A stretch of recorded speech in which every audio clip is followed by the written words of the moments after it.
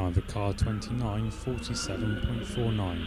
47.49 for car number 29.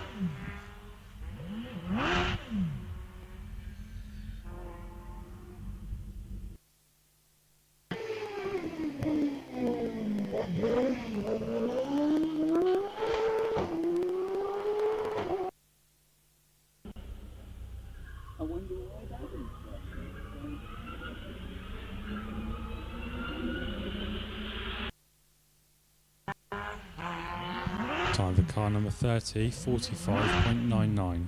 45.99 for car number 30.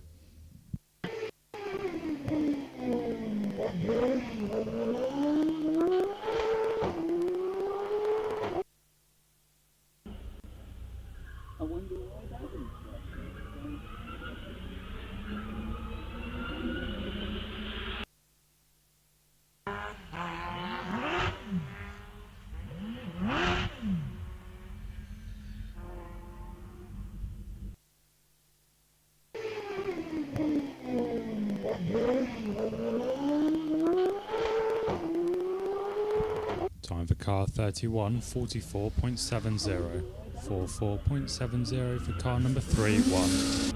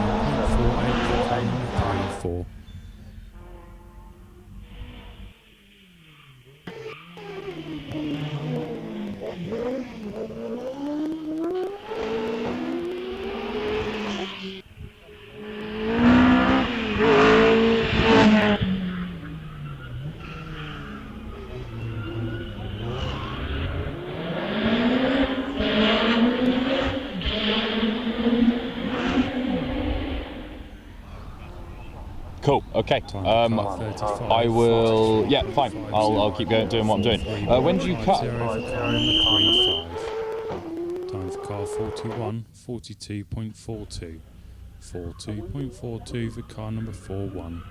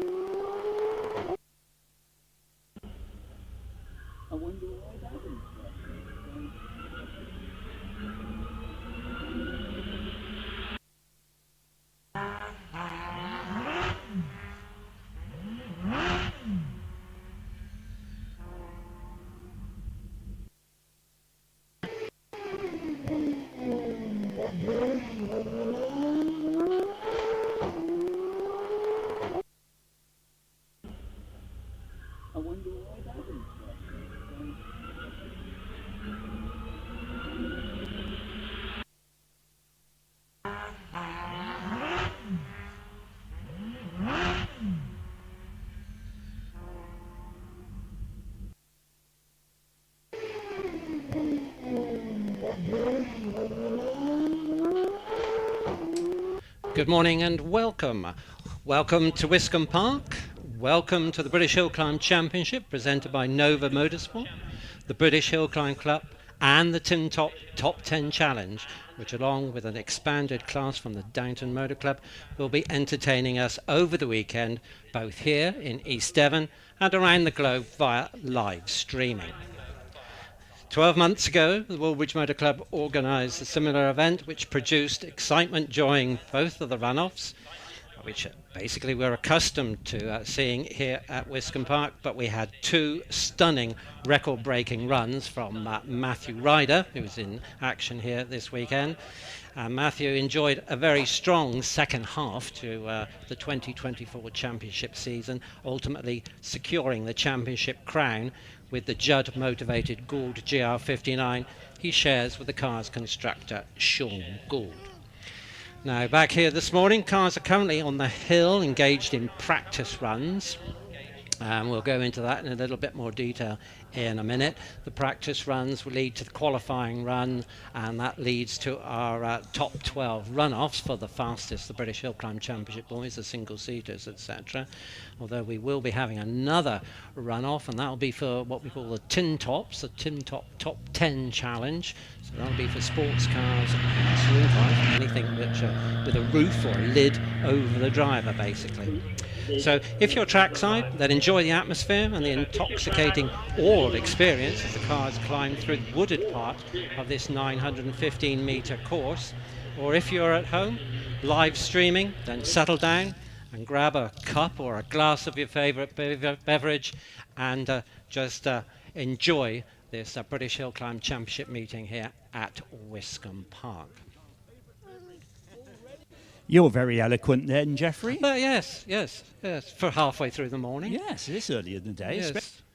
Well, I'd like to introduce Mr. David Pearce at this point, as you just come in, and David will be doing all sorts of things across the weekend. All sorts. You'll be running around the paddock. Well, I'm not sure about running. No, running's off the agenda. You'll be up at Saw Bench telling us the action on the runoffs. When we get to that, which will be probably after the lunch break, by the time we've got practice and qualifying done and things like that. It's probably a good idea to say at the moment we've got basically the national British Championship contenders and British Hillclimb Cup people. They'll be taking two practice runs, and they're on their second. They just started their second practice run now, and then there will be one qualifying run. Top fastest 12 registered contenders will then go forward to the runoff. We'll come back to that in a minute. The people in the Downton Motor Club class, which we just seen take their first practice run, that's a few minis and Westfield 2 and things like that. They'll be doing one practice run and two to do. So that's a little bit stay with it, they'll be alright as we get through it. It's very nice. So just a little stroll around the race car paddock. Isn't it wonderful to see that a gentleman come all the way from Australia to be with us He's the Australian champion, is that right? Australian Hillclimb champion, yes. So we've got a few here today then. Yes, we have. Well, British, Australian, yes, Antipodean, and all the other things. Yeah. So very nice. I mean, he's just done a run up the hill, his first practice. Only walked the hill twice yesterday, and just put in a very respectable time in the 40-second bracket. That's a good. Yes. Good. So I see you've got a car on the hill. I'll let you have a little chat. I'm going to have a wander around, see who there is to chat with, and we'll talk again later. Yes, and we'll have a chat later. Indeed. Right. So actually, as Dave says, cars on the hill, and Robert Toone with the Morgan Plus 8 completes his second practice run. Robert running as number 48.82.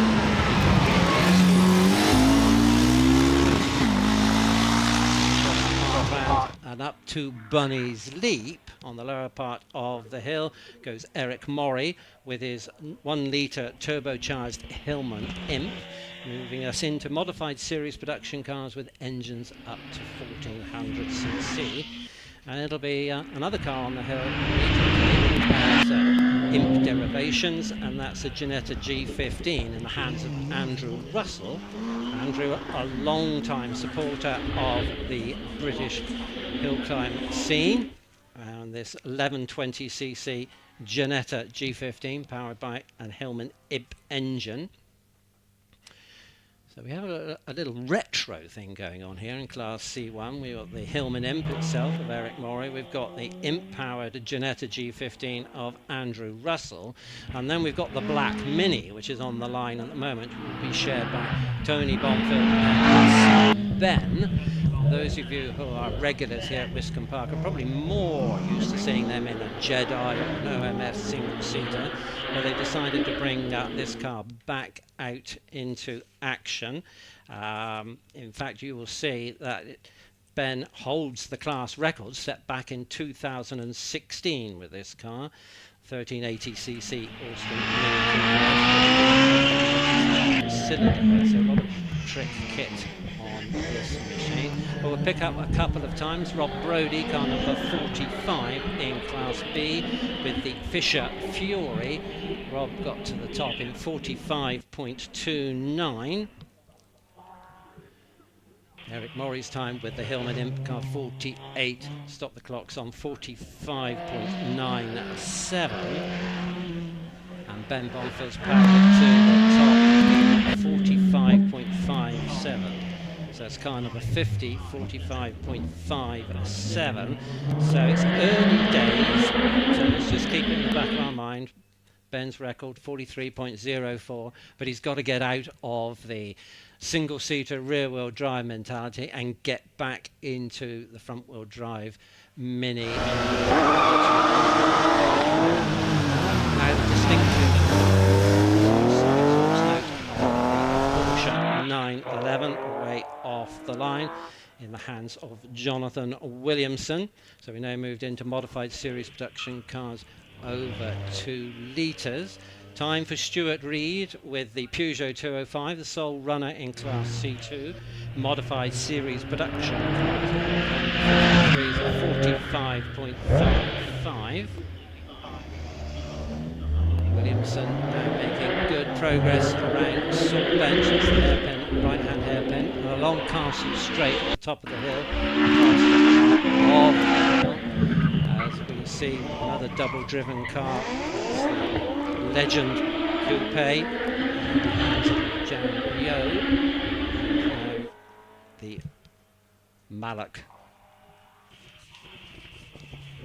out on the hill. These are our cars which have been campaigned by 2 drivers, and we can identify that because they have the letter A adjacent to the competition number. It will be the A drivers that are now taking their turn at the wheel. The cars will be rolled down from the top collecting paddock, and the normal number, shall we say the straight number, will be slotted in, strapped in, and they will take their run along with the class running order. So we have a time for Jonathan Williamson, car number 57, the Porsche 911 Carrera, 43.23. As across the parkland we can move into the single-seaters. Tim Thompson with the 1 litre OMS from the Class I, racing cars over 600cc up to easing away off the line. Then from the same class is Ben Hamer with his OMS 28.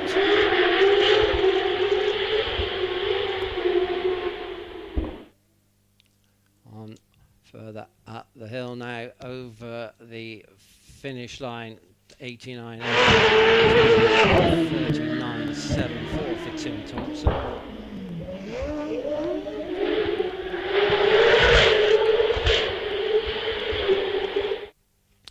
Leaving Ben Hamer on the hill at the moment. And now around Saw Bench, bit sideways, had to get some opposite lock on, keep it out of the bank, but Ben has a time of 37.70 to his name, 37.70 for car number 90A. So we stay with the double driver theme, but going up through the classes in due course. Richard Weaver with his Empire Evo, another 1 litre machine, off the line in 2.68 seconds. We have a number of intermediate time position. One is just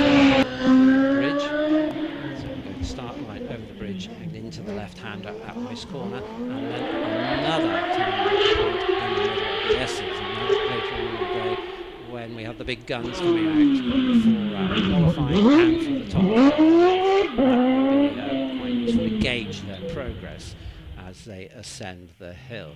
So it's now Formula Ford machine on the hill. 96A is Paul Harris with his Van Diemen RF85. Of course, all the Formula Fords today are pre-1994 chassis, and they are all Van Diemens as well. RF85, with the exception of Caroline Ryan, we'll see a little later, which is 86.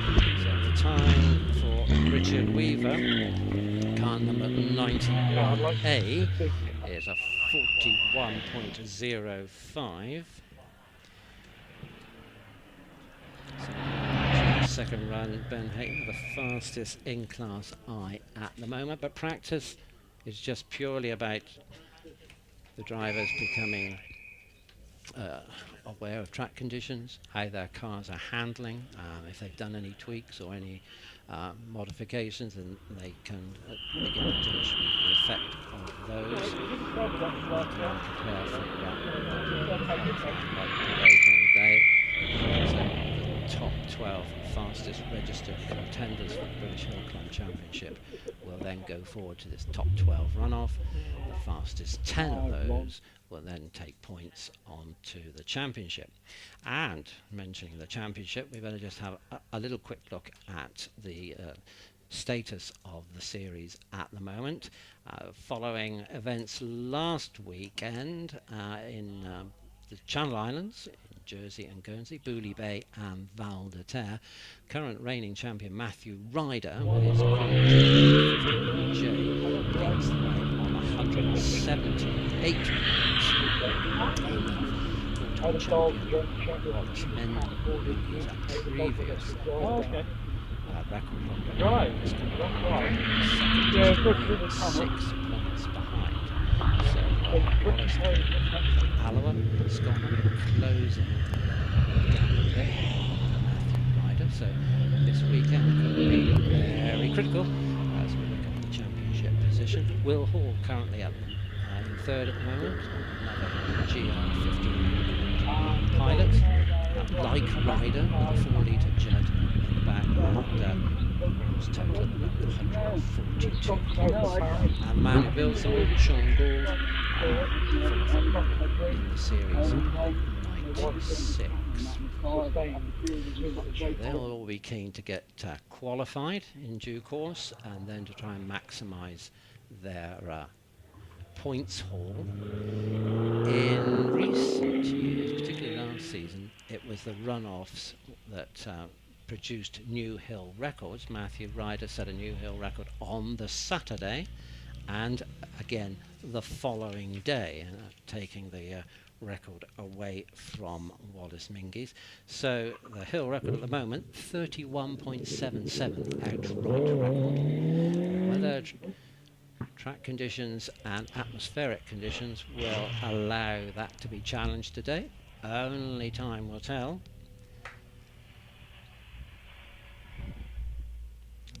The tyres might not have the heat to maximise their grip, but perhaps the engines might be working a little bit better if it's not too warm. So it's tit for tat, balance of all these things. The cars now making their way back down the hill to the main paddock area in front of the house, big house here at Wiscombe Park. Now it's probably a good time to tell you that the competitors paddock is open to you. Is that you, Jeffrey? That's me, yes. Are you in the competitors paddock? We're just about to talk about that. Well, but now I turn the volume up, it makes a... You're coming and going, Dave. Am I? Okay. It's probably where I'm standing, actually. I'm just having a little chat with Sean Gould. We're going to have a chat a bit later in the week and about the development of Gould as a company and where it all came from and how it all started with his father all those years ago reading a book. Was it a bus or a train or something he was on, wasn't it? Was it a bus or a train or... A train, that was it, yeah. So we'll enlighten that a bit later on. It's so, a group of companies now, I understand. It is, yeah. It's grown like anything. But yes, we'll have a little chat about that. That's good. So just having a look around the paddock here. The racing cars are all preparing themselves out here now, the smaller capacity ones, so they're going to get ready. Yeah. I was just about to say, actually, to our friends out on the hill, that they're more than welcome to come into the paddock area. Without a doubt. And have a look at the cars close at hand, as you are now. Yes. And even if the drivers, as long as the drivers aren't busy mechanicking and sorting the car, then have a chat and get involved. Exactly. Yeah, I mean, most of the drivers now actually recognise me, and it's like a game of hide and seek now. You know? I appear, they disappear. I'm sure it's not that bad. Oh, yes, it is. Going back to coming down to the paddock, of course, we got the refreshments down here as well. We have the catering. They got some very nice looking lemon cake there, Jeff, today. Lemon cake? That sounds all right. Yes. And of course, we have the return this year of the Great Wiscombe Cake competition. We haven't got a huge number of entries, but we've got enough to have a first and a second overall. Right.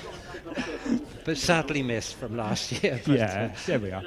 But it's all come good. But the catering's here. They got ice creams, donuts, chocolate, hot chocolate mochas, that sort of stuff. They got milkshakes, and Tracy and Darren are over here doing the coffee van, and they got all the array of fudges. Now, as you know, I was going to say, what's the fudge situation? The fudge situation is excellent. Tracy's just discovered that her new trainers were worth buying because she's gone off at about 30 miles an hour. We got Biscoff, we got salted caramel, we got cream. Oh, licorice. Oh, that sounds a bit steady. Unhealthy, doesn't it? Rocky rum and red. I think you may have lost me then. Belgian chocolate fudge. So we've got all these lovely array of fudges down here, along with the usual burgers, sausages, sort of hot food. Nick busy working in there. Mrs. Nick keeping an eye on him.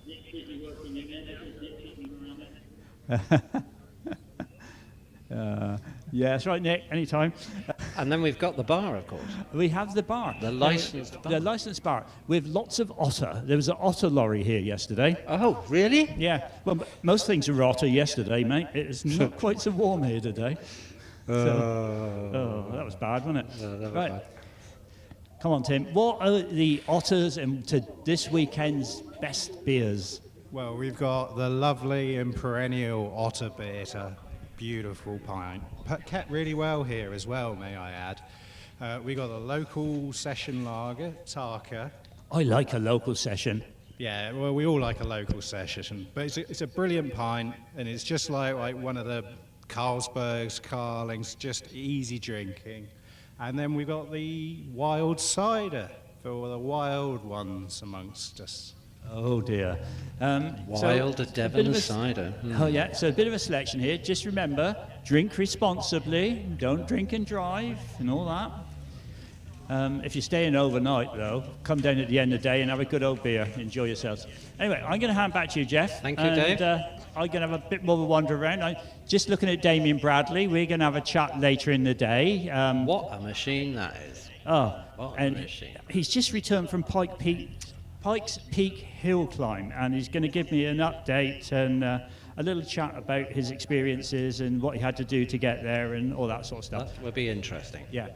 Right. Okay. Back to you. We'll leave you to that. And with that, we've got Nick Davis on the start line at the moment, kitted out with his BMW 330D, which is in fact, as those on the lower part of the hill will now be seeing, an estate car, which is slightly unusual for speed hill climbing. But Nick took part in his first event back in 1986, which was a sprint on the racetrack at Snedderton, and it was actually snowing that day.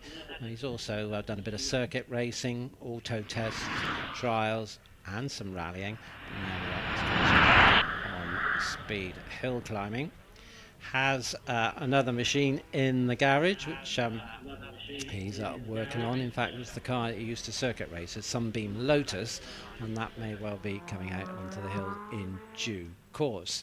So following up the hill, car number 16 moving through into modified series production cars. That's Jim Herbert with the Mitsubishi Evo TRE 2.4 modified series production cars, and Jim and those in Class C4 as well, the aforementioned Damien Bradley, Stephen Darley and Stephen Moore, who's now off the line with his Evo 6. They'll be looking very much to qualify for the top 10 Tin Top Challenge.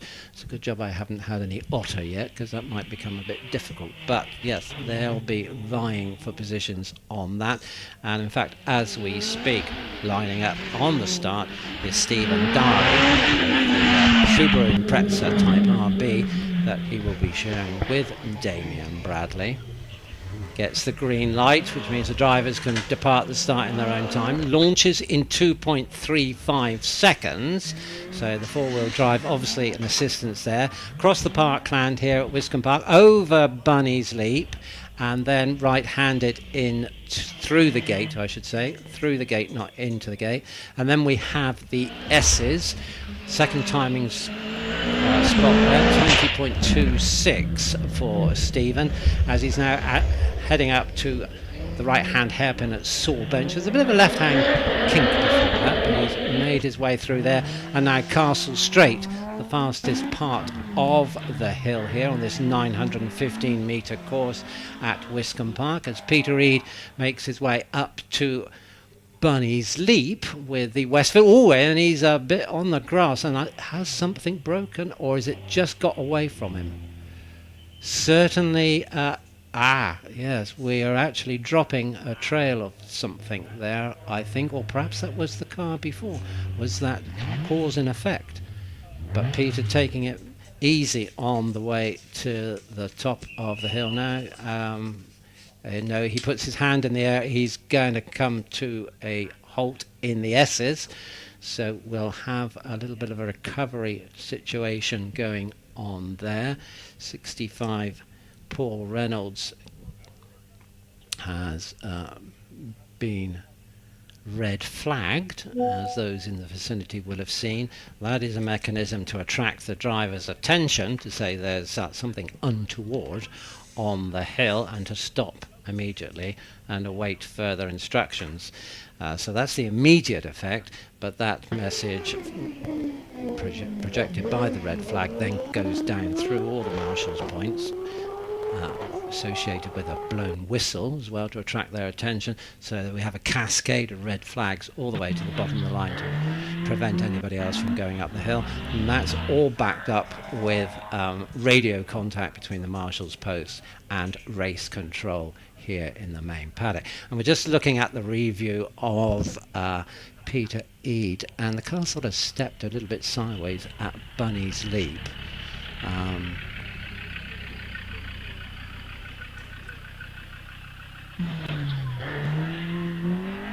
So yeah, it's fine coming out of yes, the Westfield just dives a bit to the left on the approach to to Bunny's Leap, and I think possibly put a couple of wheels off, and that might well have brought about some damage. So the recovery vehicle on site, ready to go.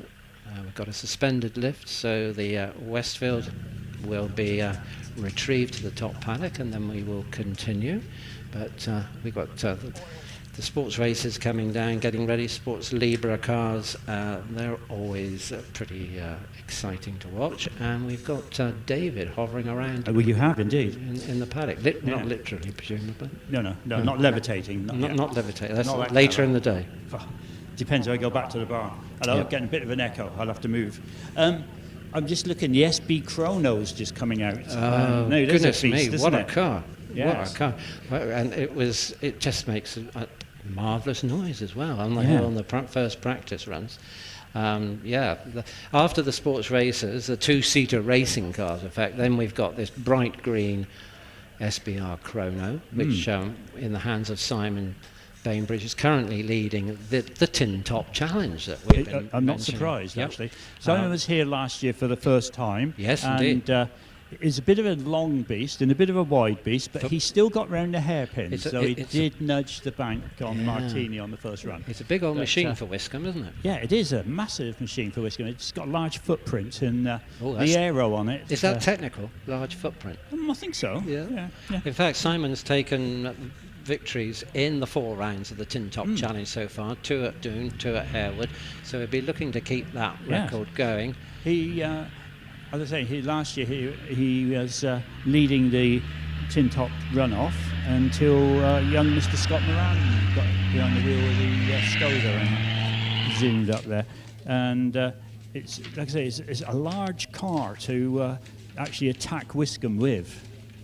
I have to say it's, very, very, I should say, brave of him.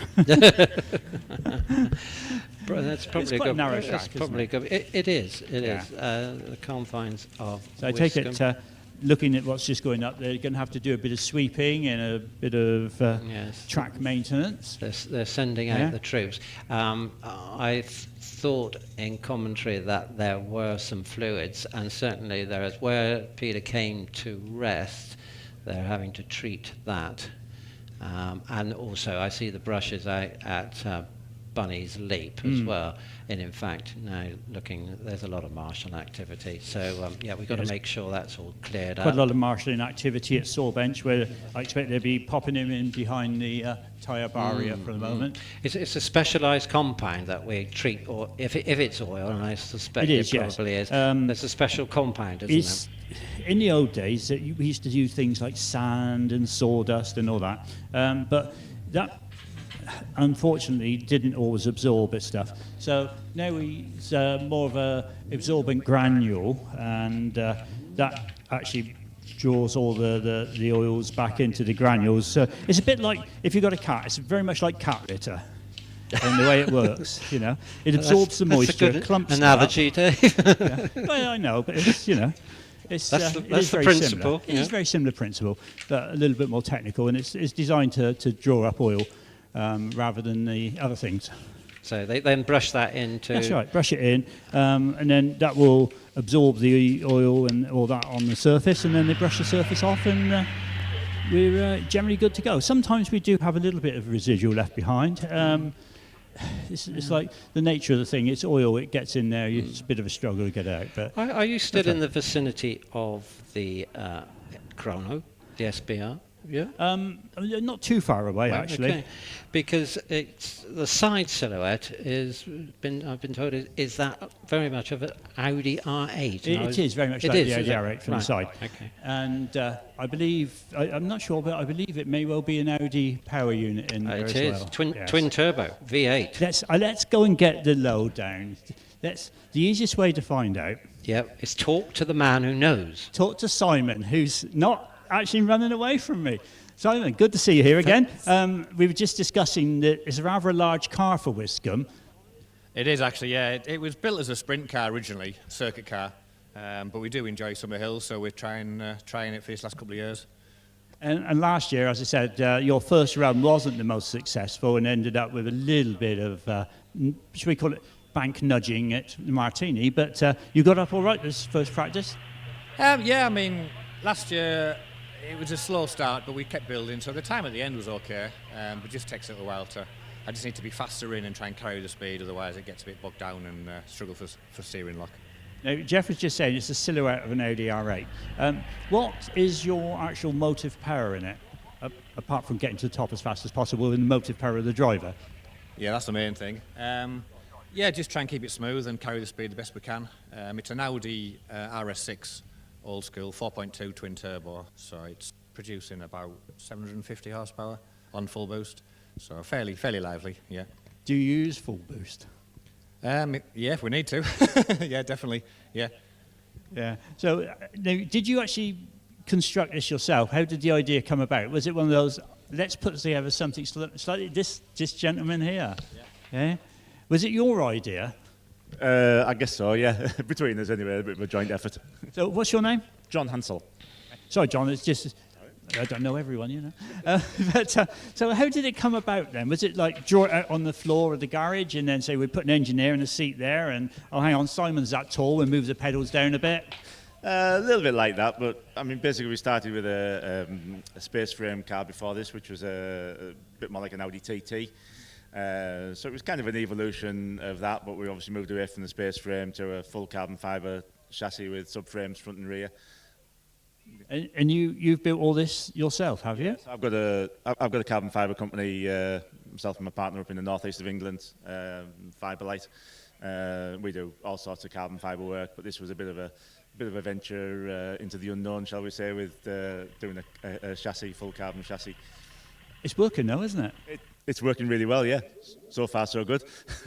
All we've got to do is keep Simon under control, really. Now, I don't have to say anything. We look like we might have a bit of a change of weather as the day goes on. I can see sunshine. Yeah, I can see sunshine. I bet you're looking for sunshine. You're on slicks, aren't you? Yeah, it's not great when it rains, but we do okay in the wet. It's just unknown hill. It's a bit. It can be a bit more another thing. Another thing to put into the equation. So now, as I say, last year was your first year here. You done very well last year, didn't you? Yeah, the times were dropping all weekend, so yeah, got down in the 39s, which is quite good for a big car, I suppose. Always room for improvement. I just need to get around that last corner. That's the big problem. I can lose a lot of time there, but hopefully we'll get better as the weekend goes on. I could give you tips, but it wouldn't help. You can try. No, that's all right. I'd feel guilty if it all went wrong. So anyway, thanks for coming down. You've come quite a distance to come down, as a lot of the British Championship guys have, and hopefully it won't take too long to sort out what's going on the track out there. It's always a bit of an unknown when you have an oil spill, because you just don't know how long it's going to be, do you? No, well that's it. I mean, looks like the boys are doing a good job, so they're sweeping some cement in, so hopefully it'll clean up and get better as the day goes on. There's a few to go before you anyway. Well, not that many, but yeah. No, it'll be fine, I'm sure. Yeah, I'm sure. Anyway, lovely to see you here. Thank you for bringing the car down. I do like the helmet. Is that a tribute to Mansell or something? And Senna as well? There's all sorts going on that helmet, really, with the colour schemes and various people from the past and one thing and another. But yeah, John's wife actually painted it for us, so yeah, it's a nice trip. It's lovely, that. Being a bit of an old Senna fan, you see. I guess it may get a bit damp, you know. Only on the outside, though. So can we see how they're still progressing with the... Well, you can see that the marshals are now laying down the compound between Wiscombe and Bunny's Leap. So that would suggest that the failure occurred obviously in that part of the track, and that possibly got on the tyres and made it all a bit squirrely for Pete on the way to Bunny's Leap. And that little moment he had just before the crest. So that's all beginning to see the whole picture now. But yeah, lots of activity going on in the S's, which I think is probably where the bulk of the liquid is deposited. Yeah. Well, it's a good time to mention about marshalling and how people can get into marshalling if they want to get a bit more involved with motorsport. And you know, you come along and you get really close to the action, don't you? Right there, on it. Well, you are. Part of it. So I see the Wiscombe team heading down with some more compounds, soaking up the oil. So obviously they're replenishing what's going to be used down there. And I think they are using quite a bit indeed. Do you know from your experience of clerking the course and things like that, is there an effect with this compound if it should rain? Not so much on the compound, but any residual oil that's left behind obviously will is still come going to to be. Yeah. I'm just chasing a regular competitor here, who's also a very, very renowned motoring journalist, Mr. Keith Soom. Keith, you're not competing today because I understand you had a little minor dent in your car. Yeah, I'm afraid that out at San Gueno, my enthusiasm got the better of me, and a left-hand bend meant that I ended up going left and then right and then into a bank and bending my car. Oh dear. And your Porsche's under repair now, that's coming along, is it? Yeah, it's been on a jig and it's all straight and just waiting for it to be painted. Then I'm due back down here for 5 clubs and the MG Car Club So fingers crossed. Good, it'd be good to see you. Should we go underneath this bit of tent here? There we are, just in a bit. Sorry for Keith, he's got a hat on. I've got an early warning system on my head, you know, like baldness. So now, I touched on the fact of motoring journalism. How many years were you a journalist? Well, you still are now, aren't you? Because I do see the odd occasional item that you write. Yeah, I always say semi-retired. Some people say semi-retarded, but I'm not sure. First, became journalist full-time in July '77, so it's quite a few years ago. First stuff in print was '76, something like that. So quite a time, and very much involved with Porsches and Volkswagen, of course. Yep, and also hot rods and drag racing. So in the last 20 years, it's primarily been VWs and Porsches. But yeah, just it's a broad church, if you like, of anything with four wheels, which is a bit unusual. Yeah. Now you've got the Porsche 914, which is not a car we see a lot of. It's quite a rare car, isn't it? It is. There are about 120 in the UK, but the worst problem now, because of the class structure, I run in A3 production, which means I'm trying to compete against, you know, like sort of Audi S3s, Audi TTTs, etc. So I've got two-wheel drive and 185 brake, as opposed to four-wheel drive and probably 300. But I absolutely love it. It's great. It's wonderful. It brings back the thing that we always say about hill climbing. It's always improving on your personal best time. So every time you go out, if you can shave 100th of a second off, it's been a productive day, hasn't it? Yeah, exactly. So I've spent many years drag racing, and it's a similar kind of deal. You know, you always know your best time, and so you always set out to beat it. If it happens to beat somebody else, all to the better. But no, I just love doing the hill climbing down here. Everybody is so friendly, such a wonderful atmosphere. It is, and thank you very much for your time. You're always very good when I poke a microphone under you. Well, I would like to say it's a pleasure speaking to you, Dave. I'd really like to say it's a pleasure, but no, it is a pleasure. Yeah, I know. Yeah, I get the gift. I'll go somewhere else. Right, thank you, Keith. So that was a very quick burst of rain there, wasn't it? And I think we're back now to the rain's gone. Right, yeah, we're making progress. We're good. Working up the hill, I think. But the spread of this oil deposit is quite sizable. So yeah, I guessed it was. I think drivers who are waiting should beware, but I think the little drop of rain will have made them a bit cautious anyway. It may get a little bit damp. And of course, if the weather is going to be iffy, then we've got the dilemma of slick tyres and treaded tyres. Yes. But it'll have to be a lot wetter, I think, before they go to the... Yeah. So I've just come up now. I found the three wise men. Well, I say three wise men, three men. So... Yeah, all the evils. So we got Andrew Dinner, Ben Bonfield, and Tony Bonfield. Andrew, you're obviously not here today in the Pilbeam, but still nice to see you come along, even if you have got Prescott's shirt on. Happy to promote Wiscombe. If you sort of want to provide me with one, my social media status is pretty good. So if you want to. Well, large would be nice, extra large, is it? Okay, I'll bear that in mind. I'm still wearing the old style Wiscombe logo, but it's got my name on it, so I don't forget who I am. So obviously not competing. Tony and Ben, you are. Nice little article earlier this week, Ben. Anybody who's looking at the Wiscombe website would have seen Ben's article on driving Wiscombe in the single-seater. Yeah, that was 4 years ago. I think I did that one, but it seems to be quite popular, and there's a few people that said thanks very much for a few pointers. I enjoyed making it, and yeah, it's nice to do that sort of thing every now and again.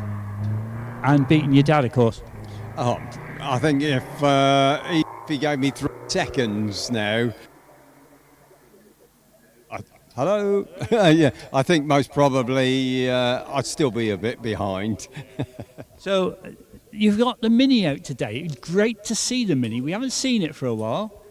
Yeah, the last time it was sort of used in anger was 2021, which was at a Mini Festival Day at Prescott. But prior to that, the last time we were here with it was 2019. So it's been it's been 6 years since we were here with it, and it's been really strange. And to be asked to go up the hill first car this morning was a real adventure.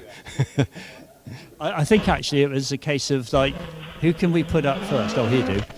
Yeah, I think so. You should have heard the screaming from Wiz onwards. So, yes, it was very, very different to driving the Jedi.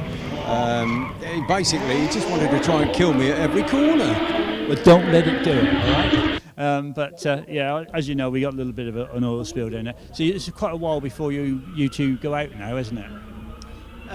We've done our second practice, so for us it's over until time run, which will be after lunch, I think. So yeah, we've got quite a while. The weather's just come in and kind of gone out again, which it seems to be a normal Wiscombe National. It's always a bit of a surprise, but hopefully this relief of wet stuff is going to go through to the end of the day. I'd like to stay dry for the minis, for us driving the Mini being as exciting as it is. I think the second practice I was only 1.5 seconds away from what I used to do 5-6 years ago. So I'm happy, and I'd like to find a bit more time if it stays dry. Let's hope it stays dry. Well, thanks guys, and Andrew, this back to your Pilbeam. You've actually got, your car has got quite a lot of history. It's been here before, hasn't it, over the years, in different hands. Yes, the chassis I've got, which is number 5, was originally built for Margaret and Peter Blankston. They competed here. They sold it to Simon Frost and Ken Snalem. They had it for several years and they competed here, and I bought it in 2008, and obviously I've been competing with it here virtually non-stop. I've done several nationals. I haven't done the nationals for the last few years, I must admit. No particular reason, that's just my choice of events, but it competes here in the club weeks, as you know, but national-wise, it's got a lot of history, that car. And you've reunited it in the V6? Yes, a bit of a very small but interesting story. The V6 I've got used to run in Tom New's MP88 that went down to Mike Tregonning in Cornwall. And when I was talking to Ken Snalem about my car, I talked to him about the V6, and I always loved the V6 that we built for Tom. He said, well, there's a bit of story behind that.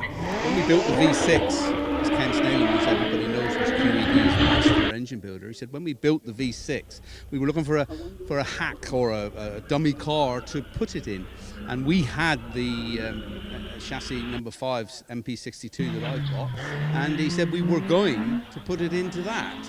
But with Tom's input and one or two other bits and pieces, they decided to get a new 88 carbon chassis, and so it really went into that. So in a strange way, yes, it is reunited with the car that it's going to be in.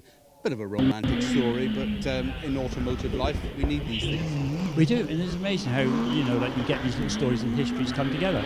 But thank you for that.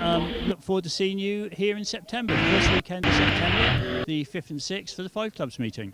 Well, you may not. I went to Prescott last week, and in the treacherous conditions on Sunday, I did run off at Pardon, so I've got a few repairs to do. But I'm fingers crossed. Yes. Okay, we look forward to it. You have to just get on and get it sorted. So, I can see a PA engineer heading my way, Jeff. So I should be offline a minute.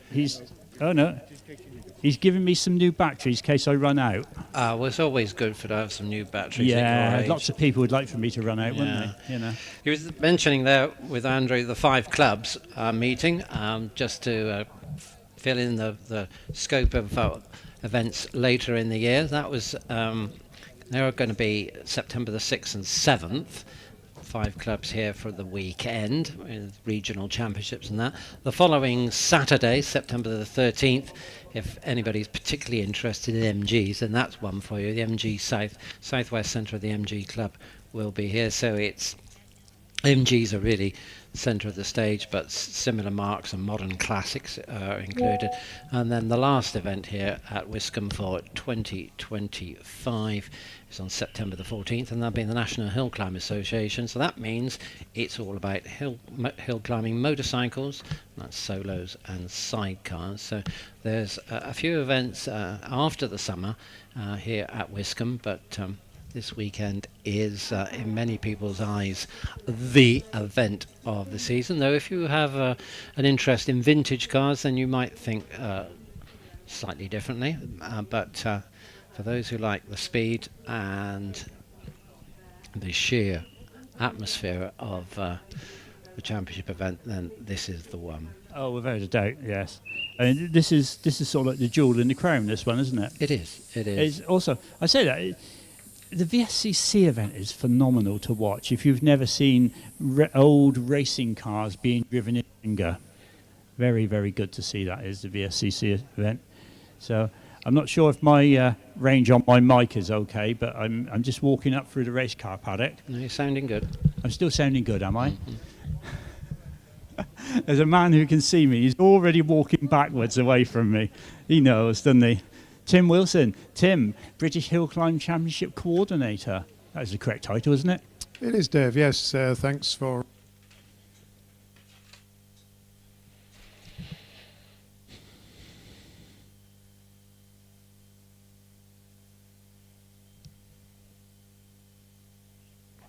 Not sure if you're coming out, Tim. Let's move over this way a bit and see if we can get a more direct line to the aerial. So... let's see here. That's better. That's better. No, go on again. No, it's good to be back at Wiscombe. The championship is always made to feel very welcome here, and we love coming here. The conditions here are always interesting, which is why we have a runoff on each day. And it'll be interesting, certainly now with the we've had, to see how everybody gets on these on this tight twisty track.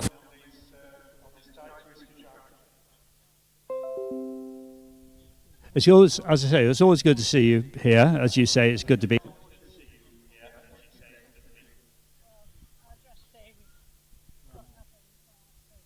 Never mind. Tim was looking all relieved then, because we thought we got out of range, but I seem to be in again now. It's a bit of a family thing with you, because Jackie, your good lady, also is heavily involved, isn't she? Yes, she is heavily involved, and you won't get her on the microphone. I mean, most people in this paddock would say that Jackie is the brains behind the Hillclimb Championship, and I just walk around and talk to people. I couldn't possibly comment on that.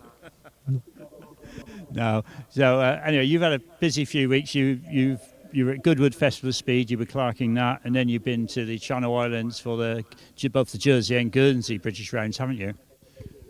That's true. July's always a busy month for us. I mean, I'm fortunate to be able to be clerk of the course at Goodwood with a number of other people here as well. But then we're straight over to the Channel Islands, and we had a great time over there. About 20 odd competitors competed on Jersey on the Tuesday, and then across to Guernsey on Saturday. We've then had 2 days at home in Yorkshire and back down to deepest Devon. Yeah. Thank you very much for coming along. We have got a cake competition this year, which you'll be pleased to hear. We haven't got a huge number of cakes.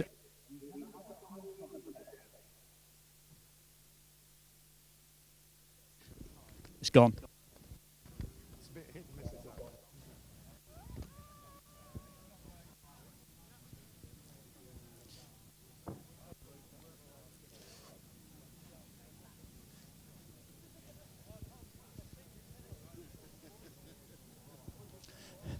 Do we have any updates at the moment, Jeffrey? You're in range. Yeah, well, I think we're almost there. I'm back in range now. I don't seem to be able to get quite to the top of the paddock, which would be a relief to people like Wallace, but that doesn't mean to say he can't walk down the paddock with me later, does it? No, a little quite. chat like we a normally little do. something somewhere. Yeah, quite. Now, I think we've had a mammoth amount of work on the hill, rectifying that oil spillage, but looks like that is complete.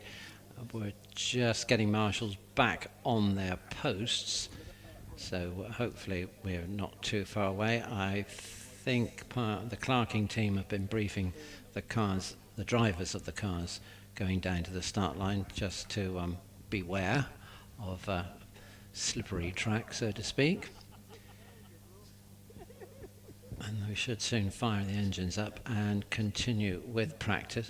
I see the course car is almost back now, so that's always a good sign, isn't it? Almost on its sort of standby position. And then we can kick off again. We'll be going into Sports Libra cars, and I think we've got Class E first, Jan Yo and his father David with that Legend 34. Is it David or Jan? I think it's Jan who's spectacular to watch. I think it's going to be 69A. We'll see in a minute once they move up to the start line. And Jan never leaves anything on the table, does he? He gives it.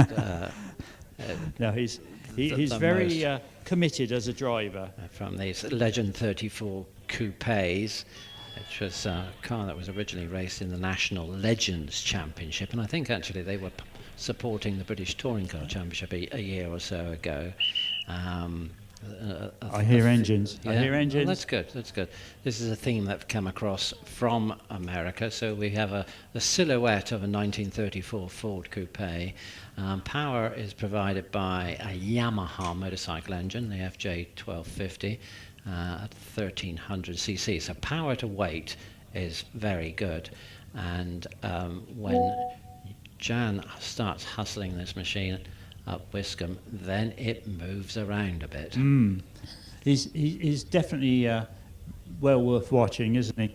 And always spectacular to see, because he's quite happy to actually attack the hill, and you see the car coming out of the corners at all sorts of odd angles. So well worth watching. So I take it we're almost ready to go. I can hear I think we've got flags in. We've got to just call the cars down to the start line, and then we'll be back in business. That's very good of you. Thank you.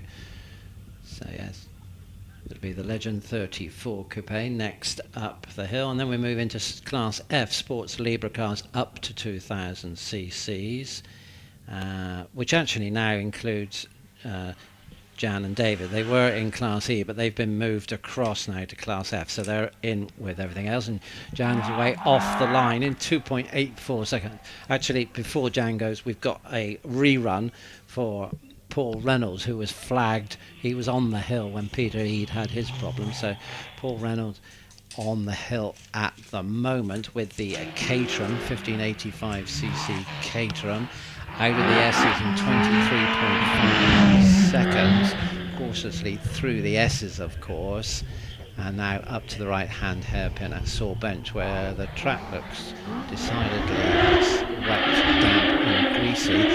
Delivers the power very cautiously, Newcastle straight, and peaks at about 126 kilometres an hour before getting on the brakes and over the finish line in 49.39 for Paul Reynolds, former Tillicoultry Quarries Wiscombe Park champion, and now it's 69. That means it's David Yo with the Legend 34. David, retired quantity surveyor from Exeter. Out of the S's in 23.60, is now into the braking zone for Saw Bench. but slides off, understeers off the track, but critically doesn't make contact with the tyre barrier. So just a little bit of embarrassment, and then select reverse gear and back onto the tarmac, and then David will be able to proceed up the track. Yep, all being well. And up to the top paddock. Yep, he's on along Castle Street. So once he's safely into the top paddock area, we can continue with the practice, and it'll be car 72, Alan Dyke. Alan in his mega pin, a sports racer powered by a 1074cc Suzuki motorcycle engine. Alan started his motorsport his dalliance with motorsport, shall we say, back in the 80s when he did a bit of karting.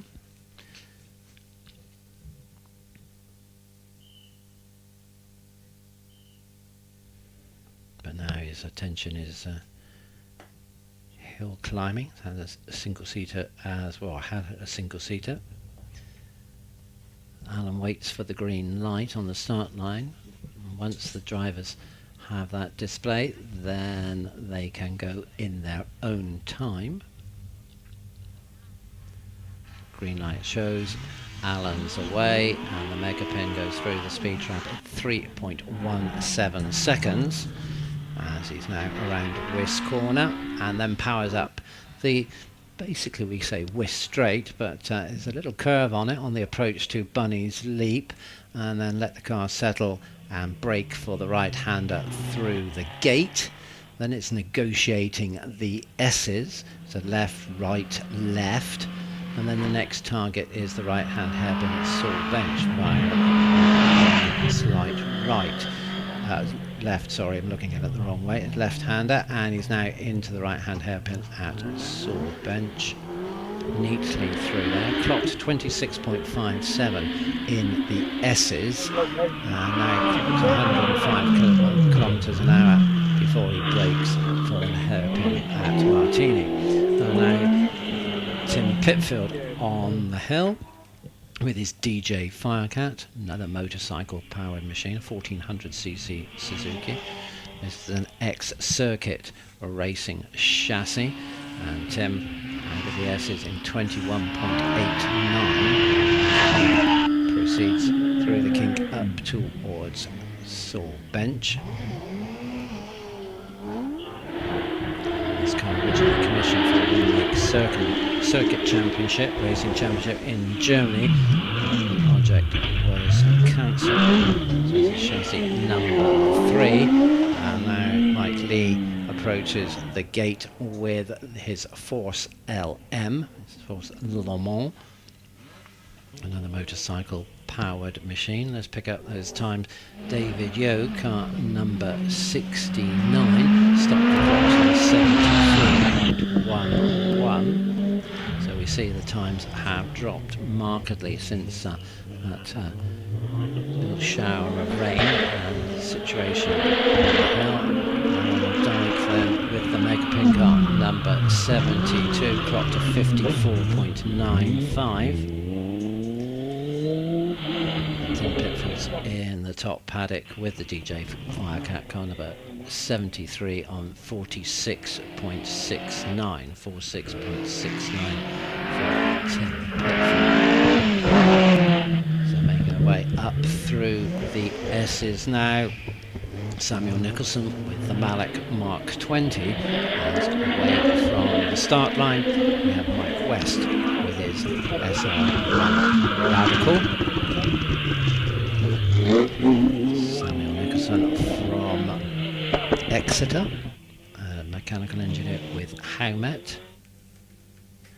Mike Lee's time car 74 is a 47.25, so in the second practice leading the way, but it is practice, so don't really take the positions in that too seriously. It'll all start on that qualifying run a little bit later. Around the left-hander after the start, which is Wiss corner, goes David Bickley, another SR1 Radical chassis. David from Atherstone in Warwickshire. retired electrical distribution engineer, and this car powered by a 1440cc Suzuki Hayabusa motorcycle engine, producing about 90 brake horsepower. As away off the line goes Matthew Price with a more contemporary radical. This is the SR3 1600cc power unit propelling this along, and Samuel Nicholson's time got about 75, so 44.93, so that's now the benchmark on the second practice runs. Mike West car 76, radical clocks of 51.29. Bickley joins in the top paddock car 77, 50.64. So now approaching the line, the mighty V8 Audi motor in the SBR Chrono, which piloted by Simon Bainbridge, who was talking to Dave Pearce a little while ago. Time for 78, Matthew Price with the SR3 Radical. That's a 42.53. Now the Chrono away off the line in 2.75 seconds. And we've got the 6-speed sequential gearbox driving the rear wheels. So remember, it's a 4.2 litre twin turbo V8 motor, originally from an Audi RS6, and as Simon said, produces about 750 brake horsepower and weighs in at about 940 kilograms. Away off the start climb. Now move the classes. Car number 40. So it goes back down into Class B, road going specialist cars, to pick up John Peck with the AMS Mertea, Subaru Impreza running gear, 2 litre turbocharged engine. John car number 40 out of the S's in 21.95. Now he's round Sawbench and on his way up to Martini.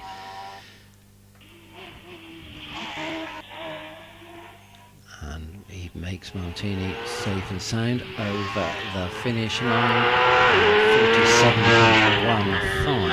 47.15 for John Peck. And he's followed up the hill by car 85, going from one class to another. That's Archie Kerr from Class I, racing cars 600 to 1100 cc's, but it appears that Archie has slowed markedly at Saul Bench, hence the red flag. There's obviously a fear that Jonathan Flesher with the 1 litre OMS was going to catch Archie Kerr. Archie's made it to the top and so over the finish line into the top paddock, but unfortunately won't be given a time. Well, he is given a time, but it won't mean much to him. 63.05. And that means that 89 Jonathan Flesher received the red flag, so he will be given a rerun, the opportunity to take that run again because he was forced to abort it. Now we'll see whether it's decided at race control to turn the car around and send it straight back to the start line, or whether they'll ask him to go to the top paddock and will take his rerun a little later. Just getting the OMS going, the car that he shares with Tim Thompson. And the car fired up and now making its way up through the S's. They may still yet turn it around, but there's no space being made on the start line, so I guess Jonathan's going to go to the top. And he looks like he is. Yep, he negotiates sort of bench hairpin and will be up to the top paddock, and then the red flags can be withdrawn and we will be away to continue this practice session. And Will Hamer will be next to run, I think. He's on the start line, car number 90. the 1 litre OMS 28. So it's Ben Hamer with his OMS 28 clocked 37.7. So he's setting the pace at the moment.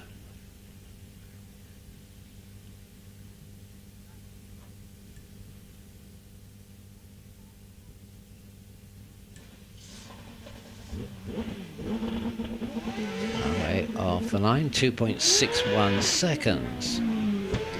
Goes Will Hamer quickly up through the gears with a sequential gearbox, and then lets the suspension settle and brakes, turns right through the gate into the S's, where he clocks in at 18.22. Wrestling the car up through the top of the S's into the approach to Saw Bench.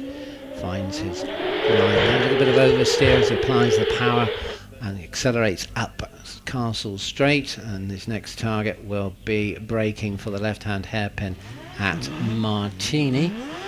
And as he does that, way off the line in 2.7 seconds goes Tom Weaver with his Empire Evo.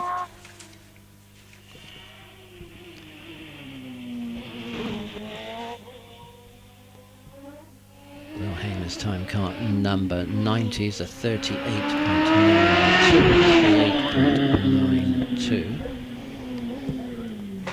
And 91 through the S's in 19.2 as we move to the Formula Ford class. And Caroline Ryder, the RF 86 pilot, on the hill. If they're off the start in 2.63 seconds. Will Hamer's time car number 90 back in class on 38.92, and now Tom Weaver car number 91 41.83. Up towards Bunny's Leap then we have Sarah Bosworth, the class record holder, with her RF 85 Van Diemen. Sarah set the record a year ago, 43.22. So Caroline Ryder's time car number 94 in these second practice runs is 47.24. 47.24 for number 94. And we have Jimmy Harris on the hill, approaching the right-hander at the gate. Gets his braking neatly down, tackles the first element of the S's, and his time midway there is 21.64. Sarah Bosworth time car number 95 at the top, so 45.87. 45.87. And now moving briskly across the parkland here goes Alan Warburton with the Gould GR59, which he shares with his son David. David we'll see later running as car number 8. When we look at competition numbers in a short while that range between 1 and 10, that tells us the finishing position of that driver in last year's British Championship. So Jimmy Harris over the line with the RF 85 Van Diemen in 46.51, as around West Corner goes Liam Cooper from Exeter with the Force TA 1600cc machine, off the line in 2.44 seconds. And as you see, Liam is an age round 3A is his competition number. We'll see his wife Olivia a little later at the wheel. Olivia's the ladies record holder here at Wiscombe Park, but Liam's out of the S's in 18.84. Waiting on the line, Steve Owen with his 1600 OMS 2000M. Makes his start in 2.82 seconds.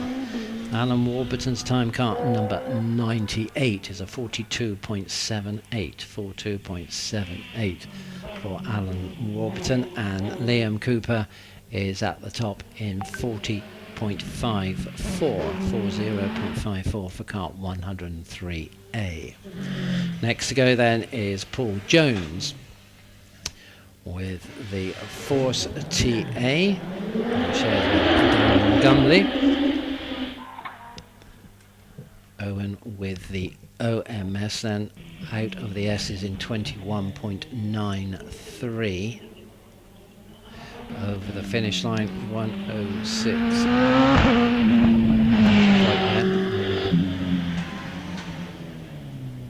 Racing ahead there, we have 104 over the finish line, 45.48 for Steve Owen. Through the gate up into the S's then.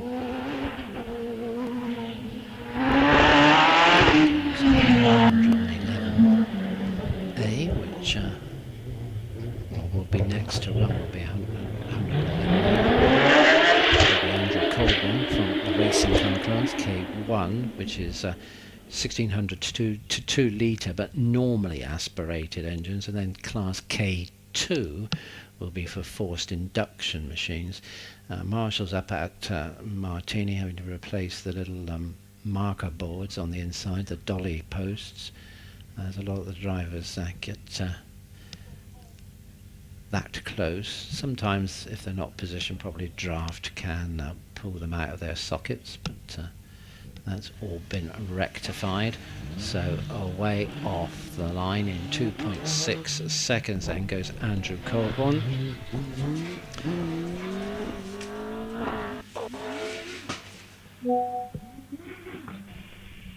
And then he'll be followed up the hill by Dean Tye, mentioned earlier on by Dave.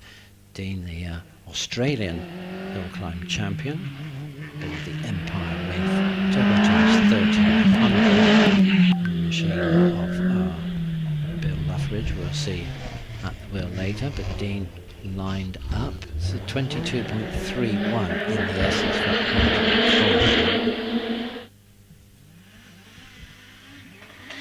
as he's on the brakes at Martini, but not at full racing speeds, and he just creeps around over the finish line in 50.50 for 111A.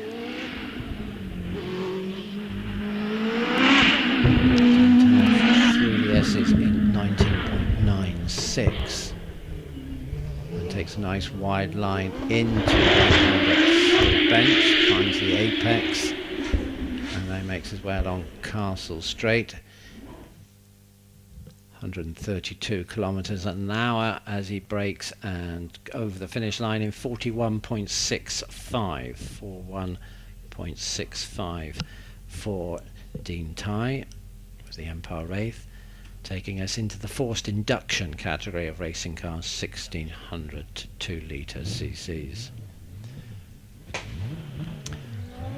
115A off the line, that's Kelvin Broad with the Force TA.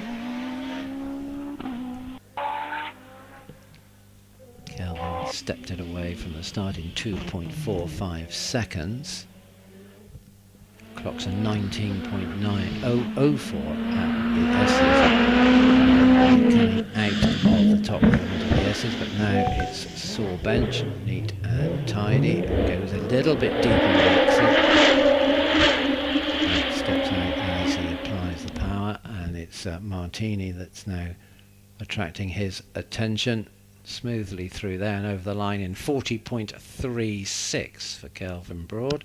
Car 115A, 40.36.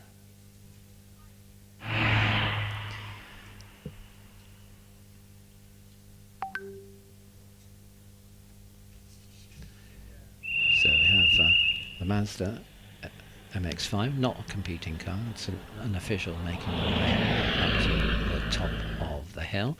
So once that machine is safely in the top paddock, then we'll be returning those cars down the hill once the course vehicle gets there, but the course vehicle has dropping a few people off on the way up the hill, so there's work to be done, but we'll be looking to return those cars down the hill, and then we will continue with this second practice run for the national event competitors,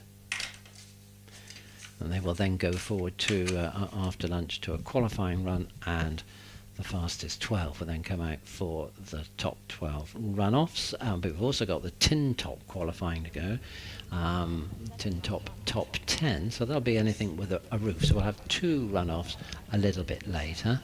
And I can hear David's moving around. I am indeed moving.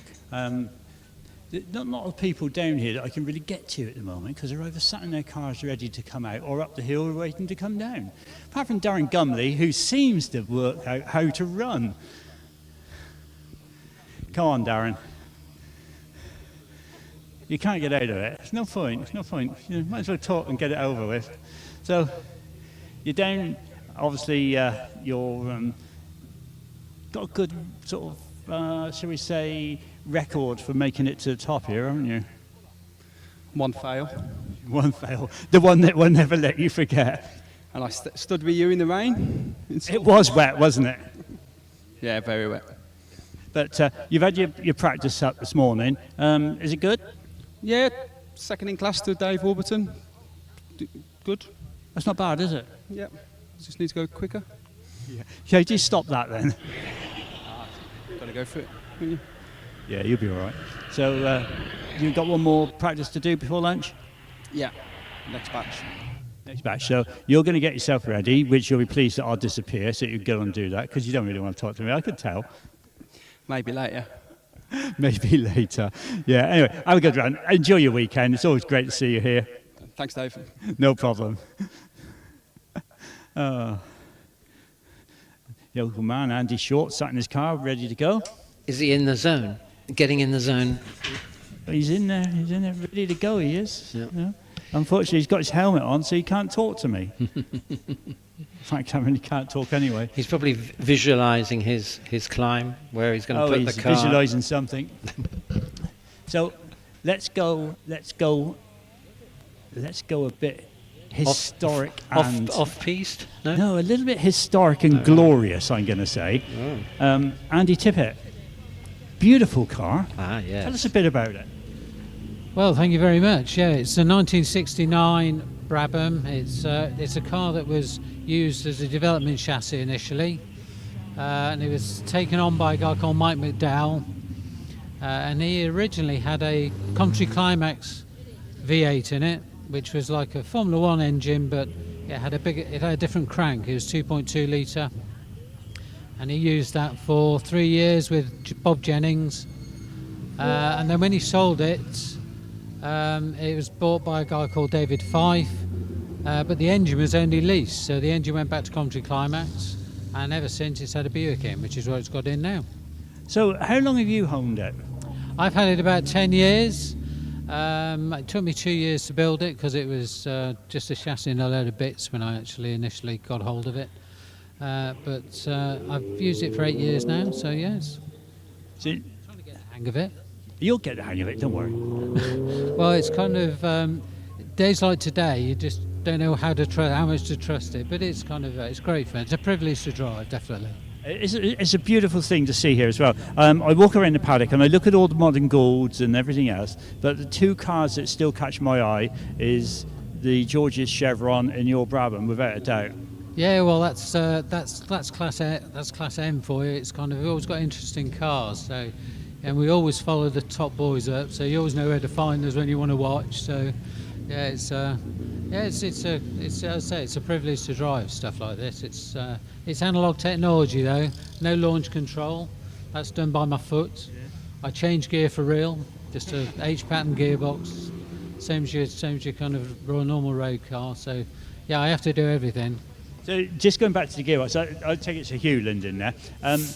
Now, it doesn't necessarily mean that it goes first, second, third, fourth in the H pattern, does it? Explain to people how you can change the gear ratios for different corners, etc.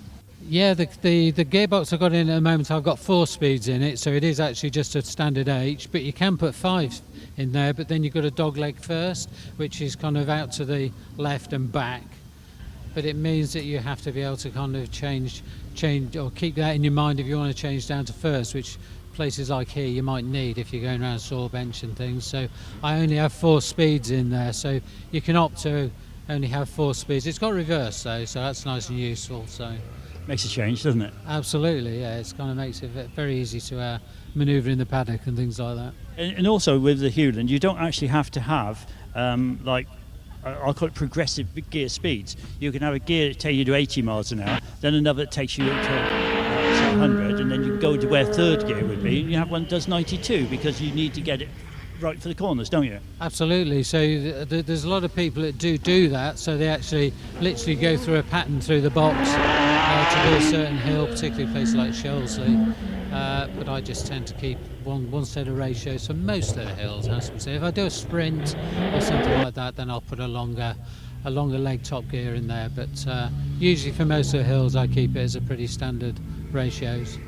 Yeah, well, thank you for that. I say, beautiful looking car. Lovely to see it here. Always great to see, you know, as you say, the cars of your class here. And enjoy your weekend, won't you?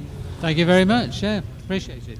Thank you, Andy. So that's a lovely car, that, Jeff. I don't know if you've ever get a chance to come down and look at these cars. It's a beautiful machine, and it's one thing that, you know, with the Chevron B19 and the Brabham, as Andy was saying, you know, he does everything on the drive, but it's also got chrome suspension. Oh, chrome suspension. It is lovely to see, isn't it? There's something about chrome suspension. I'm not saying there's anything wrong with carbon fibre. I know what you mean. If you're a certain age, chrome suspension probably... Well, you mean if you're of our age? Yeah, well, if you must put it like that, okay. Fine. Yeah. I have. So, cars are just passing me on their way back to the paddock now, so we'll wander over into the paddock and see who's over there. Yeah, we've got some single-seaters next, I guess, getting ready. Yes, we got Andy Forsyth down at the front of the queue here, waiting to go out. Always puts in a good time here, Andrew. Have you seen Ed Hollier? No, Ed's not here. I feared that might be the case. He's busily still working on his car. He may make it tomorrow. I think it depends on how he gets on today. Yeah, okay. Yeah. And the other person that's missing is Alan Foster with his Morgan. Alan, I was just talking to him. He is actually here, but his Morgan broke down on his way here yesterday with an electrical issue. And of course, by the time he got the recovery services out, it was all working again, as old cars tend to do. Yeah. So he said he didn't sort of like try risking driving it here today because it would only pack up on him at an embarrassing at the wrong moment, sort of thing. Yeah, that's it. So. Well, it's a very sensible decision. Yeah, I think so too. I'm sure the Clarking team will thank him for being proactive on that one. Yeah. He's a real gentleman as well, as Alan. He's been around in his Morgan for many years. He's heavily involved with the motorcycle club, with the trials, the Exeter trials, especially. The long distance. Yep. Yes. So Andrew Forsyth, as you say, on his way to the start line. So we're looking at racing cars, class J2 in the programme, 1100 to 1600 cc's are the engine capacities. Andrew with a 1400cc Suzuki powered OMS CF04. Now we mentioned Ed Hollier, a local driver, actually record holder here. Not here unfortunately today, but he and Andy are usually contesting the fastest time of the day in the clubman's meetings. So now is there a chance to perform on the national stage, so to speak. Andrew is away in 2.54 seconds. So the engine was rebuilt winter before last, so it's really getting to grips with the characteristics. This is in 18.62 as he makes his bid to negotiate saw bench. Oversteer under power on the way out. And following him up the hill, Andrew Short, another OMS, but this is a CF07. So a carbon fibre chassis, Andrew from Exeter.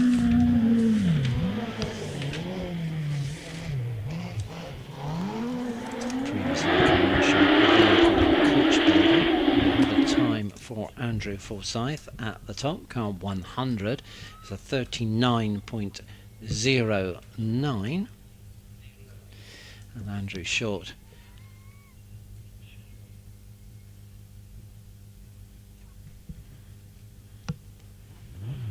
is at the top in 39.55. So now around West Corner and away across the parkland. Here's car 102, Mark Shankler with his Force TA 1600cc car. Mark departed the start line in 2.52 seconds. Now attacks the S's through there in 18.78. A bit twitchy on the remains of that oil spillage, but he's nice and wide. Takes the round Martini. Round Saw bench, so he avoids the camber on the inside. As following him up the 950 metre course is Olivia Cooper, who's off the line in 2.31 and now leaves the S's in her wake at 20.4. Time for 102, Mark Shankler, that's 39.09. As across the park up to Bunny's Leap goes Gary Hill with the OMS 2000M. And he shares with Stephen Owen. So Olivia Cooper 103 stops the clocks on 41.62. As Hill approaches Saw bench hairpin and through there without any problems. Jason Tunnicliffe posted a 2.56 seconds off the start line. Jason, a garage own-up from Wedmore in Somerset. With his Empire Evo 3, turbocharged machine.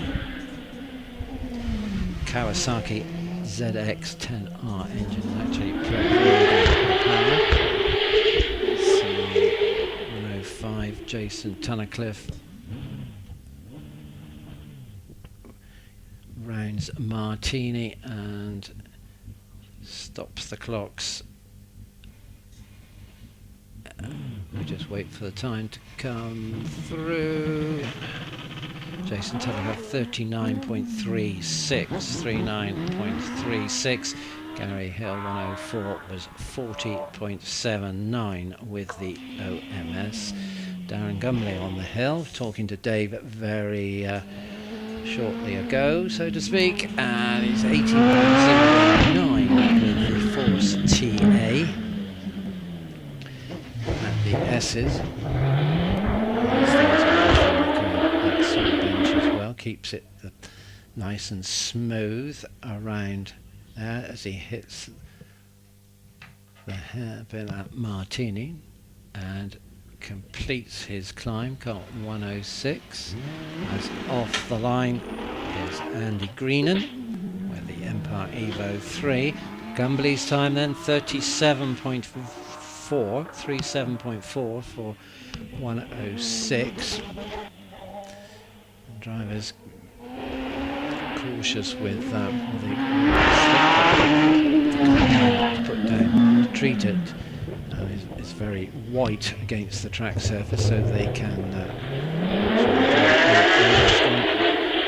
great circuit around Saw bench, stays out of problems, negotiates Martini without problem. So Andy over the line in 38.21. So we're looking at 37s by Darren Gumley, 37.40. Fastest time so far. Number 8, David Warburton, might be looking to have an impact on that. Versus with the guide Junior 59 and 17.77. Now on Castle Straight, and it's about 150 kilometres an hour before he gets on the brakes and manhandles the Gould through the left-hand hairpin and over the finish line. David's time car number 8:36.67. So fastest in GT racing cars, 1100 to 1600 cc. And as we can see from David's competition number 8, this is last year's championship. So he'll be hoping to get involved in the runoffs a little bit later after the lunch break. Now striding out across the parkland is Aaron Colburn with the Van Diemen RFO2 FX 2-litre machine.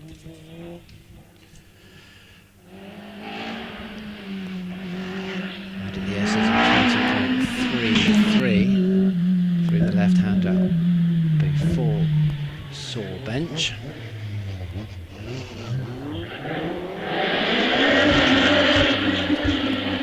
Hairpin and waiting on the start line, William Luffridge with the Empire Wraith. Car recently been up the hill in Dean Tighe's hands, the Australian champion. Dean got it to the top in 41.65.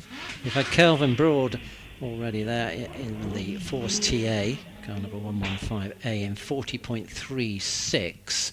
So now we've got William Luffridge on the hill, and on the start line Alex Coles with the Force TA that he campaigns alongside Kelvin Broad. Alex is away in a 2.37 seconds. Alex been involved in a number of shootouts or run-offs this season. In fact, he's qualified for 14 so far this season. So that would suggest that looking for a number ranging from 1 to 10 for next season. Because at the moment, Alex lies 8th in the British Hillclimb Championship on a total of 53 points. Dave Uren, the next man above, on 69, and he's got a 10-point buffer over 9th place man Paul Hames at the moment.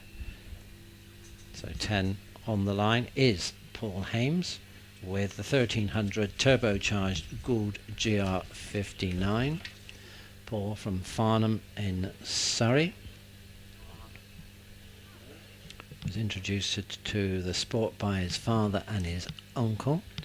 His uncle Steve Snell, regular visitor here at Wiscombe Park. Won the class-based Leaders Championship, which we now call the British Hillclimb Cup, back in 2001 in a BDG-powered Mallock, and then moved into single-seaters with a Dallara F397. But red flags out at the moment, so we've killed the engine on the Gould, which is basically a twin-turbo Suzuki Hayabusa, 1300 turbocharged. When not hill climbing, Paul has a passion for education and acts as a school governor. So he's been wheeled back, or the Gould has been wheeled back to the start of the tyre warming area, so Paul can spin the rear wheels up, get a little heat into the slick tyres. This year there's been a little bit of competition between Avon and Hoosier. So look at the sidewalls of the tyres, and the Avons are usually printed in red and the Hoosiers in white, so even at speed you'll be able to tell the difference. 2.36 for Hames away off the line, throwing up a little bit of dust from the compound as he brakes for the gate, and I think he has a problem as well. That might not have been dust. The Gould has come to a very rapid halt. Paul has arrested his progress, and I wonder if that might not have been dust. Marshals are quickly there, just at the lower part of the S's. So all looks good as we review the climb, and he's neat and tidy over Bunny's Leap, but then he's being followed by what I originally described as a dust trail, but perhaps that was something more significant.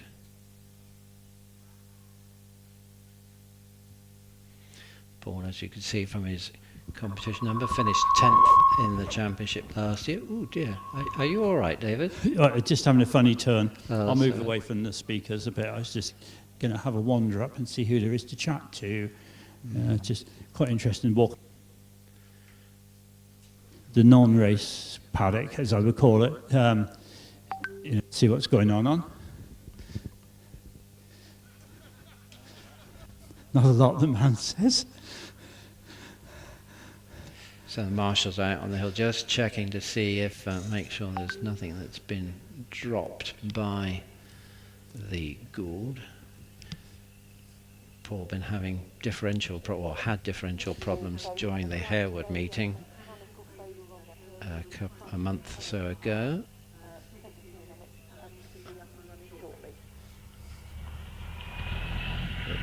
If there is any chance of fluids being dropped, then the marshals will be very cautious as to how we go forward now. The Clark's just made an announcement to say it's mechanical failure, so it could be a few minutes. Let's find out. As I was saying, they had differential problems last month at Harewood, so maybe not. Anyway, very quickly, recovery vehicle in situ, and it'll be on the old spectacle lift and removed to the top of the hill, and then we can get the next man into play. Keep the momentum of the meeting going. That'll be Jonathan Flesher with the OMS 28 1 litre powered car from Class I racing cars with engines 600 to 1100 cc's. Well, Jeff, while are you there dealing with that? I'm with Eric Murray with the lovely little imp. Don't see many imps these days out on the hills, so it's quite nice to see. Tell us a bit about it. It's not actually a Maguire space frame or anything, is it? No, it's a full steel shell. It's a proper imp with big arches on, basically, yeah. And power in it? Even got a metal roof, proper steel roof. Mod Prod steel shell. Mod Prod steel. So tell us a little bit about it, because mechanically, are you running injection on this? It's the original Hillman imp engine, 1 litre, with fuel injection and a turbo. And what sort of output are you getting from that? Around about 190 horsepower at 9,000 revs. So the imp engine used to rev high, didn't it? This one still does. Thankfully. You've come quite a distance to be today as well, haven't you? Yeah, I've come down from Leicester this morning. I just don't like travelling in all the traffic on I think if you'd left it 5 o'clock yesterday, you would still got here the same time today with the M5 as it is. Yeah, that is, yeah, I love coming down there. It's a brilliant hill. Love driving it. And how did you build this yourself, or was it already a race car before you bought it? I've done virtually all of it, but the actual shell I bought as a historic rally car. Someone actually prepared, we'd had it acid dipped, had the cage put in it, and then decided not to rally it. And I bought it basically for the price of the roll cage. And basically did 3 years building this up. So you designed all the arches yourself and everything? The arches are all a Rawson from the 70s, well, probably 70s. Yeah. Luckily someone did a copy of them. The front end's a bit heavy because it was done for racing, so it's mirthable. Special lightnings for it. So lovely. And obviously, you say you come down, and you do get in the top 10 as well. don't you? Did it Harewood 2 or 3 weeks ago. I think last year as well down here. So when it's going, it goes quite well. It's always on the edge of breaking something. Yeah, but the other thing is, being a small car, it's quite nimble on the narrow tracks, isn't it? Yeah, it's narrow, it's got lots of traction with the rear engine. It's great fun for throwing around. Yeah, it is good fun. Lovely. Well, thanks for bringing it down. And I'd say it's great to see an imp. We see the houses here with their imp quite regular. But in the old days, Charles Barter, who used to be heavily involved with Woolwich Motor Club and the Golden Springs Watercress, he had his Maguire and Davrian and all that. I mean, they were lovely cars as well, weren't they? Yeah, the Ginettas, the Clans, the Davrians, there's still great enthusiasts driving them, and the little imp engine just keeps getting better and better. For something that's 60 years old now, it still goes really well. 60 years old. And Andy's little Ginetta there, he's been coming, well, I think he was coming here when I was a boy with that. Yeah, he's been here plenty of times. He knows the way to the top. Well, thank you very much. Enjoy the weekend, and let's hope to see you in the Tin Top town. I struggle to say that. Does everybody else struggle? Yeah. Well, that's got a tin top. It has. True, yes. And you're challenging, yes. That's good. Say it slowly, Dave. Tin Top, top 10. Can I borrow your teeth? It's a bit of a tongue twister, that one. Oh, look at that. Stephen Moore, Saved by the Bell. Jonathan Flesher then on the hill with the OMS, gets us back onto the action. Car he shares with Tim Thompson. Tim's already taken a second practice run of 39.74, and just about the same talking this time at the S's, but the screen has gone away, so I can't tell you that, but he's a little bit opposite locking it out of the hairpin at Saul Bench. 154 kph before he breaks for Martini. 89 over the line in 38.16 for Jonathan. So it's Ben Hamer setting the pace at this stage in Class I with a 37. So there we go to focus on car 122, which is a car we'll be seeing later in the qualification and top 10, top 12 runoffs, and that's the DJ Firestorm.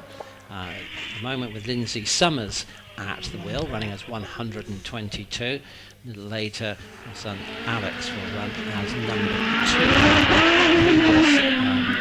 Record holder and national champion here at Wiscombe Park, but around Saul Bench is Sean Gould with the car that took the championship last year in the hands of Matt Ryder, and now it's one of those cars from yesteryear on its way through the S's. That's the Chevron B19 Sports Racer of Amanda George.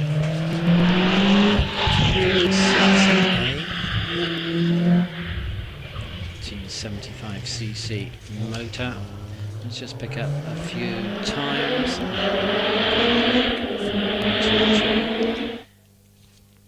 Richard Lindsay Summers with the DJ. So 44.76. Sean Gould car number 7 then with the 4-litre Judd Power, stopping the clocks on 36.09. Amanda George has made it to the top with the Chevron B19 from Class M, car 126A, in 47.69. And before that, of course, was Jonathan Flesher, and that was a 38.16. So We had a fail also, not only for Paul Hames, but also for Alex Coles as well, 115. So we hope all will be well with both of those cars. We'll be able to reveal that in due course when the cars have been reviewed by the technical experts of each of those teams.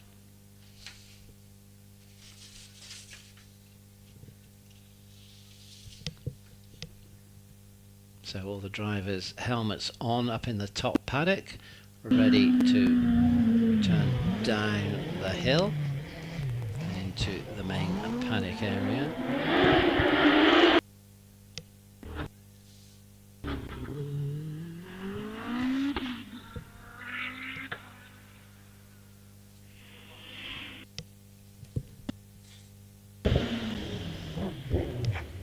Missed a time for William Luffridge early on. That was car 114. That's 39.3. Fastest during the second practice runs in class K2. Cars now filtering out of the top paddock, collection paddock, and making their way back down the hill. So don't forget, no additional charges, no paddock transfers. You can come into the paddock area, cross over close to the bridge next to the start line at Wiscombe, and then you're into the paddock area. You can have a quick look at the cars, or an extended look at the cars even, but also you can avail yourselves of the catering and the license bar, etc. And as David was saying a little bit earlier, the selection on the catering is market, and we also have a trade stall as well. Spencer Elton, I believe, with some motoring memorabilia, books and things. So that's worth a look. That's adjacent to the catering area.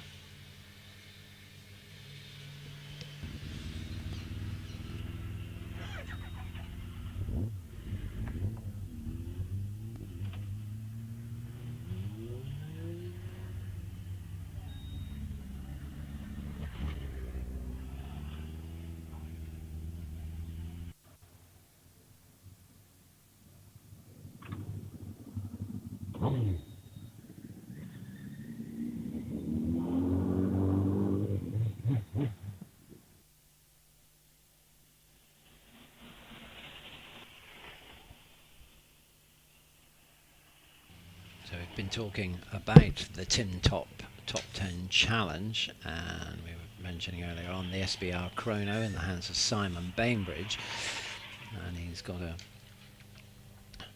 4 out of 4 tally with regard to victories in this year's championship, but will no doubt be challenged this afternoon. Second place man in the series, Donald McCaskill, with his Mitsubishi Lancer, not here this weekend, but third and fourth place men certainly are Damien Bradley and Stephen Darley, and they'll be campaigning the Subaru Impreza Type RB 2.3 litre turbocharged machine. It's the if you look out on the hill, it's the red Subaru.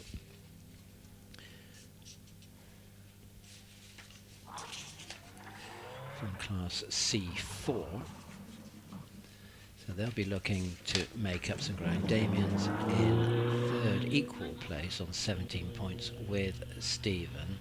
Both have the same tally, and they've got a two-point advantage over Jock Ramsey, who's Opal Mountain, not here today, but Jonathan Williamson is equal fifth place at the moment. Jonathan Williamson, of course, at the wheel of the Porsche 911 3.5 litre Carrera machine. So the Taunton driver will be looking to add to his points tally across the 2 days. Now we've got number 10 has come back down the hill on that return. Hopefully it'll be able to be fired up and can make its way back into the paddock area under its own power, or will it need assistance? Marshall's going to start pushing it.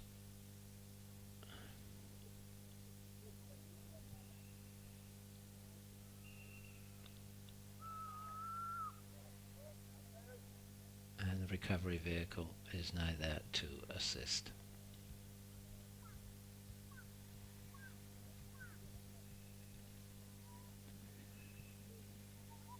Usually get the tow rope or the strap to the roll bar, the roll behind the driver's head. That's always a secure place to go, and then they can retrieve that car to the paddock area. And I think the paddock area is somewhere where we might find David Pierce. Sorry, I just had to change my batteries. I was, already? Yeah, I know. I haven't spoke that much. Just having a wander around the paddock over there today. Just looking at what's lining up now, we got something which we used to see lots of, not so much these days, and that's a Mini and an Escort parked behind each other. You know, it's like the old days, isn't it?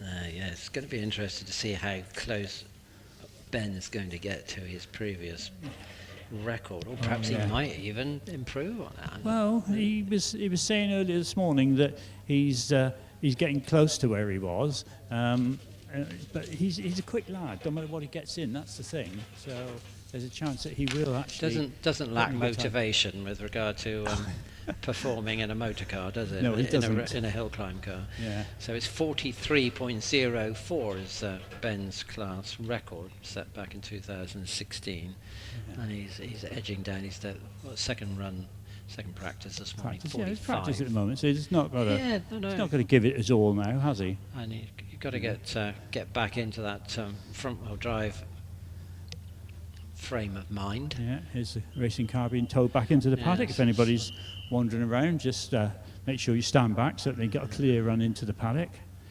Hopefully something that can be repaired for Paul Hames. Hopefully it'll be repairable. Paul would have certainly been looking to be part of the action later on when it comes to runoff time. Yeah, it'd be good if he gets into the runoff. He generally does. Yeah. So, Paul Crute sat there waiting to come out the paddock with his OMS with the Jaguar engine in it. Now he's just firing it up. So that's the one that's finished in the Jaguar Formula It 1 is, colours, yes, isn't it? yes. Yeah. So he's got a Jaguar V6 motor. It's Jaguar V6, yes. It's something slightly different with a sequential box on it. And Steve Owen, who's here today, done a lot of the assembly and development work on it for him. Right. So it's a V6, originally an S-type, 3-litre S-type engine. And Terry Graves, we don't see much of Terry, even though he's from only there at Launceston. He does come out and do the nationals, does a lot of national stuff. Beautiful. I believe this is the ex-Tipperdale car, isn't it? He's got ex-Tim Painter car.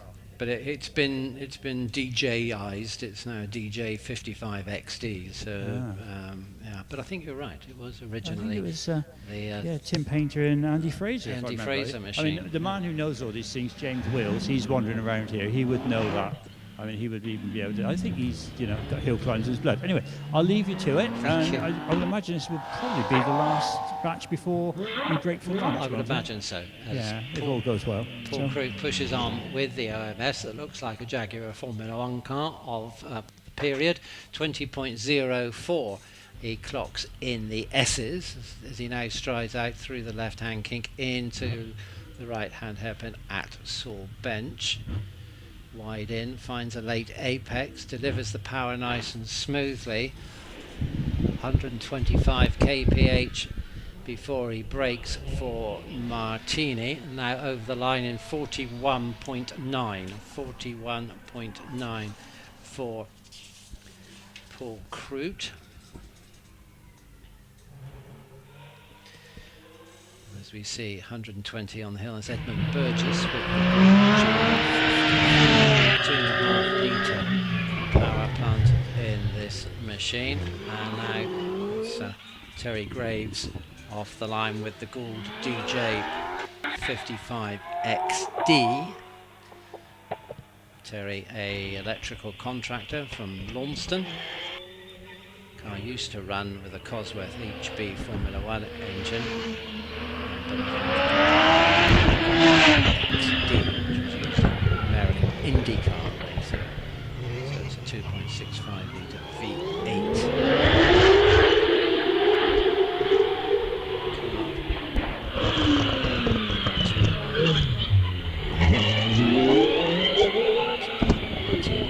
Safely away from the banks. Terry clocks a climb of 40.30, 40.30 for 121.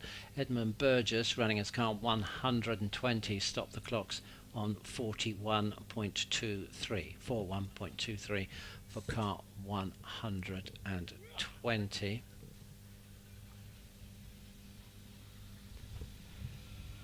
So next man down to the start line, running as number 6, Dave Uren, with the Gould GR55B 55 with the Nicholson McLaren XB V8 3.5 litre.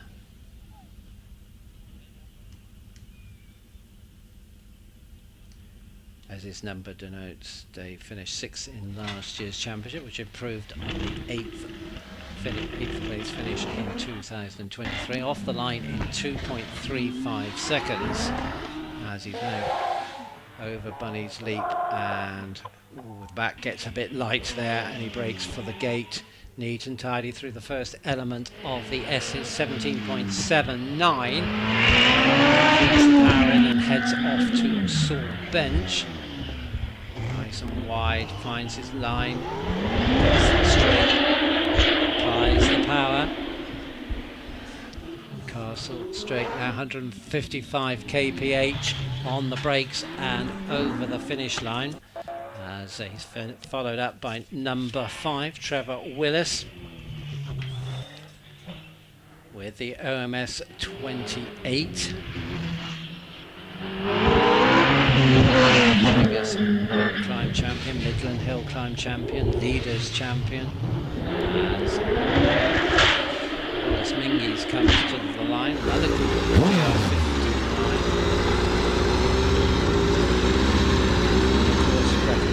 Here at Wiscombe Park, and posted at 32.93, but things have moved on the hands of Matt Ryder since then.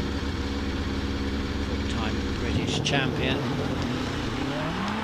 and he rockets off the line in 2.2 seconds, 2.22 to be exact, keeping the power in, feathering the throttle over Bunny's Leap into the gate, through the S's in 16.67. Nice and tidy as he approaches Saul Bench. Smooth all the way through. Power delivery on up Castle Straight. That's Martinian over the line in 34.76. 34.76 for Wallace Mingies. Trevor Willis, car number 5, posted 36.01, and Dave Uren running his car number 6 at 36.45. All on the line then with his Gould GR59. This version powered by a 4-litre Judd motor. Will from Stourbridge. Previously campaigned a Force W8 chassis with a AER X-Tech 4-cylinder turbo engine, which was derived from the Le Mans sports racing cars. But now it's a Gould GR59 with a 4-litre Judd V8, giving about 670 brake horsepower, with the car being pushed back away from the start line at the moment. Now, is that so Will can just spin up the rear tyres and get some heat into them? I hope so. I hope it's nothing more serious than that. That appears to be the case.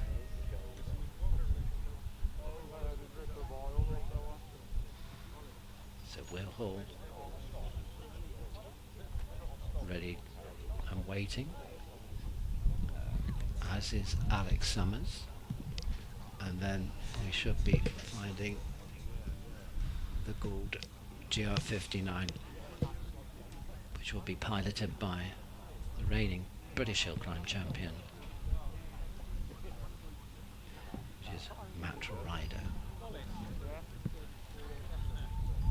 So a little bit of a hold before we can get Will Hall away from the start line.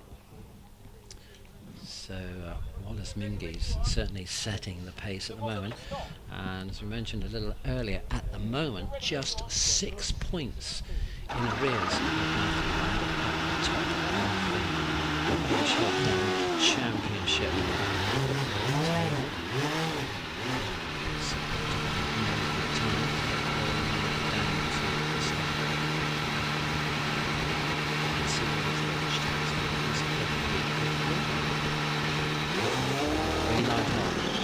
And he eases it, uses the torque of that 4-litre jug to launch in 2.31 seconds.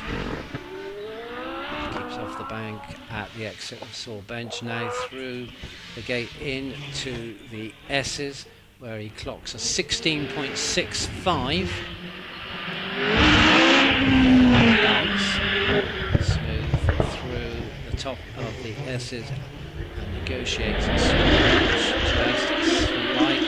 slide on the way out as Alex Summers steps off the line, just 0.02 of a second slower than Hall, so it's nip and tuck between these two. Hall at the top in 35.35, so although this is unofficial, that puts him second.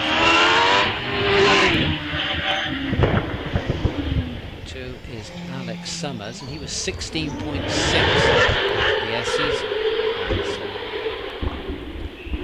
Matt Ryder prepares on the start line. The marshal points out the right situation.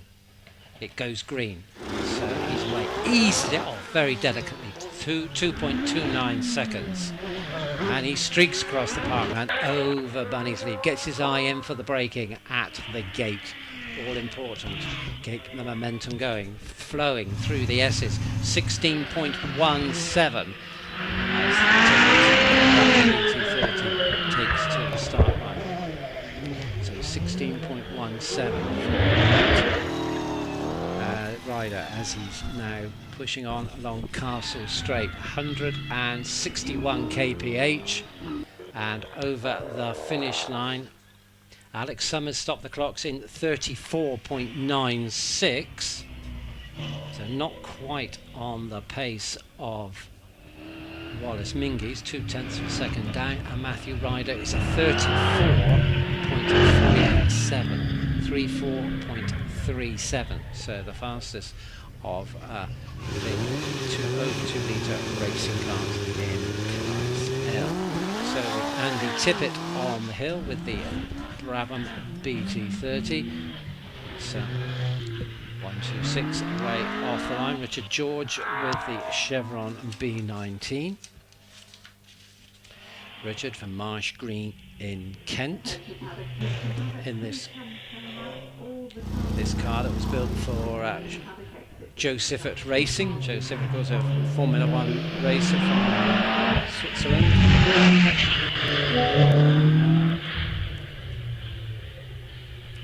Contested the European 2-litre Sports Racing Championship. We now move to Downton Motor Club class, and I would just make you aware that the numbers in the programme, the numbers are 1 out once you get to John Wells. I think it's listed in the programme as 134.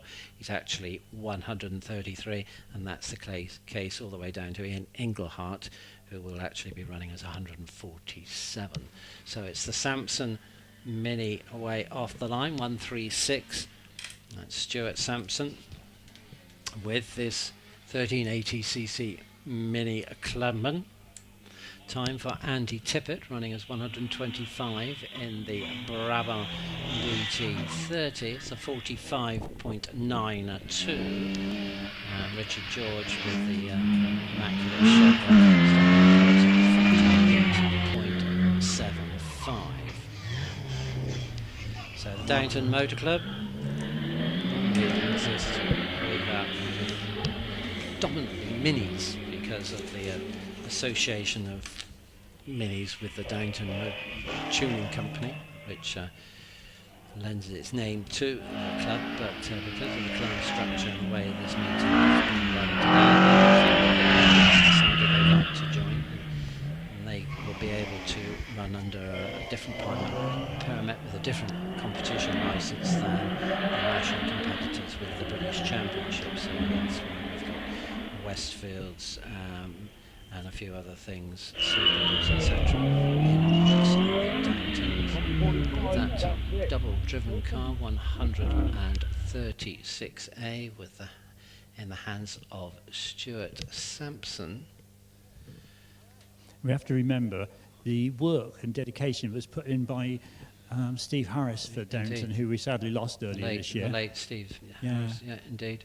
Yeah, I mean, I think he was the driving force behind it for quite some time, wasn't he? I think, yeah, he was the instigator, so to speak, at day one, and then drove it forward, if you excuse the pun. Yeah. For over, what, decade or more? I'm going to try and get up the paddock a bit further. There's a chance that the microphone may pack up, but we'll have a go. They're working tomorrow to get a relay for me so that we can get a bit more range. Well, I hope your relay works. So do I. I'm just watching Steve O. He's doing an educational tour on an OMS up here. It's fantastic. So he's going to tell us all about it. Once he's finished educating. He says, this is the bit that does that, and you wiggle this one, and you prod that one. There's no man better to tell us. There is no man better when it comes to the car.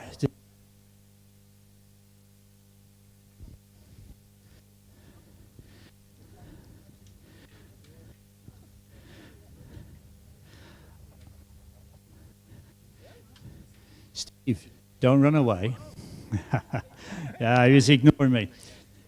Great to see you. OMS, designer, constructor, all-round... Nominal. Nominal. Nominal. Yeah. Now, got here. Is this one you're using this weekend? I'm not, no. No? This is Tim and Jonathan's. Are you in the V8 one again? Every time you come, you seem to be in a different one. I don't like to dwell on it. Does the orange one V8 last year? I have got a terrible record here for crashing, I have to say. I have crashed every one of them so far. So I'm not saying anything. I'm not saying a thing. Anyway, so we're stood by. And you've just put the steering wheel back on. Yep.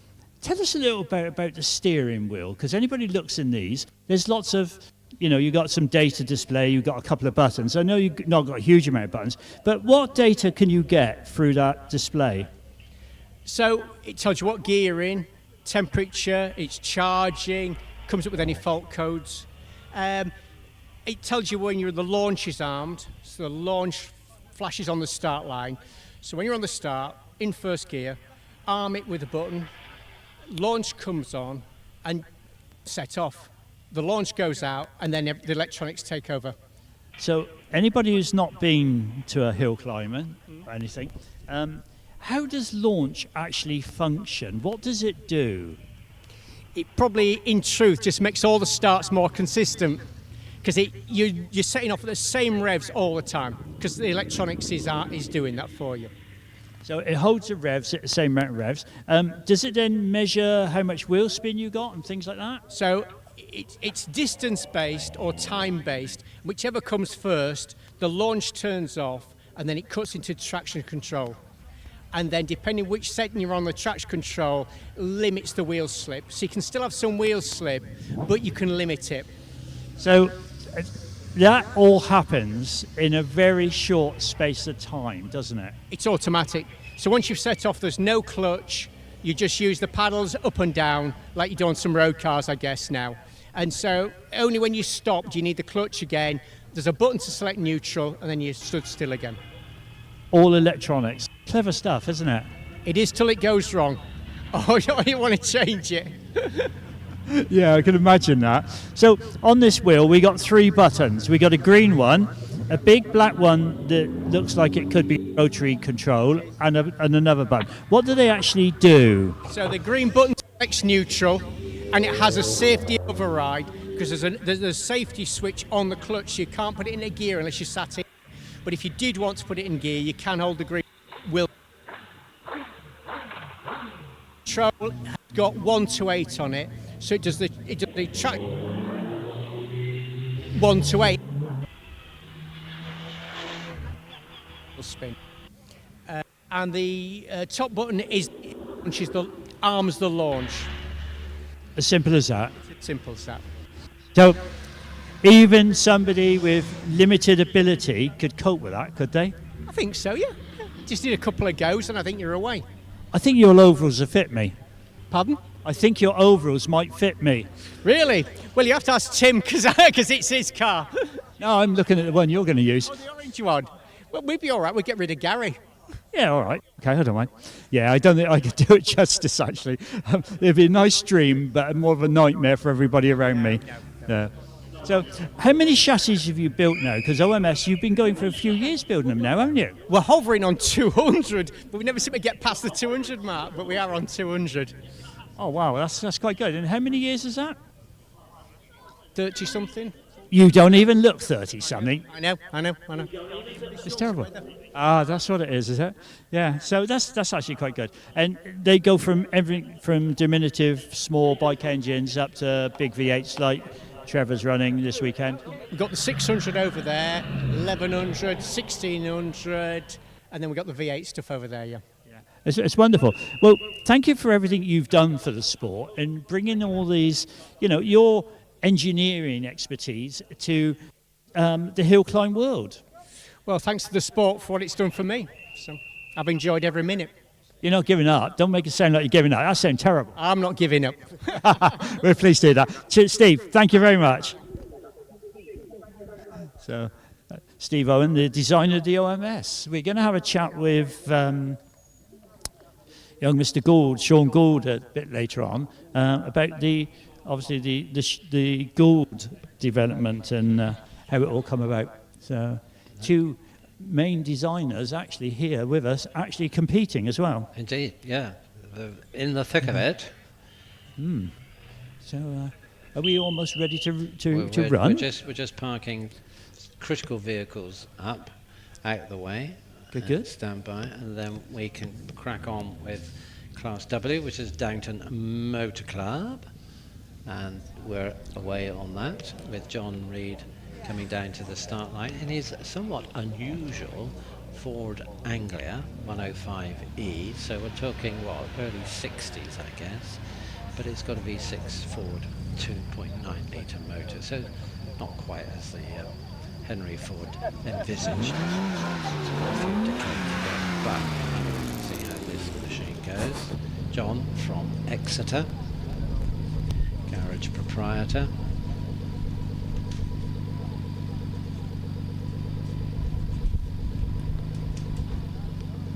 Bought the car for a tenner. A little while ago, admittedly, but still an impressive figure. And the lights go green. John steps off the line. 3.07 seconds. Goes a little deep at the first left-hander at Wiss corner, but safely away from the bank as he makes his way through that slight right leading up to Bunny's Leap, and then away into the S's. We'll see what progress he's making there, and it's a 27.84 as way off the line with the Super WRX. Goes Dan Stevens from Bridgewater, agricultural mechanic by occupation with this 2.5 litre turbo machine. TD05 hybrid turbo link engine system. Suspension wheel upgrades, bigger brakes, all part of fits down to make faster. It's his first year of competing in motorsport, but he now quite happily says, I'm hooked in this car that he's owned since April last year. Spent far too much money on all those modifications, but he's enjoying it. That's the main thing. As up towards Bunny's Leap, then we have the Mini Cooper S R53. The S is in 22.09. So got the R53 and 136. Off the line at 2.85. That's Nigel Sampson.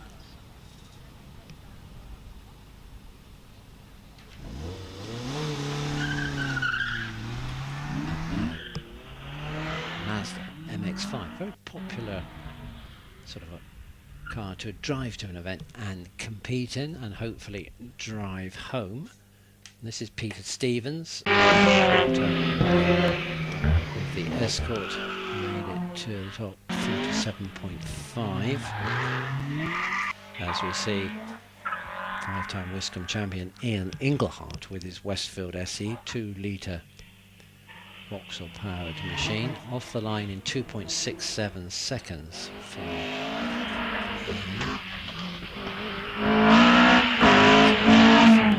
Derek Kessel. 147 is 43.71. With his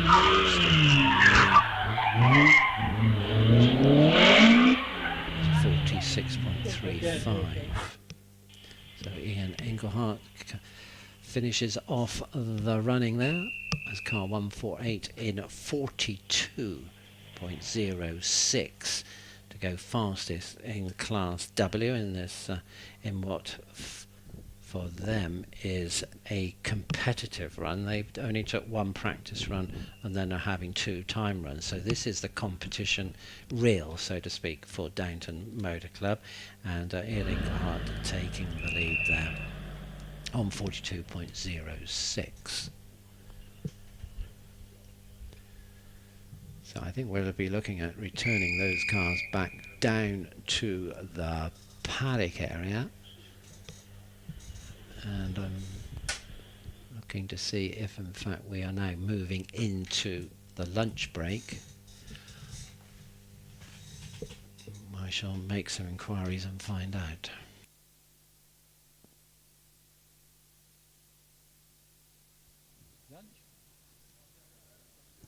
It looks like it will be lunch, Jeff. I'm just looking towards the caravan to see what time the restart is.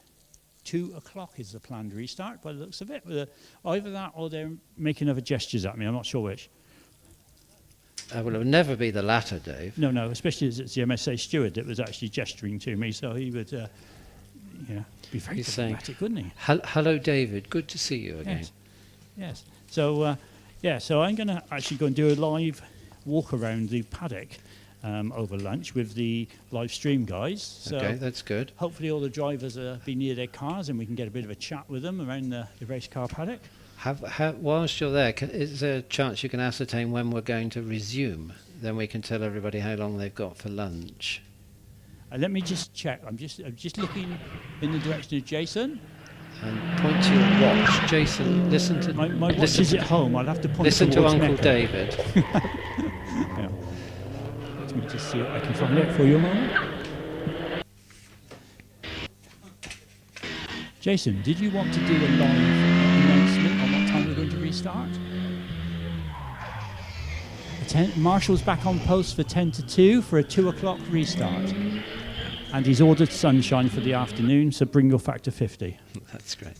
Fine. Well, that's great. Well done, Right. Dave. Thank Okay, you, Jason. I'm going to go and have a walk around with the live stream guys. You're and going to do some can, streaming. yes. So we can now ease into the lunch break, which is basically for spectators going to be about 15 minutes. So ideal opportunity to come into the paddock, have a look at the cars, and grab something to eat. If you're doing the latter, if you're looking at making your way to the catering establishment, then you will find there's two queues, one for the public, shall we say, and one for the for the marshals. So please form up in an orderly manner, because we're looking obviously to make sure all the marshals are catered for and fed, so that we can get them back to their posts and crack on punctually at 2 o'clock. And at that point we'll be having the competitive run for the British Championship contenders, and that will decide the 12 that are going forward to the top 10 runoff. And of course we'll also have qualification for the top 10 runoff of the tin tops. So two great big exciting areas to watch this afternoon after you've enjoyed your lunch here at Wiscombe Park.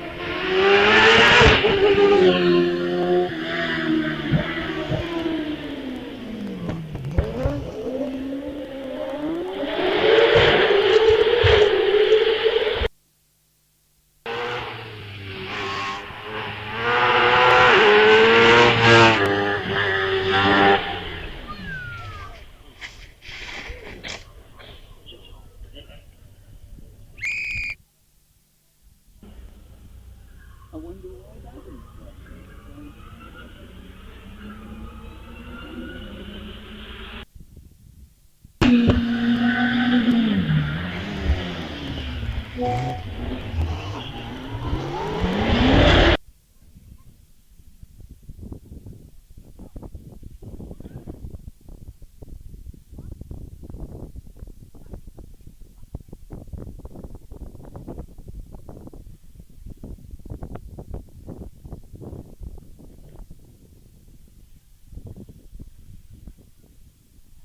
afternoon everybody, welcome to this, the Woolbridge Motor Club Wiscombe National Championship round here at Wiscombe Park near Honiton. And today we've got the best hill climbers throughout the UK here in attendance, all competing. It's for the British Championship, which goes all over Britain, the Channel Islands, Northern Ireland. So we're going to have a walk around the paddock now, see who we can find, see who we can have a little chat to, and to give you a little bit of an idea of what goes on. So let's go on and have a walk into the paddock. And hopefully we'll find some drivers that are happy to chat to us. They do generally sort of run away, but as it's lunchtime we stand a chance. So I think we'll start by seeing if we can get hold of Sean Gould. Gould's here. He's the constructor of the Gould racing cars, and the top 4 places at the moment are taken with Gould cars. So let's see if we can find Sean. This is the car here. Sean's in the back of the van, so we just have a quick look at his car and work our way up through, see what the others are up to. Lovely car, got number 1 on it, being co-driven by Matt Ryder, wherever Matt is. He's has to disappear off and have their lunch, so we're not sure where Matt is at the moment. But, being famous somewhere else. How is he? So this is the Gould racing car. I'll be back down in a minute. Give me a second. So jointly between Matt Ryder and Sean Gould. Matt has the number 1 on it because he was the Hillclimb Championship in 2024. He won the championship. So let's stroll on up. See, everybody's busy working on the cars. We've got the cars covered, ready for the lunch breaks. Keep it all out of the sun. So, everyone. Amanda and Richard George, they're sat there having a lunch at present, so we won't disturb them. It's,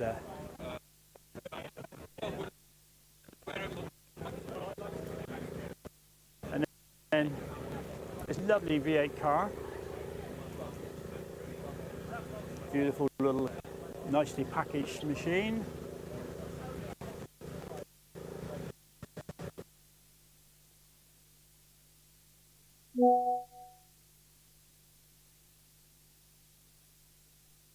It's going to bring you a microphone in a minute.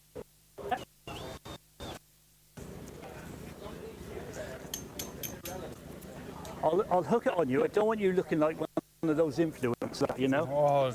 So, okay, you hear him? Right. So this is Jonathan Varley. This is Johnson's car. Tell us a bit about the car, because it's got this lovely little narrow V8 engine, hasn't it? Yeah, so it's got one of Terry Davis's YV8s that he built. Ooh, I'm not sure what year he started building them. It's the last one he did. We're now on. He started doing them on a cast block, yeah. And he's now doing a billeted one. Yeah. I was talking to Terry and a good lady a few years ago down here, and we were having a discussion, and basically the actual V8 engine itself, he more or less designed the billeted block on a piece of hardware. Yeah, he's a very, very, very good engineer. Yeah. Yeah, and yeah, hopefully he'll do some other mods, but yeah, you know, it's. So is that the first V8 of his that you've had in there, or? Yeah, I've only got the one. Just the one. Yeah. Just the one. So we put it in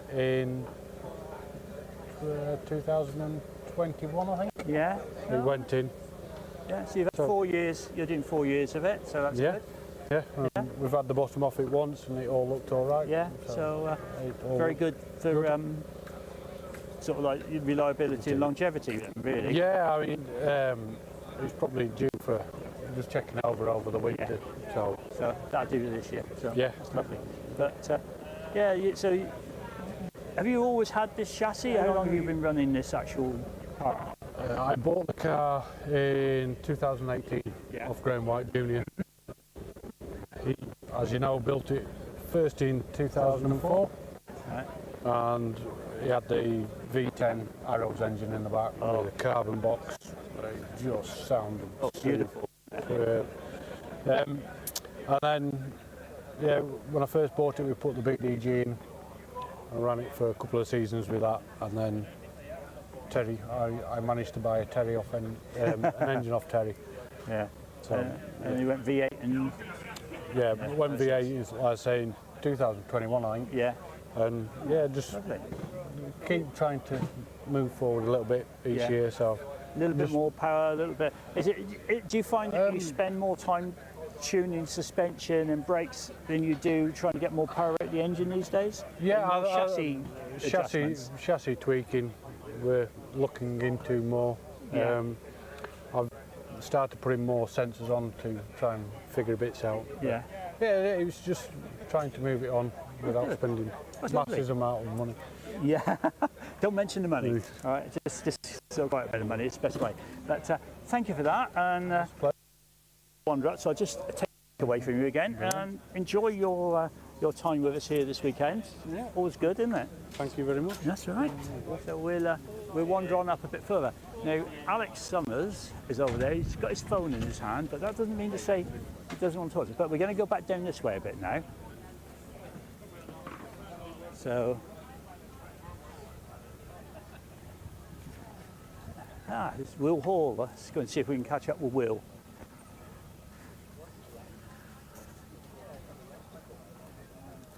Will, have you got a couple of minutes to chat to us? Will's a good talker, you know. You ever spoke to that man? Stand still. See, that Will's really good. Come here, come on. Let's put a mic on you a minute. This is only going to take a couple of minutes. You should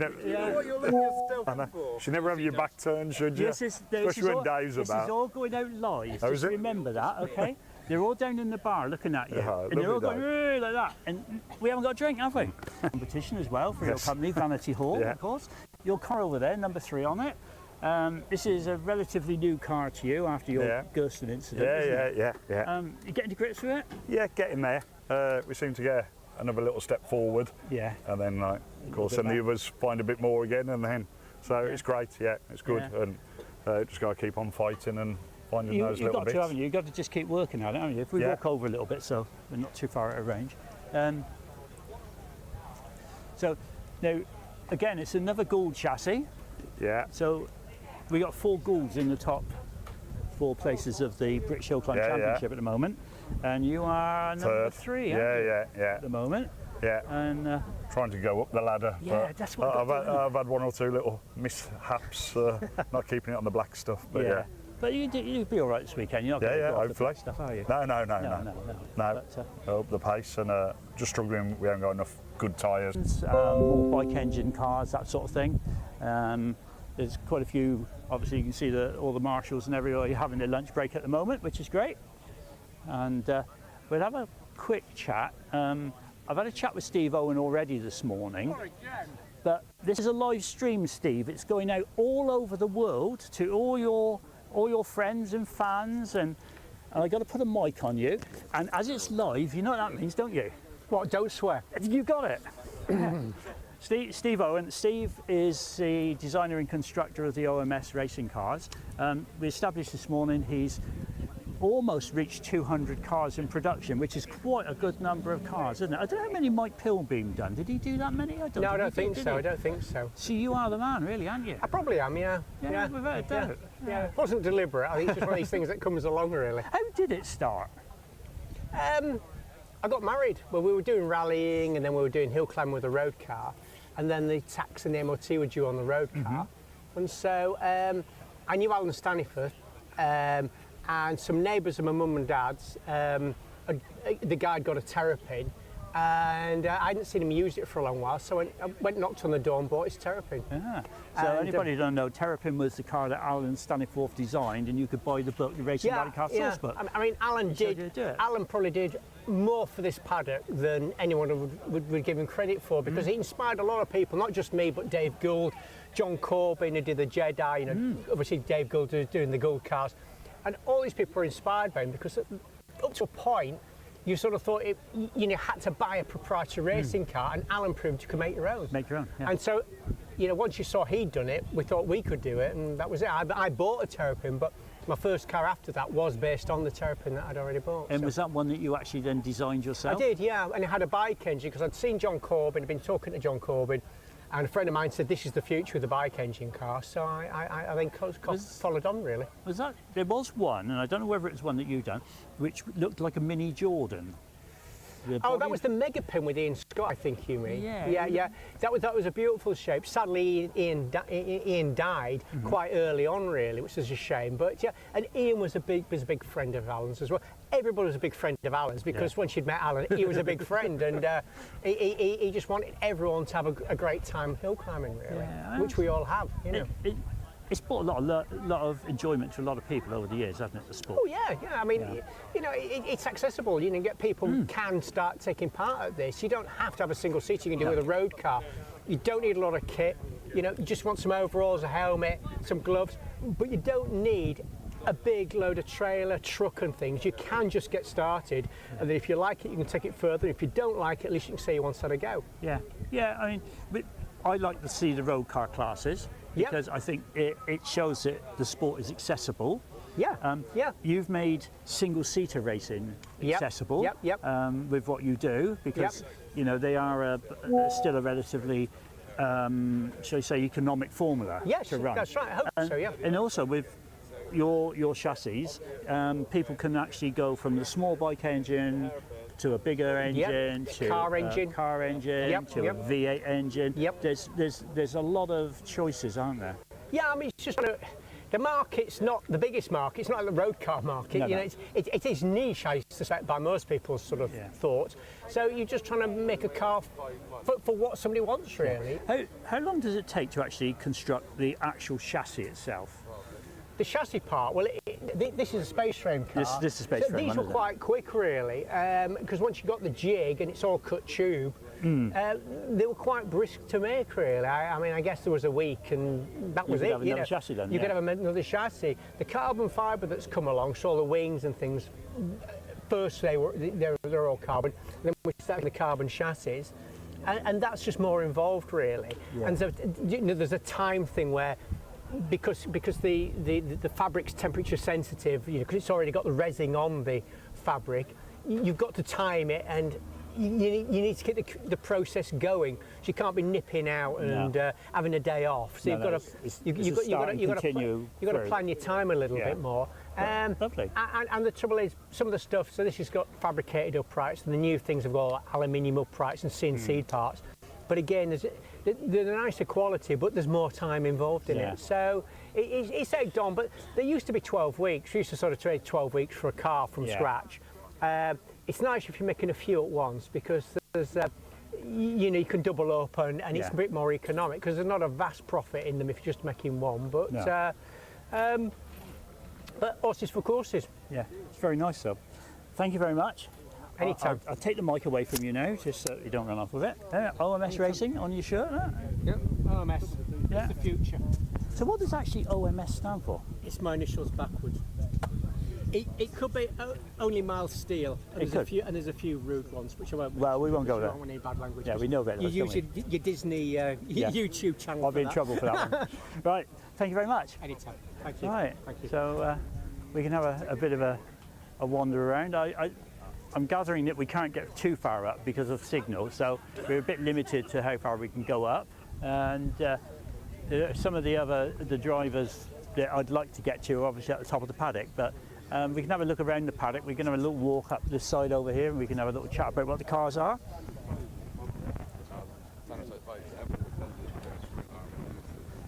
So down here we have a Pilbeam racing car. Pilbeam were the main manufacturers of hill climb cars in, I'd say, the late 70s, early 80s. They went through, Mike Pilbeam put a lot of them together. This one's got a bike engine. The majority of them in that era would have had a Ford or a V8 or the BDA or BDX, depending on what it was, or a Hart engine, something like that, which would have been more of a race engine from that period, so usually something from a Formula 2 car or something similar. And then we come up here, it's an OMS. This is the green one here. This is Andrew Forsyth's car. Andrew, a regular here at Wiscombe.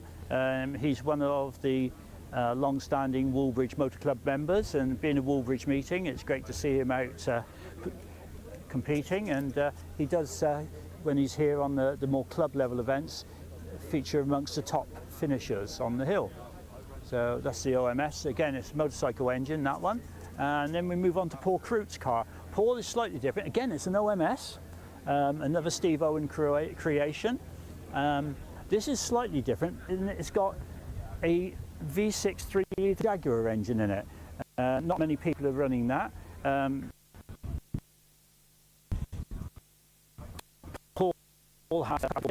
He then decided he wanted that engine with a sequential gearbox mounted into a chassis, and he spoke to Steve Owen and said, can you make me a bell housing for it to join the two together? And Steve said, well, I can. And he said, oh, then I might move it on to something else. And he said, well, rather than that, why don't we just build a car, effectively? And that's what's happened. So the bell housing in here, which joins the two bits together, was the Steve Owen creation, and then it was followed on with the actual creation of the car itself. So I'd say being slightly unique in having the V6 Jaguar engine in it.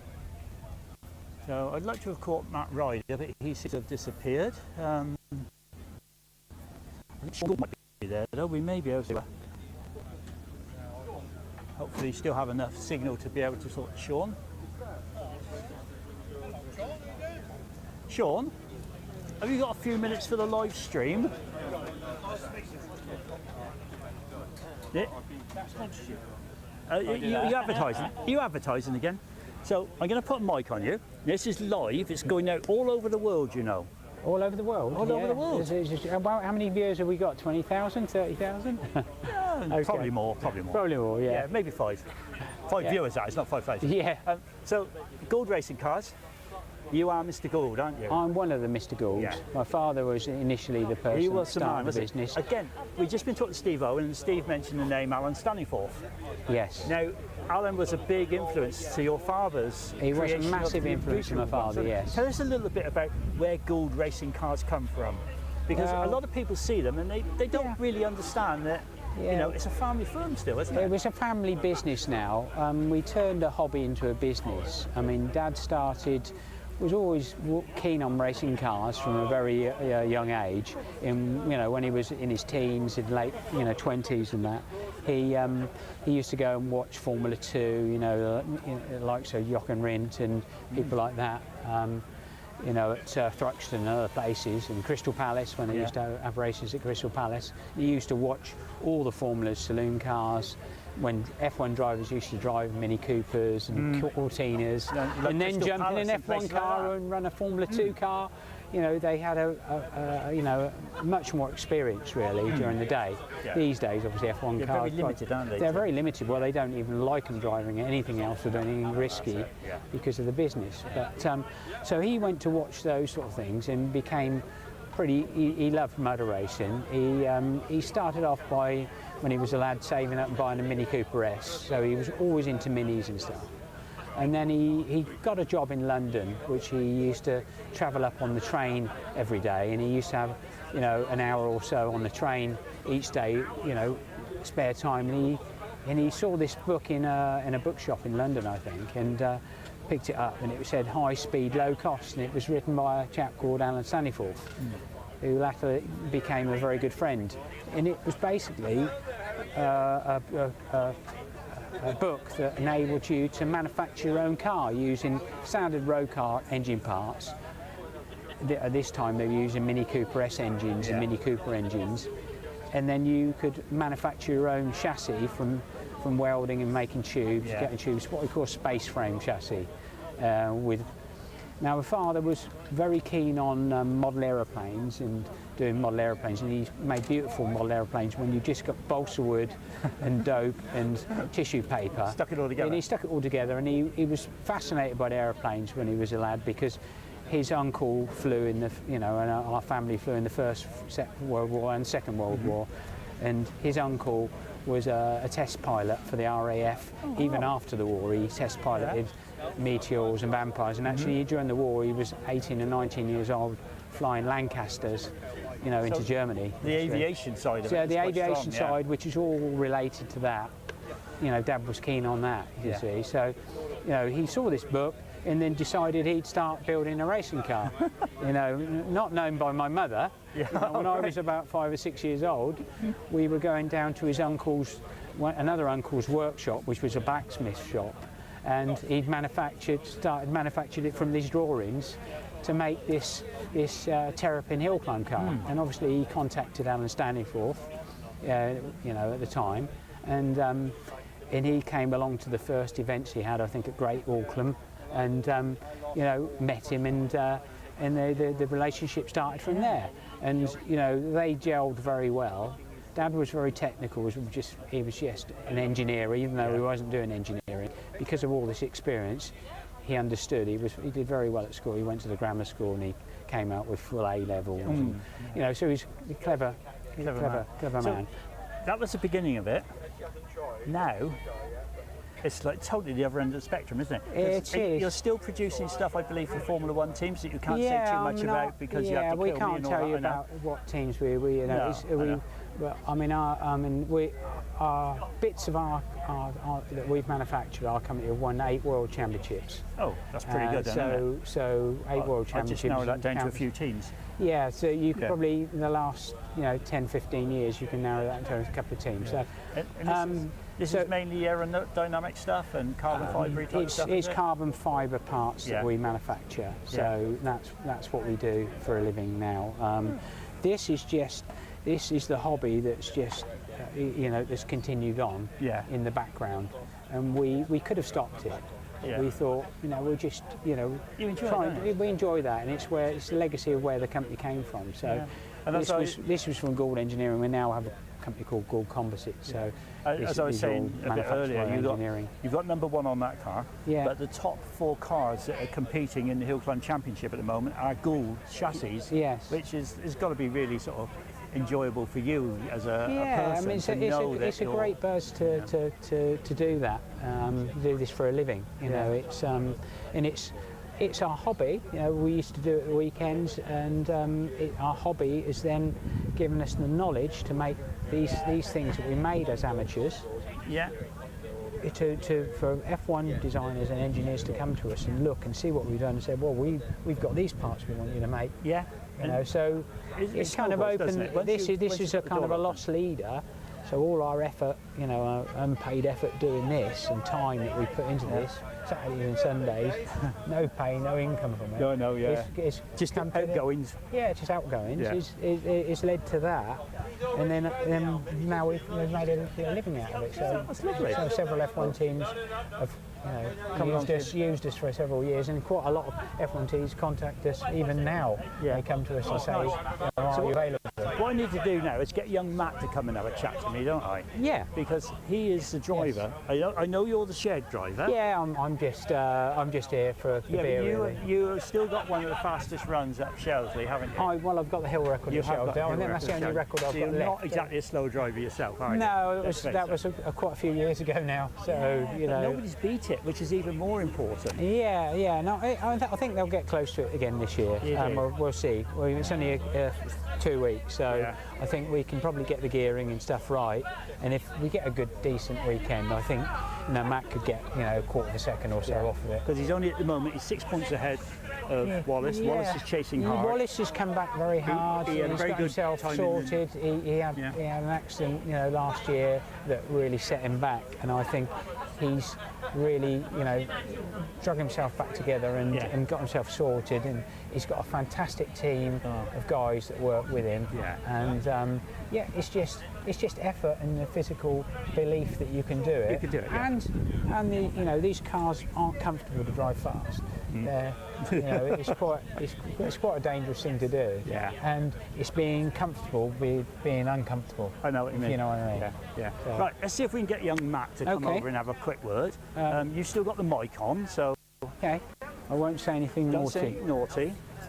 Just say Where Matt, is come Matt? out here. Matt. Matt. Hello, Matthew. I need to pass it over to you because you're going to be interviewed now. It's your turn.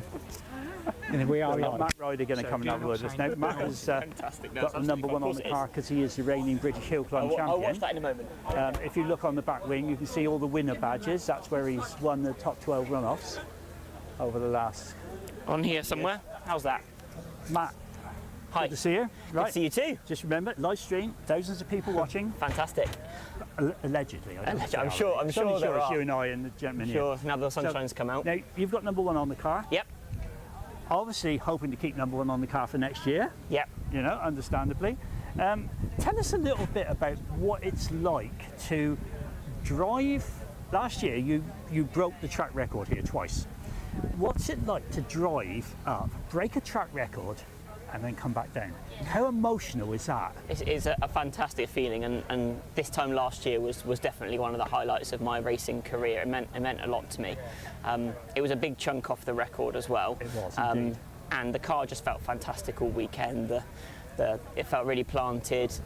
Obviously, there's quite a lot of power, and it was really sitting down and getting that power into the track on the straights as well, which was great. And then the feeling when you see your time, you kind of go around that last corner, and you obviously don't know what it is until you wait for your number to flash up, and then the time. It's like a moment. It feels like an eternity. When you see the time and it's that time, it's a fantastic feeling. And then obviously we're really lucky here to have a really strong crowd of spectators. It's busy on the banks already today, I noticed, and they were all clapping and cheering as you'd expect, which is lovely too. Well, they got to, haven't they? I mean, they got to, acknowledge the fact what you've just done, and to, as I say, to break the track record once over the weekend, break it twice.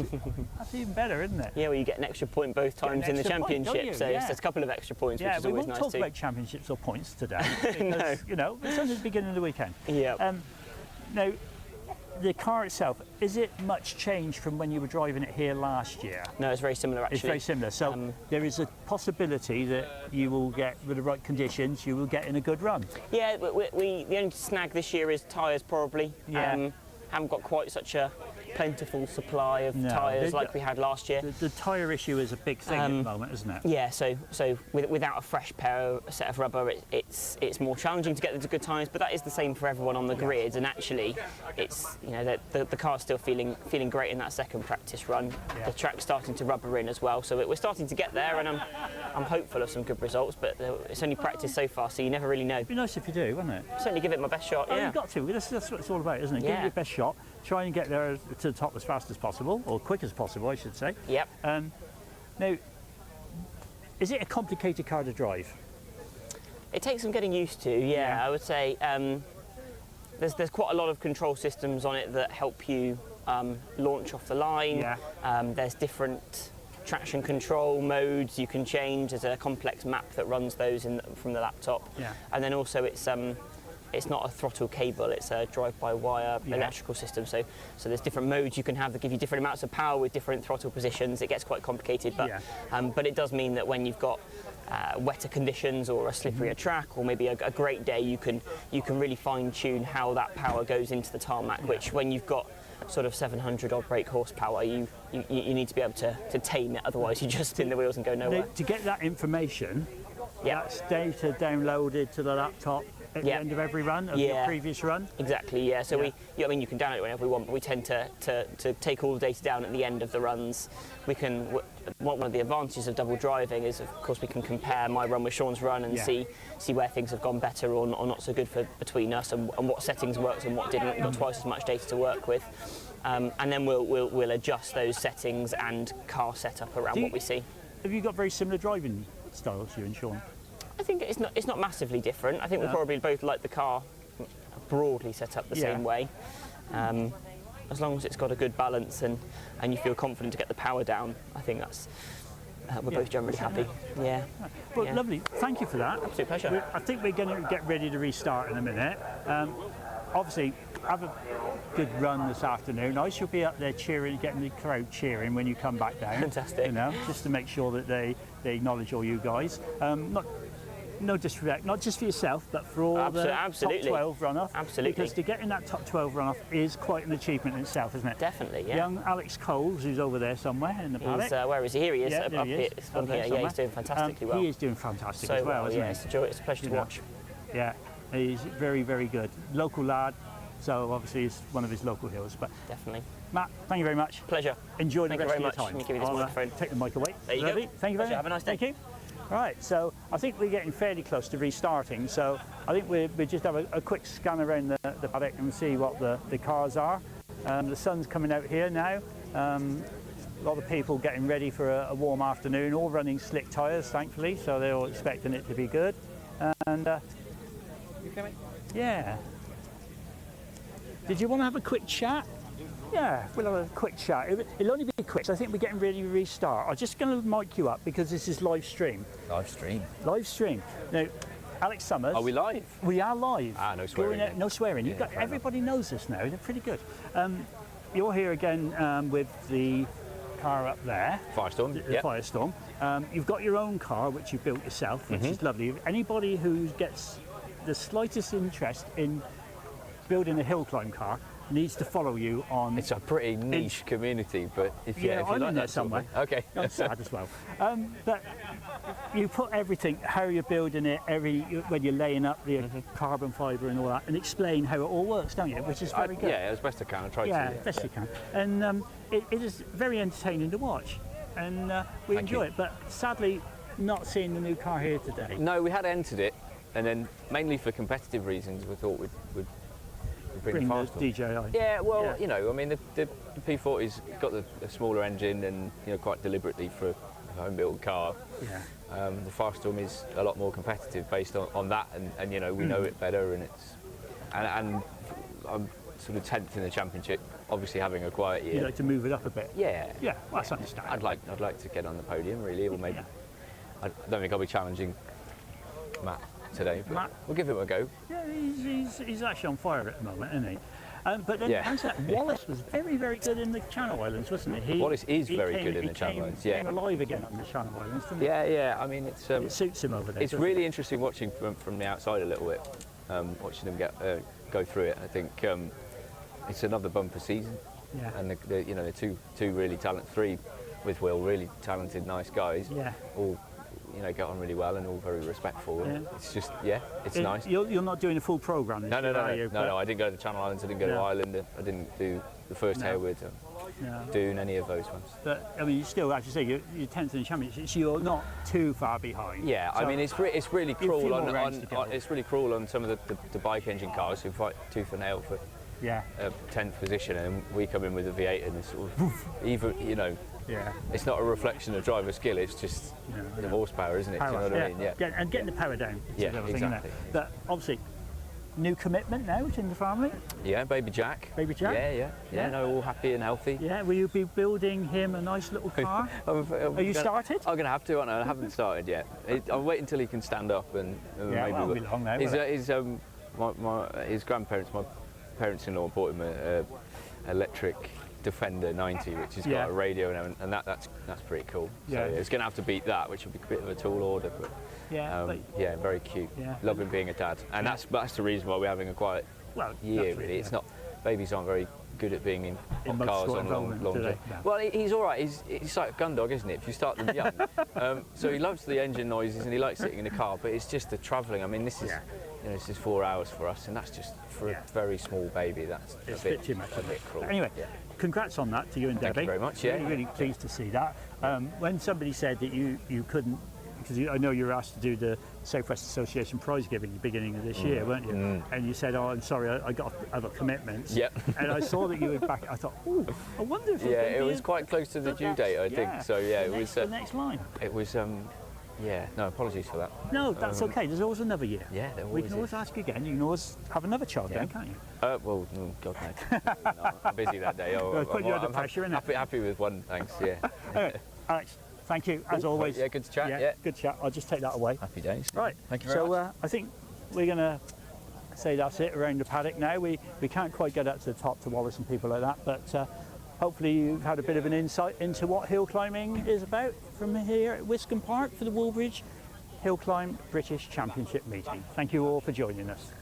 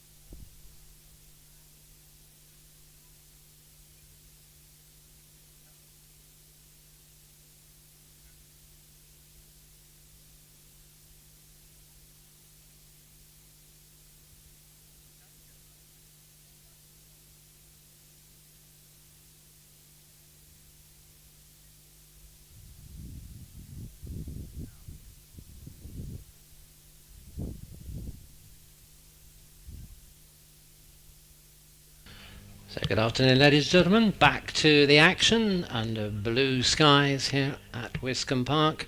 And our first job this afternoon is to pick up a few of the double drivers as we go into this afternoon's action, whereby we'll be looking at one official time run, having performed all the practice arrangements, and that will then, for the championship contenders for the British Hillclimb Championship, will be their qualifying round. So one of those A drivers is Tony Bonfield on the start line at the moment, from modified series production cars up to 1400cc. So that's class C1 in today's running order.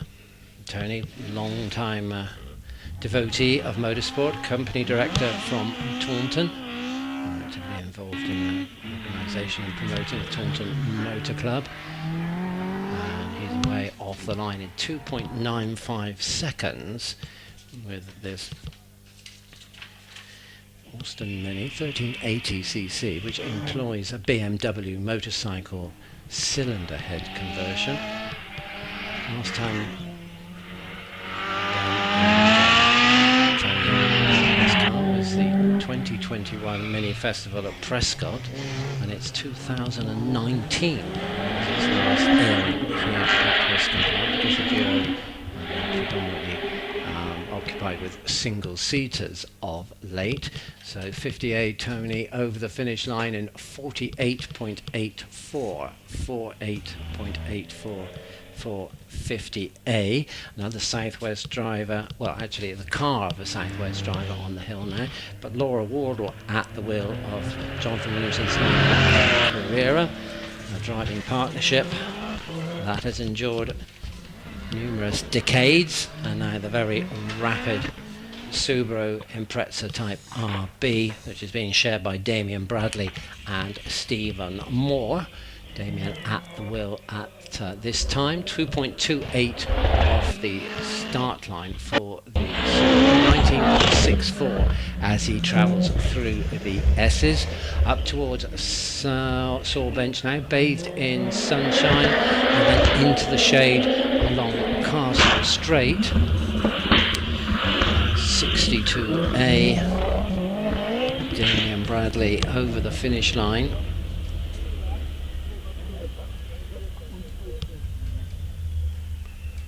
In a time of 40.20. Starts the scoring in Class C4, modified series production cars, four-wheel drive, but with any capacity engine. And Laura Wardle with the Porsche 911 running as 57A. She's put a time of 49.94 on the scoreboard, 49.94 for car 57A, Laura Wardle. So they've all lined up at the top paddock, awaiting their return down the hill.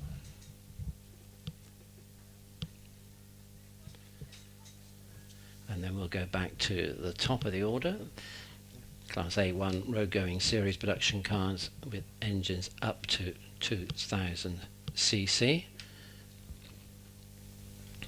And included in that number is Jonathan Langmead with his Lotus Elise 135R, and Jonathan holds the record with that car for that class on 43.01, set at this meeting 2 years ago.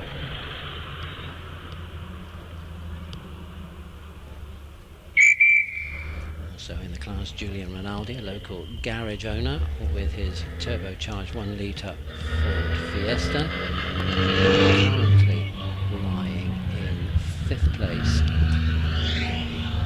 Tillicort Triple Wiscombe Park Championship. That's the domestic series fought out across the season, April to September here at Wiscombe Park, but no qualifying rounds at this particular event this year, although in the past that has been the case.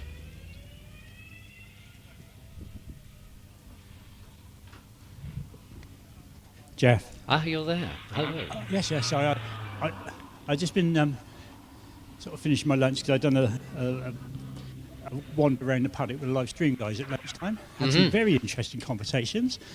It will be coming out on YouTube eventually, but well worth watching for listening to people such as John Gould and Steve Owen about the development of their racing cars. But now, I'm going international, you know. Oh, are you going to the Southern Hemisphere? I'm going to the. Well, I think this is like the Southern Hemisphere. I can't say it. Have you been on the Targa? Oh, I wish I had. Dean Ty, welcome to Wiscombe. Thank you very much. Welcome to the Australian winter. Australian winter. I'm on my way. Lovely, isn't it? This is what it needs to be. This is home. This is home, is it? This is home. Yes. So this is your first visit to Wiscombe and your first time having a go at a hill climb here in the UK. How are you finding it? You enjoying it? Yeah, very much. People are friendly like home, which is good. I love the surface of the track. The track's nice and smooth. And it's a little bit complicated, which is good. Yeah, nice. And the Empire Roth, which you're using, obviously you've borrowed it for the event, and good way to do it, isn't it? Oh yeah, it's a good way to do it. Willem's nice enough to lend us the car for the weekend, and hopefully at the end of the week I can give it back to me in one piece. Well, that's the plan, isn't it? Yeah. So now let's go back. You are a multiple Australian hill climb champion, aren't you? No, I've only won one Australian Hill Climb Championship and 2 Super Sprint Championships. It sounds better as a multiple, honestly. Don't put yourself down. Anyway, but what's your history in motorsport? Because I heard Possum Bourne's name mentioned at one point. That's Workwise. Workwise, we make camshafts and that sort of thing. We're involved with Bourne developing the Group A cars when they're in New Zealand. We're involved with that. We've done a fair bit of rallying, tarmac rallying, gravel rallying. I've done Targa Tasmania, which is like a Thorio over here. I've done that 6-7 times, and I've done all sorts of stuff. You have got quite a good history, haven't you? Well, you've got to have a go. You've got to play with all things to work out what you like. Yeah. Now, the Empire, what are you actually using back home in Australia these days? Australia is a hill climb car, and I've got a turbo Hayabusa similar to this. So cars, I think, aren't they? Yes, built by Bill Chaplin here. Have you been to Bill's place? Yes, I've been to Bill's place. I was quite impressed with the weir. Yeah. That's like ridiculous. I remember it as I was an apprentice in Manchester, which is just like about 2 or 3 miles along from where he builds his cars. And I always remember that the road used to flood and things like that. But there was a lovely little bridge just along from him, and it wasn't like a bridge, it was just like a little yump. And if you got it right, you could get airborne in your road car. Yeah, I believe that, every bit of it. It was great fun. Anyway, the cars are restarting. I will try and have a longer chat with you tomorrow. Just about your history in Australia and the motorsport history, that is, not the other one. That's fine, whenever you're ready. I just read your T-shirt, Yeah, you're lucky. Right, anyway, he's got a wonderful T-shirt on, Jeff. I'll hand back to you now and catch up with you later. Thank you, David. Thank you, Dean. That's great. And in the meantime, we've had Julian Rinaldi take his Fiesta to the top in 46.41. A local driver from Ottery St Mary, James Hudson, on the hill with his, well, in fact, just completing his climb in 50.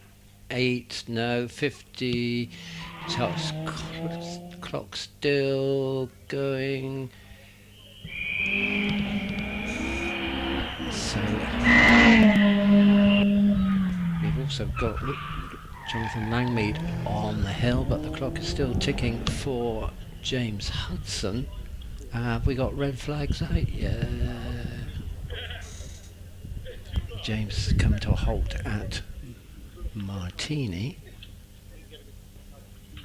just as he turned in for the left-hander, so that'll be a rerun, the opportunity of a rerun for Jonathan Langmead, because he would have received the red flag. The class record holder with the Lotus Elise 135R, and Jonathan's found a way around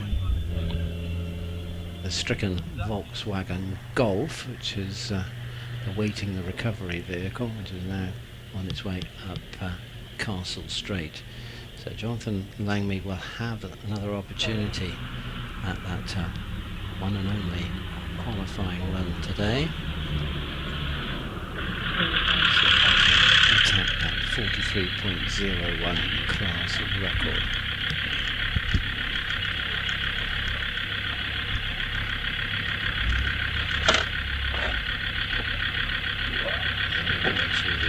Over 2000 Logan Series production car class, with the Exotica of the Porsche GT4 RSs in the hands of Richard Andrews and Richard Snow. Tony Adams joins them with his Cayman, along with the Lotus Elise of Kevin Dodd and the replica Porsche of Ross McDonald, and they're all going to be joined by the BMW 330D estate in the hands of Nick Davis.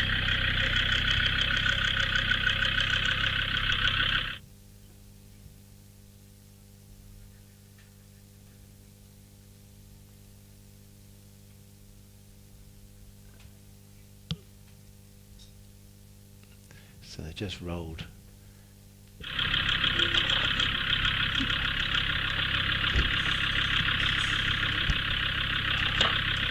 BW back to a flat area so it can be recovered.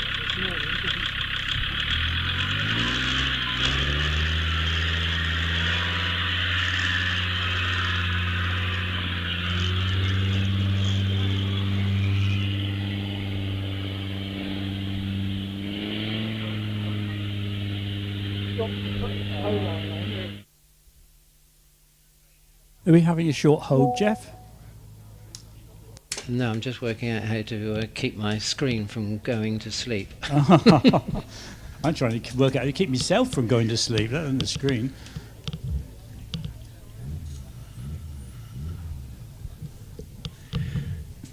Because I'm about to lose the pictures, I think. Yes, gone.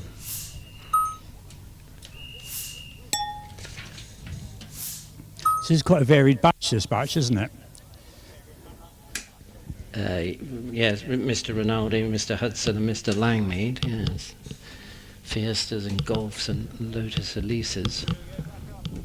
Yes.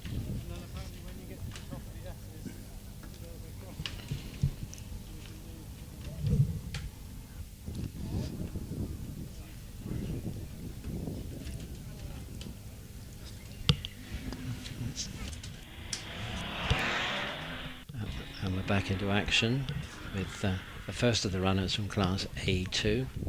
That's Nick Davis with the BMW estate car. Very enthusiastically driven by Nick from Farnborough, a security systems engineer.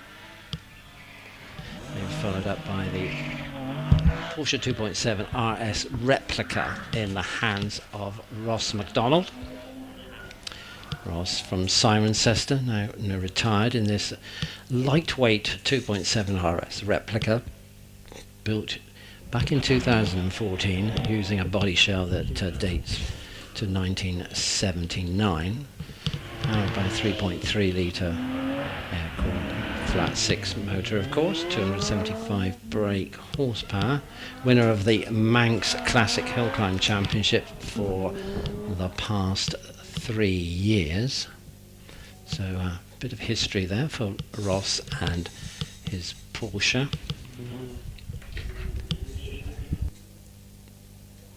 So Nick Davis' time is a 51.22. Opens up the scoring in Class A2. As blasting away off the line goes Tony Adams with his Porsche Cayman.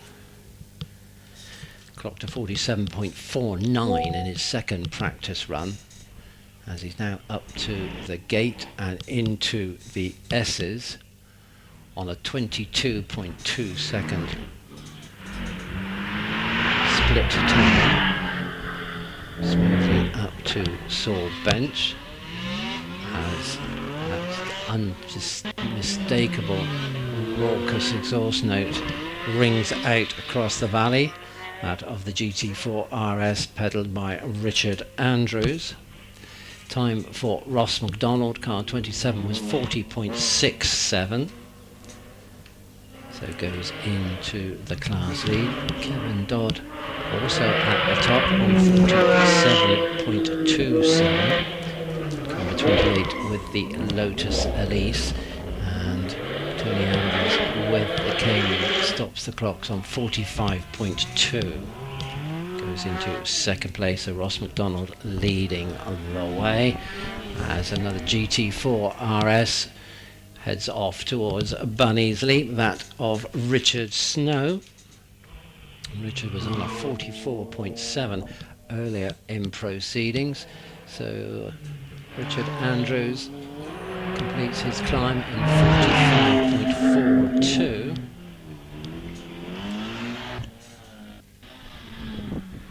So that puts him into second place behind Tony Adams. As into Class A3 we go, road going four-wheel drive cars of any capacity. First to run there is avionics system engineer Simon Neve from Yeovil. Simon started competing back in 2006, doing hill climbs and sprints, but over the time he sort of moved more towards hill climbs. Tony Hawkins, a non-starter, so Rod Isles with his 911 turbo, 3.8 litre machine. It's a 43.32 for Richard Snow, so he takes the class lead there, demoting Tony Adams into second place. From Class B now, road going specialist production cars, we have John Pick with his AMS Motea 2 litre machine, running with Subaru Impreza running gear. Alan Foster, as we heard earlier, a non-starter with the Morgan Plus. Richard Price with his Caterham 7. Car 41 away off the line in 2.52 seconds. Meanwhile, John Pick out of the S's in 21.24 and over the finish line in 45.31.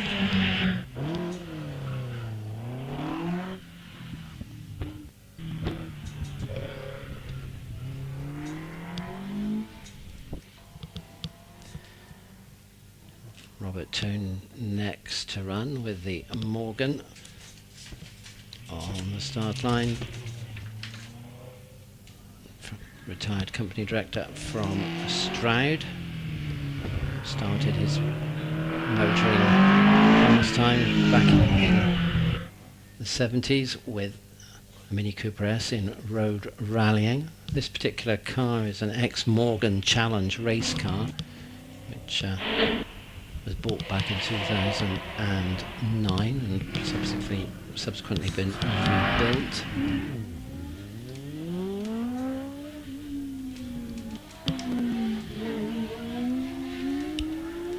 Time for Richard Price was 42 seconds, dead car 41, time of 42 seconds.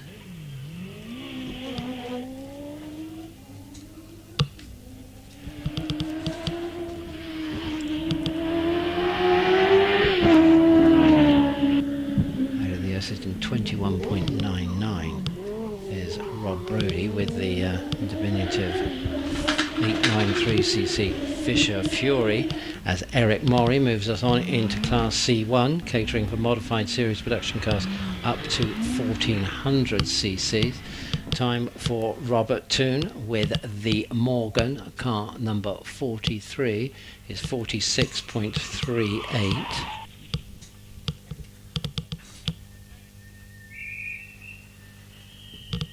Another car with imp connections, the Ginetta G15 of Andrew Russell prepares for the critical run of the afternoon. Andrew, an engineer from Alresford, with this Hillman Imp powered Ginetta G15, 1120 cc's.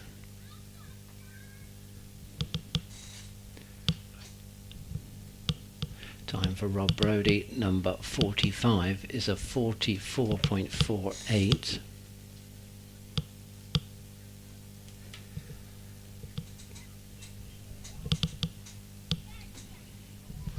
So we've got red flags on the hill at the moment.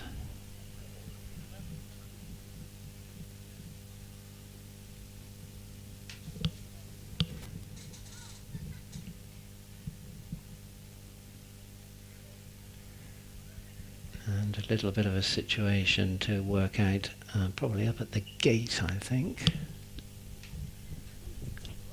where the Hillman Imp seems to have ended up in a place that Eric Murray hadn't intended. He and the marshals just checking the car over, and they're hopeful with a push and a shove he might be able to drive it straight back out.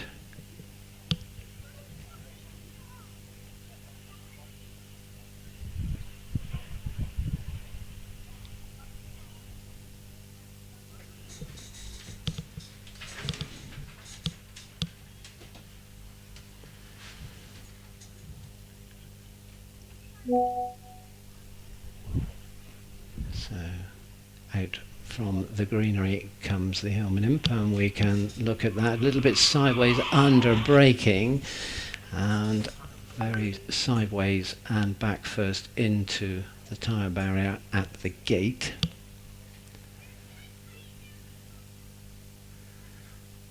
But the car has been extricated from the barrier. They're just marshals checking it over to make sure it's not dropping fluids, etc. And if all is well, then Eric will be able to just coast the car back down the hill.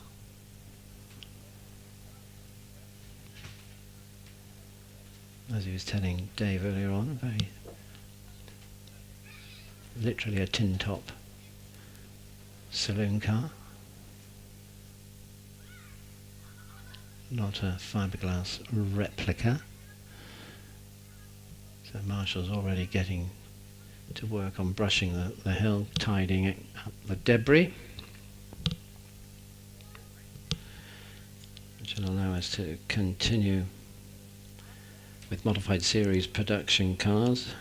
Tony Bonfield already got a time on the board of 48.84, and son Ben is strapped in the car, making his way down to the start line. So Eric Murray comes back down the hill with the Hillman Imp, travelling over the extensive skid mark, shall we say, that the tyres left as he went sideways and then eventually off the hill, but hopefully damage is very limited. And we'll see Eric back out in action tomorrow. They're just going to park him up next to the start line, and then Andrew Russell will be able to crack on with his time to run.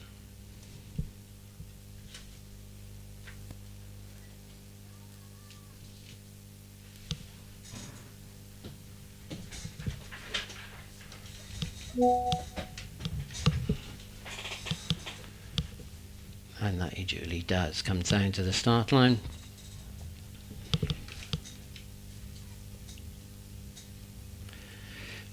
Just broke into the 45s in practice this morning, so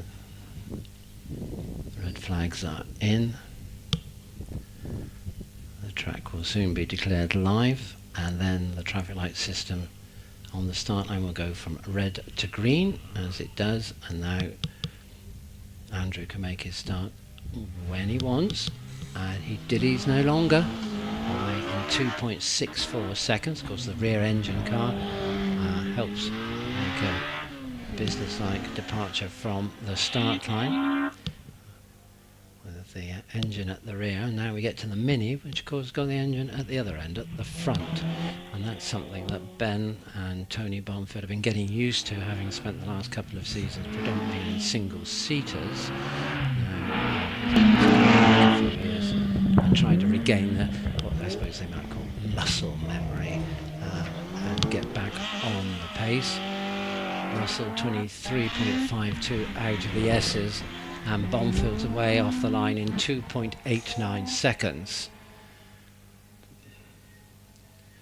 Straightening out the course on the way up to the gate, planting his foot on the power, pulling the Mini through into the S's and out in 21.46, and steaming up towards the Saw Bench. Lifts the inside rear wheel, as one might expect of the Mini, and Bomfield away up towards Saw Bench, safely through there and over the line in 44.19. So Ben getting closer to his class record of 43.04. Another setback in the days when he was tending to drive the wheel.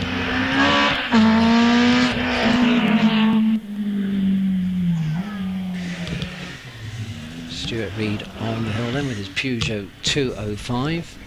Exited the S's in 20.78. As up the hill goes Paul Howells with his Porsche 911 RSR, 3.8 litre machine in modified series production cars over 2,000 cc's, along with Laura Wardle and Jonathan Williamson in the Carrera.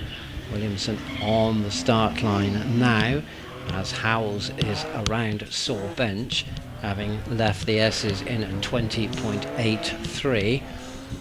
Williamson launches in 20.26. Howells is over the line on 42.62, so goes into the lead, or establishes the lead.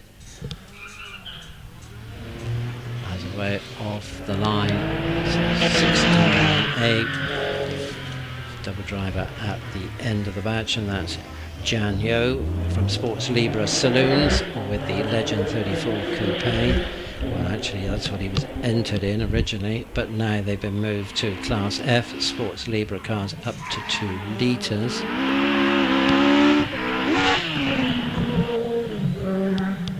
And more double drivers way off the line with the Malak. Nicholson with the Mark 20.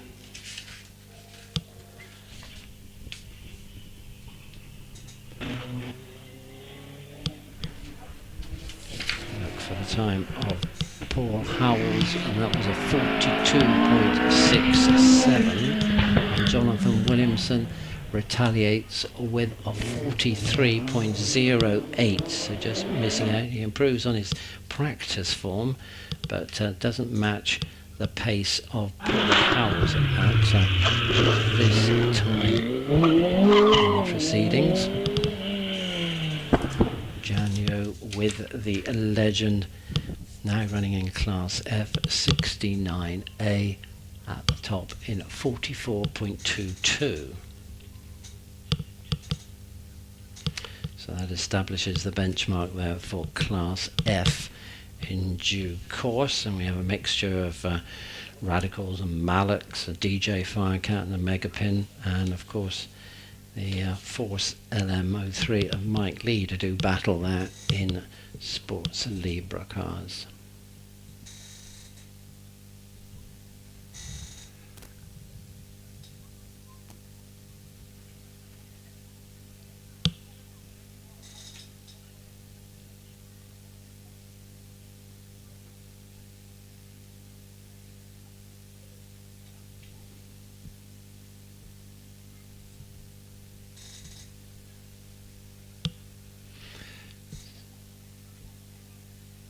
So a delay on the start. Can't see any cars on the hill.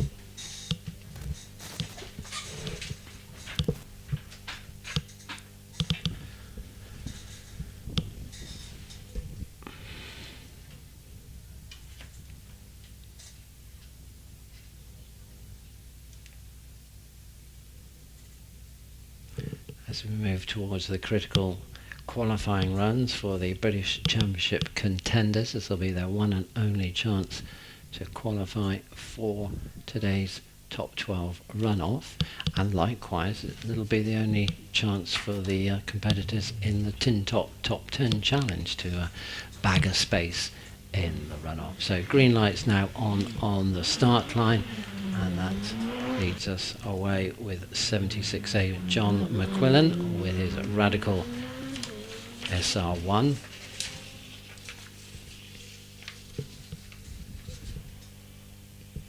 Time for Robin Nicholson, 44.39.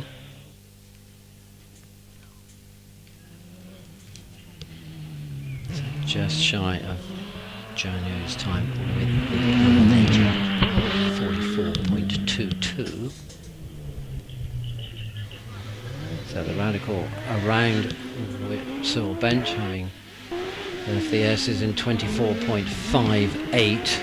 And now the urgent engine notes of 89A, which is Tim Thompson, moving us into Class I, racing cars 600 to 1100 cc's. Still dealing with double drivers at this point, and he's rapidly on the way up the hill.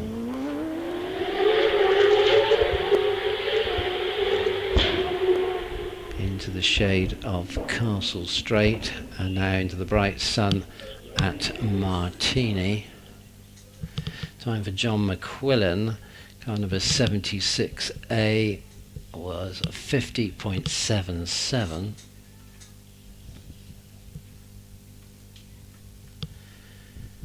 And 89 Tim Thompson stops the clocks on 38.77. So that will become the benchmark in Class I racing cars, 600 cc's to 1100 cc's.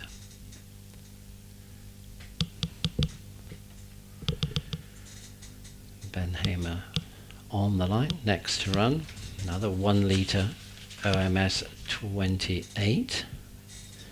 Ben posting times at the high 37s this morning. Now with a bit more heat into the tarmac, there may be some improvements time-wise. Marshall's between Bunny's Leap and Saul Bench just doing some brushing and keeping everything in tip-top condition for the next runners.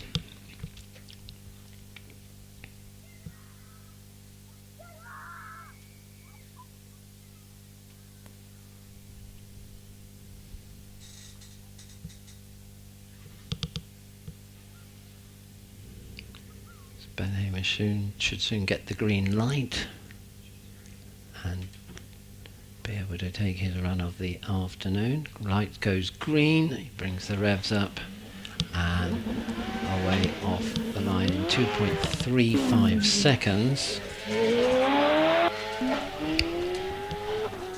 Sequential gears being changed very rapidly across the parkland through the gate, and making good progress out of the S's in 17.58. As we look to Richard Weaver on the start line aboard the Empire Evo 2, another 1 litre machine. Ben Hamer now up to Saul Bench and around in 36.44. Takes the lead in Class I, as Richard Weaver and the Empire are into the S's. 2.38 off the start line, and it's a 17.99 to Saul Bench.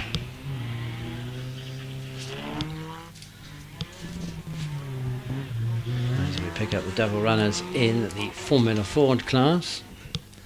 In 96A we're looking at Paul Harris with the Van Diemen RF85. He'll be the last to run in this batch.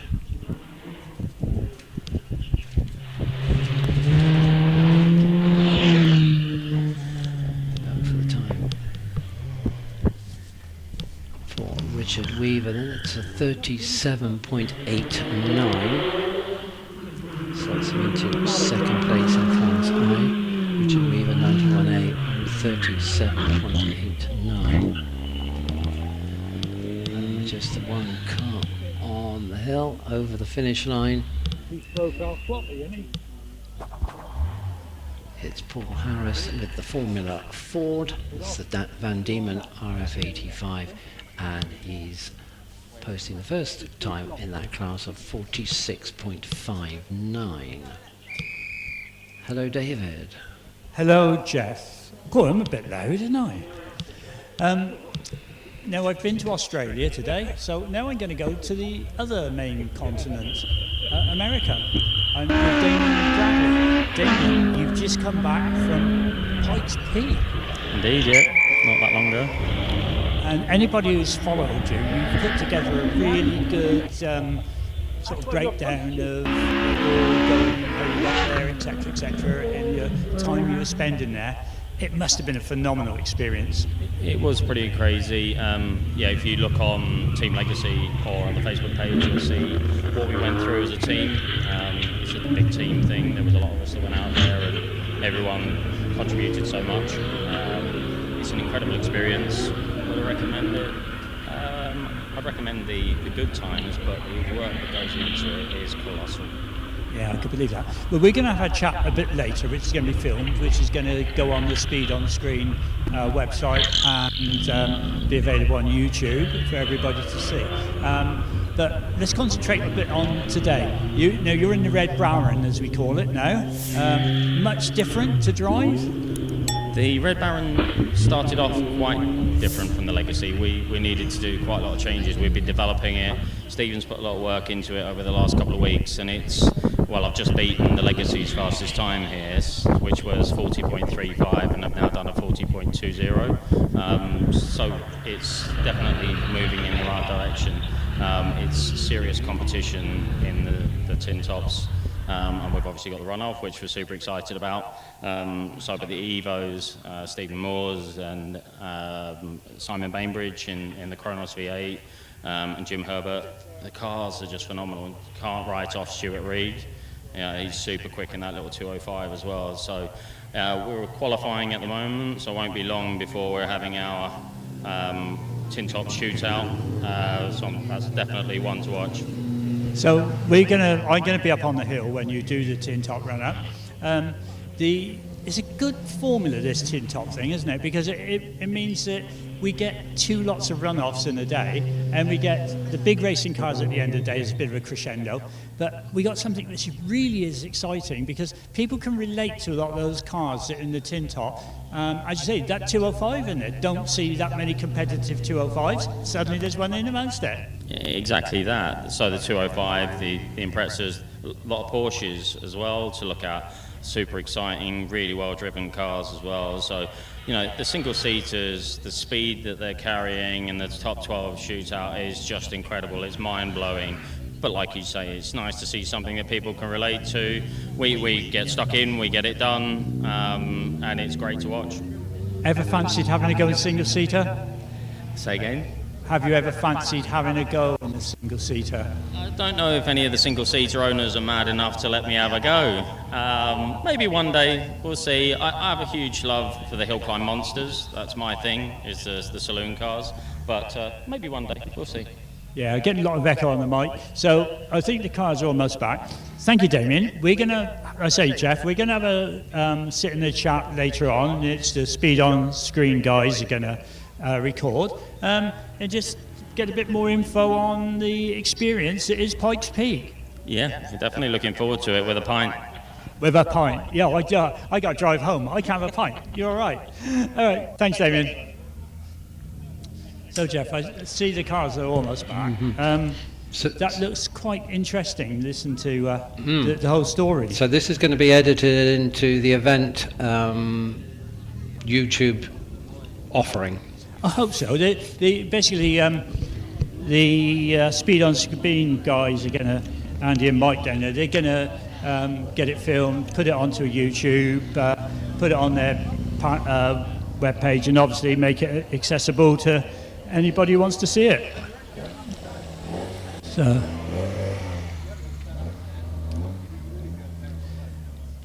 So at the end of this batch, I should be going up the top of the hill. Before I go, there's a lady here in front of me from Motorsports House, Cheryl Lynch. Cheryl, we haven't seen you down here for many years. You've been involved at Motorsports House, I think, for over 30 years. Yes, that's right, 36 actually. Oh, you don't look it. Child when I started. I was just going to say that.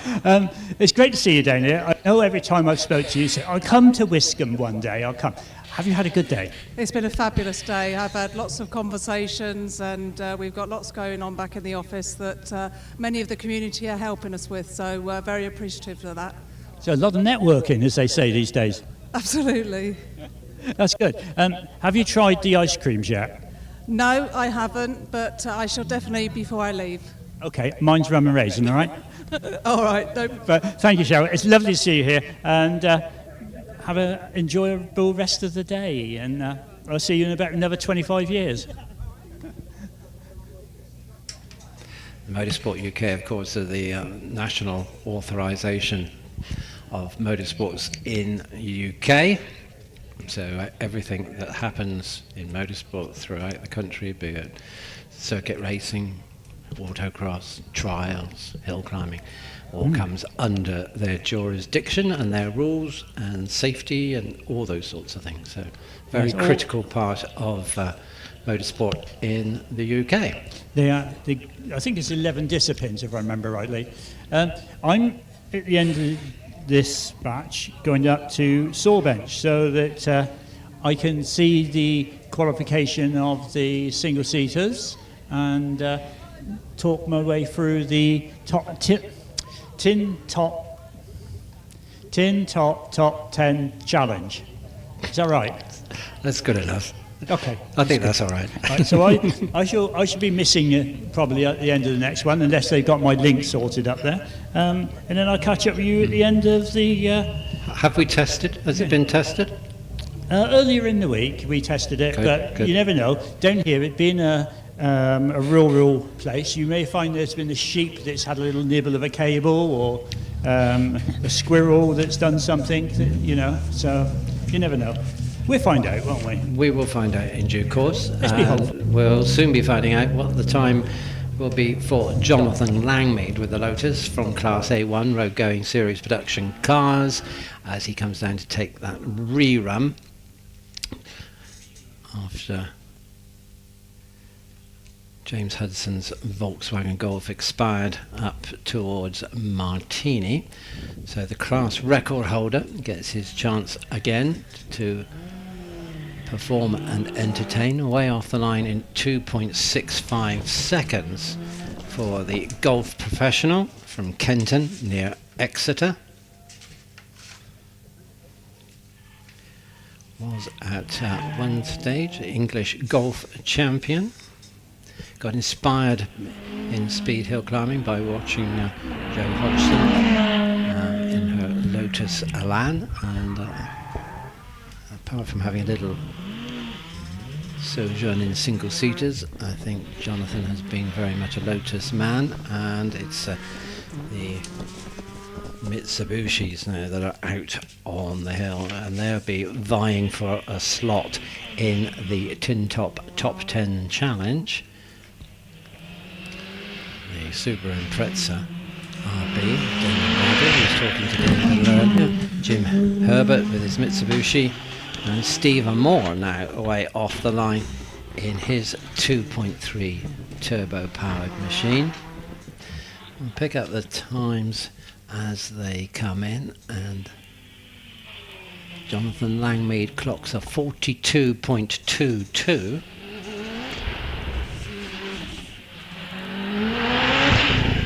His practice form, and at quick reckoning is a new class record under the 43.01 of 2023. And now look at the acceleration of that Type B Subaru Impreza across the parkland with Stephen Darley at the wheel. quickly into the S's, and he clocks a 19.3 second car there, powering on up to Saw Bench at quite a rate as Paul Reynolds is away up the hill with his Caterham from Class D modified specialist production cars. He's now at the gate as the Impreza is over the finish line in 40.49. 40.49. So Damien just a little faster. Stephen Moore, car number 61, clocked 42.57. And Jim Herbert with his Evo 5 has a time of 43.17. So it's the Subaru Impreza that's defeating the Mitsubishis at the moment. Daniel Bradley fastest on 40.2, ahead of Stephen Darley on 40.49. Now it's Sports Libra cars, Class F in today's programme, and waiting on the start line from Maiden Newton near Dorchester is Tim Pitfield with the DJ Firecat. The Suzuki powered machine quickly away off the line.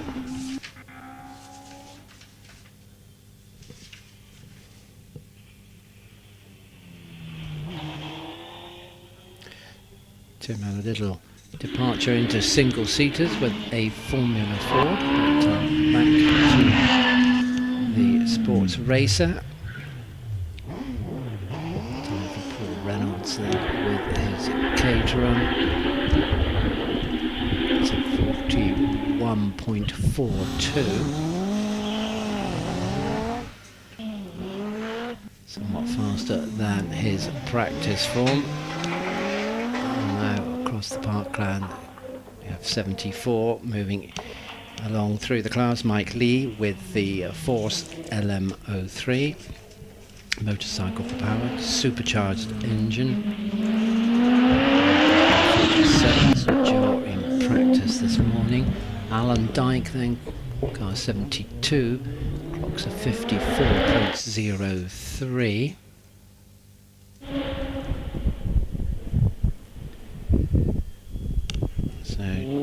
Janio still the fastest here, 73. Tim Pitfield then over the finish line with the DJ Firecat.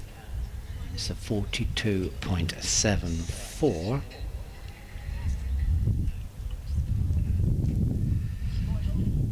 Puts him into second place then behind Janio.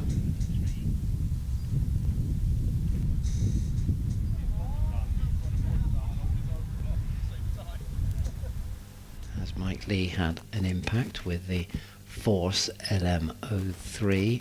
He certainly has, I think, 40.48.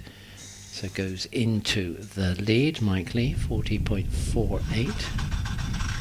A handsome lead, in fact. So it's Lee and Pitfield, 1-2 at the moment. And then we go back to Janio on 44.22 and Robin Nicholson 44.39.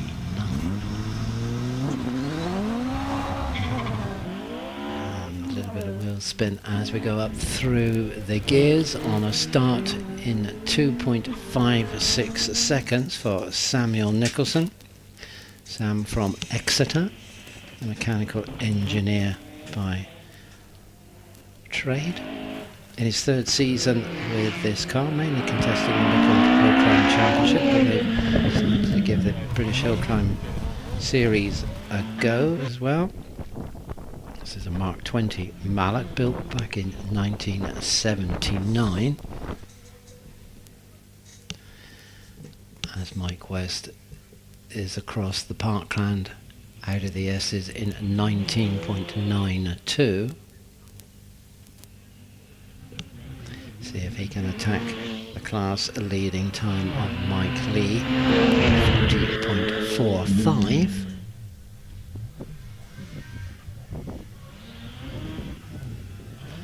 3.03 off the line for David Bickley from Atherstone in Warwickshire. He's claimed several class wins in the Midland Speed Hill Climb Championship, number of hill climb venues in the Midlands, so that's a very competitive series in which he campaigns this Radical SR1, which was built back in 2012.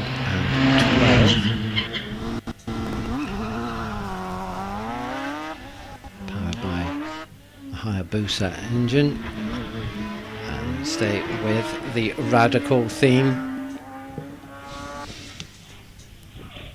Matthew Price. And we have the red flags out, and we'll see where we are on that.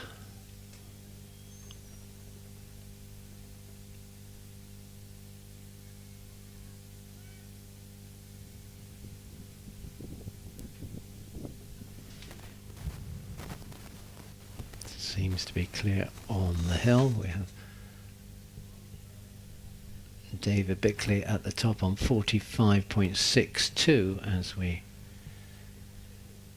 deploy the course car. 45.62 for car number 77.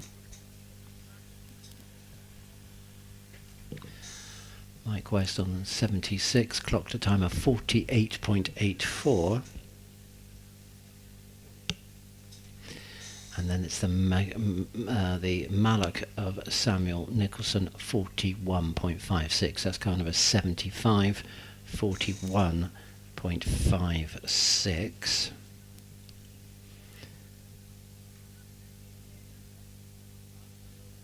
Puts him into second place behind Mike Lee.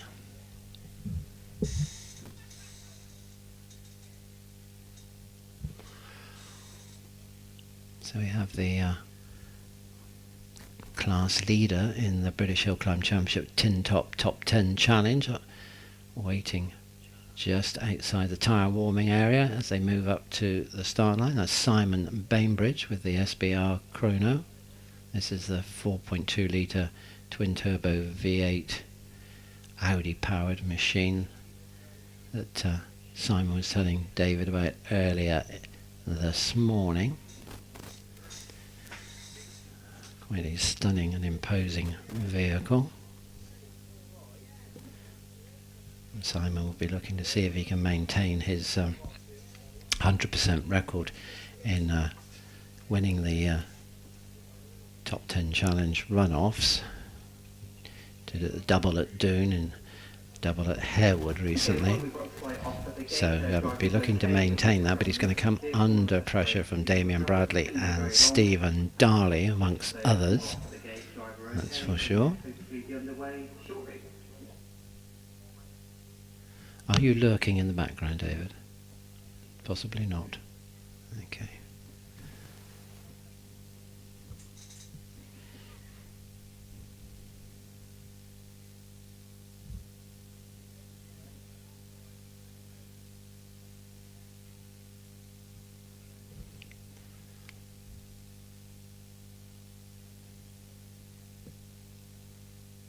Alongside, we've been talking primarily about the British Hillclimb Championship and the top 12 runoffs, and of course the British Hillclimb Championship Tin Top Challenge, the Tin Top Top 10. But there's also another championship in play today, and that's the British Hillclimb Cup, which is a class-driven championship and relates to individual drivers' performance within their class. And after 14 rounds, the last of which was in Harewood and North Yorkshire, David Warburton leading the way there with the Gould GR59, which we'll see in action today.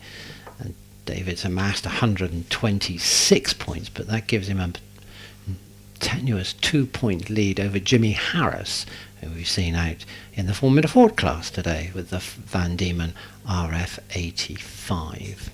Another, in fact, I think the top, certainly the top 5 I think actually the top 10 are all in action here today. Behind Jimmy Harris, Jonathan Varley with the GWR Predator in third place on 117 points, and he leads up the likes of Matthew Ryder with his Gould GR59, Alex Coles, rapid young driver with the Force TA, Tom Weaver, Andy Tippett with the Brabham BT30, a car from a different era, Stephen Moore we've just seen on the hill with the Mitsubishi Lancer, along with John Langmead, who appears to have just rewritten the record book here, and Alan MacDonald with the Force. So a lot of points to be scored in that series, because the main protagonists in that championship are all in action here this afternoon. So just a few things to sort out before we get Alan MacDonald into the fray. Alan on the start line. Now it's beginning to warm up a bit here at Wiscombe. Alan's taken his crash helmet off and to get a bit of fresh air. Alan's travelled all the way down from Dalbeattie in Scotland to compete here at Wiscombe Park. That's local, you know. After that's just down the road, isn't it? Yeah. But Alan started his motorcycling career, his motorsport career actually on two wheels. He was a very, very accomplished TT rider actually. Oh, indeed, done the TT on 13 occasions. Yeah. And he's been Scottish champion in 1986 and 1988. That was all on two wheels, and then he went over to four wheels and started drag racing. Do you remember that Mini he had? That Mini was quite exciting, yes, wasn't it? Well, that was a Mini, but with Mitsubishi Lancer Evo 2 running gear, wasn't it? Yes. Four-wheel drive system. Yes, that was quite a machine. Him and Gracie a few years ago, because they come down on, a bit earlier in the week from Scotland. They brought me down tatty scones. Do you know what tatty scones are? No, tell us. Yeah, the potato scone, they have them in Scotland, you know. Have you heard anything else from Scotland today? No. Oh, right. We're not talking about the fact that Mr. Mingies never seems to be able to get the strawberry tarts beyond customs.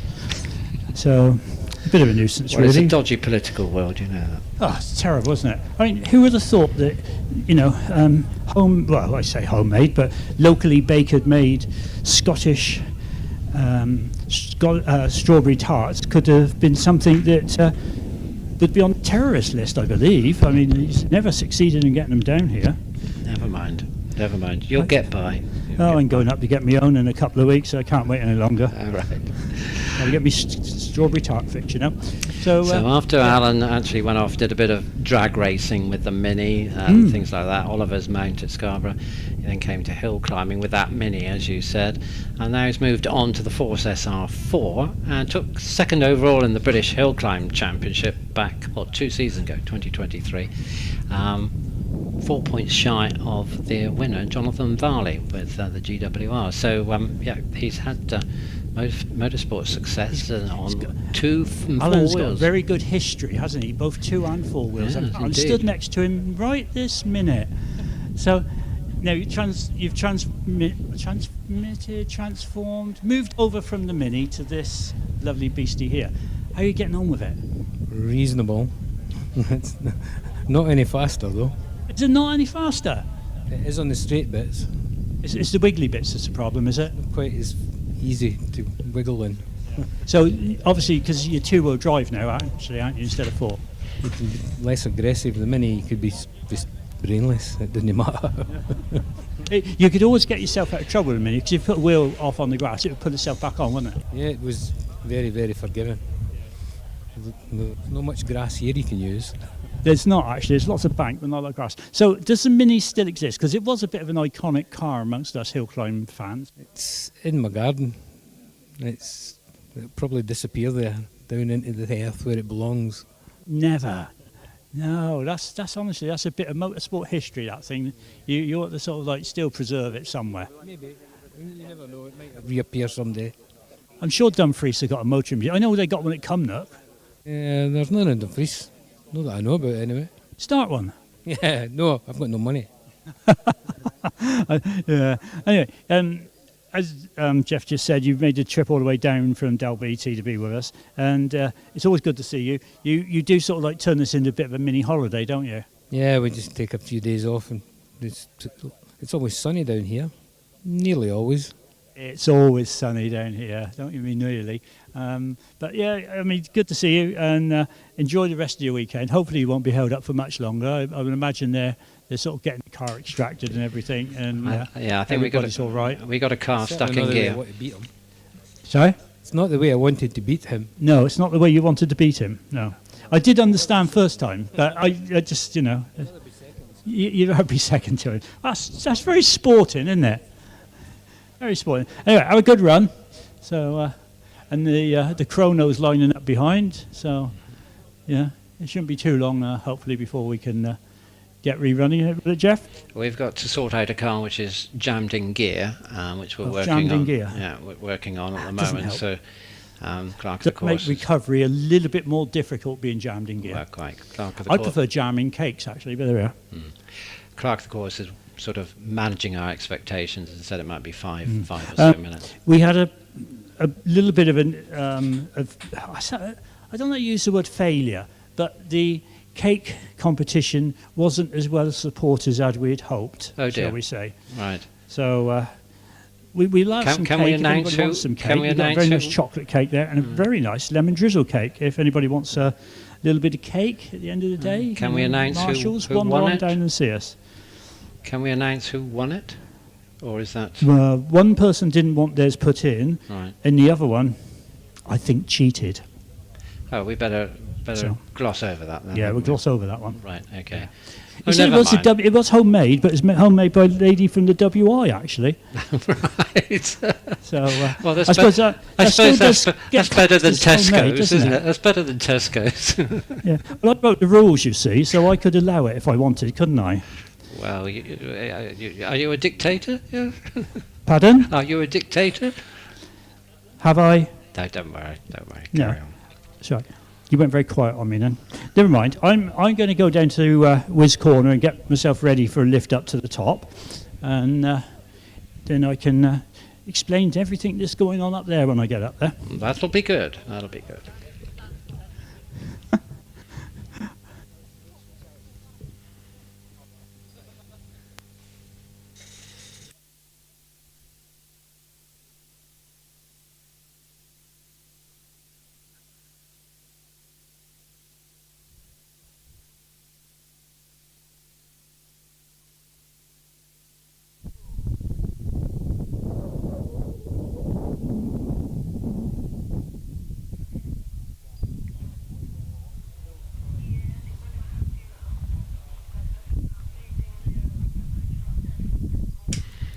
So the centre of attention today is the British Hillclimb Championship. That's been a very much an important part in the history of Wiscombe Park over the years, because Wiscombe's been up and running since I think about 1958, certainly the late 50s.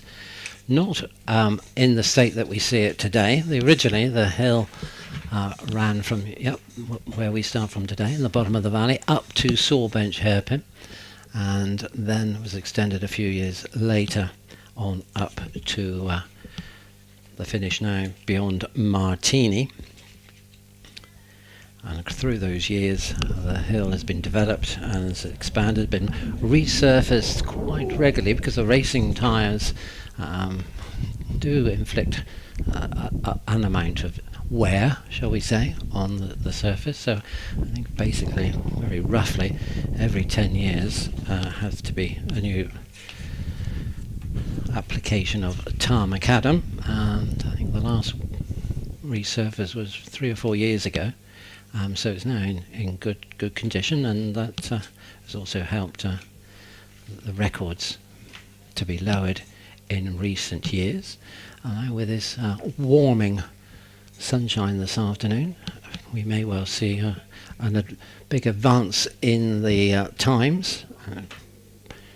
Times dropping down, particularly as those serious contenders for the British Championship need to ensure that they're in, first of all, they're in the top 12 runoff. because if you can't play, you can't score. And then, of course, when it comes to the top 12 runoff, they need to perform, and it will be competitive. That is without doubt.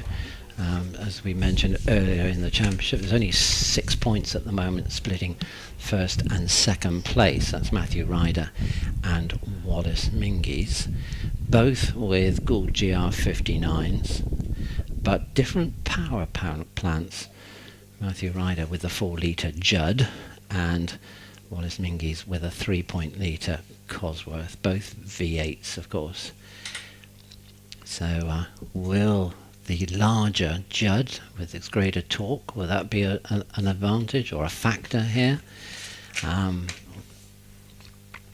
Both have had the course record, or do currently have the course record, so they certainly know how to drive this 915 metre course here at Wiscombe Park, and to hopefully extricate the utmost from their machinery. I mean, across the season so far, Matthew has amassed 10 runoff victories to Wallace's 6, and that's included visits to Northern Ireland, Craigantlett, as well as the Channel Islands, Jersey and Guernsey at Boothby Bay and Val de Terre. We then go up north to the Scotland area with Doon, and then there's Shelsley Walsh, Prescott in the Midlands, and of course Harewood in Yorkshire, Gurston Down in Wiltshire. So the circus that is the British Hillclimb Championship travels far and wide.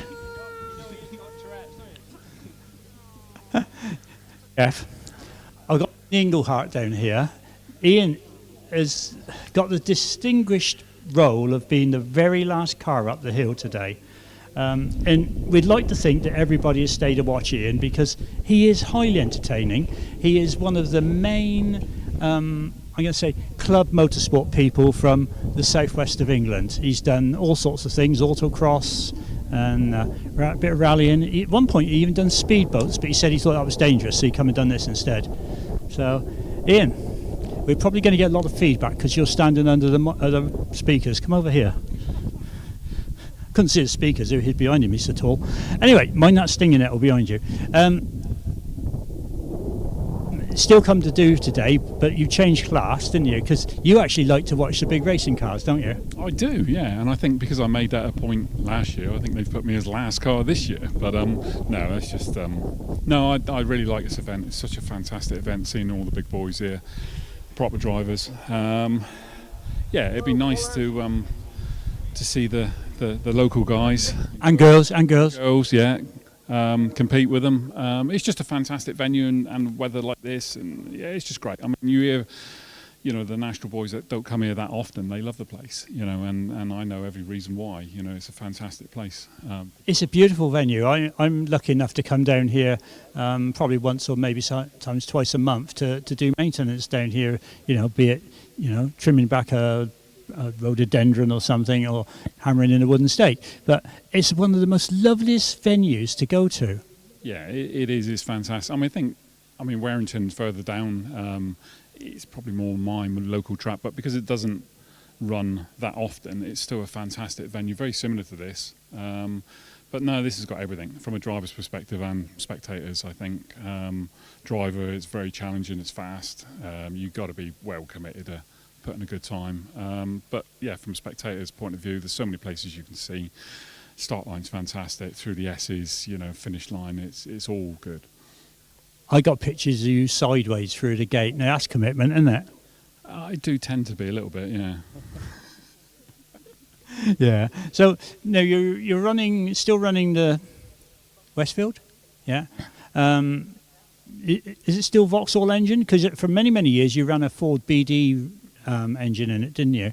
Yeah, it was when I first had it was 1300 BDH, which is a very high revving, great engine.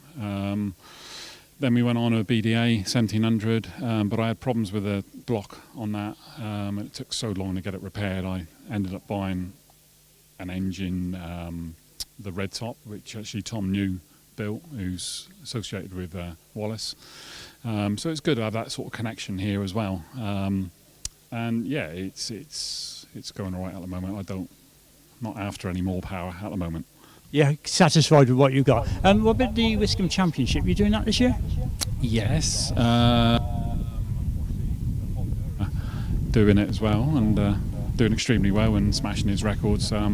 Yeah, I've taken so much out of the records in the class last year and the year before probably, and it just makes it more difficult every year. But no, I'm still up there. I'm still trying. Oh, because we look forward to your speech. Best speech ever. Yeah, well, probably too long, I think. Do you think? I don't think it was. Well, I've had a few comments since, but I try and reduce it each time, but we'll see. Anybody who wasn't there at the prize giving a few years ago when Ian won the the Tillicotry Quarries Wiscombe Hillclimb Championship, he done a speech where he thanked nearly everybody by name, all the marshals, the timekeepers, the scrutineers, and everybody almost, wasn't it? It was a bit like that, wasn't it? It did go on. It was fantastic. It meant that he recognised everybody's commitment to making the events happen. Yeah, I mean, you know, I didn't think I was going to get an opportunity of being able to speak and thank. There's so many people that's associated with, you know, even a hill like this, that are not recognised, and I just took the opportunity and tried to thank everyone, but it did go on a bit.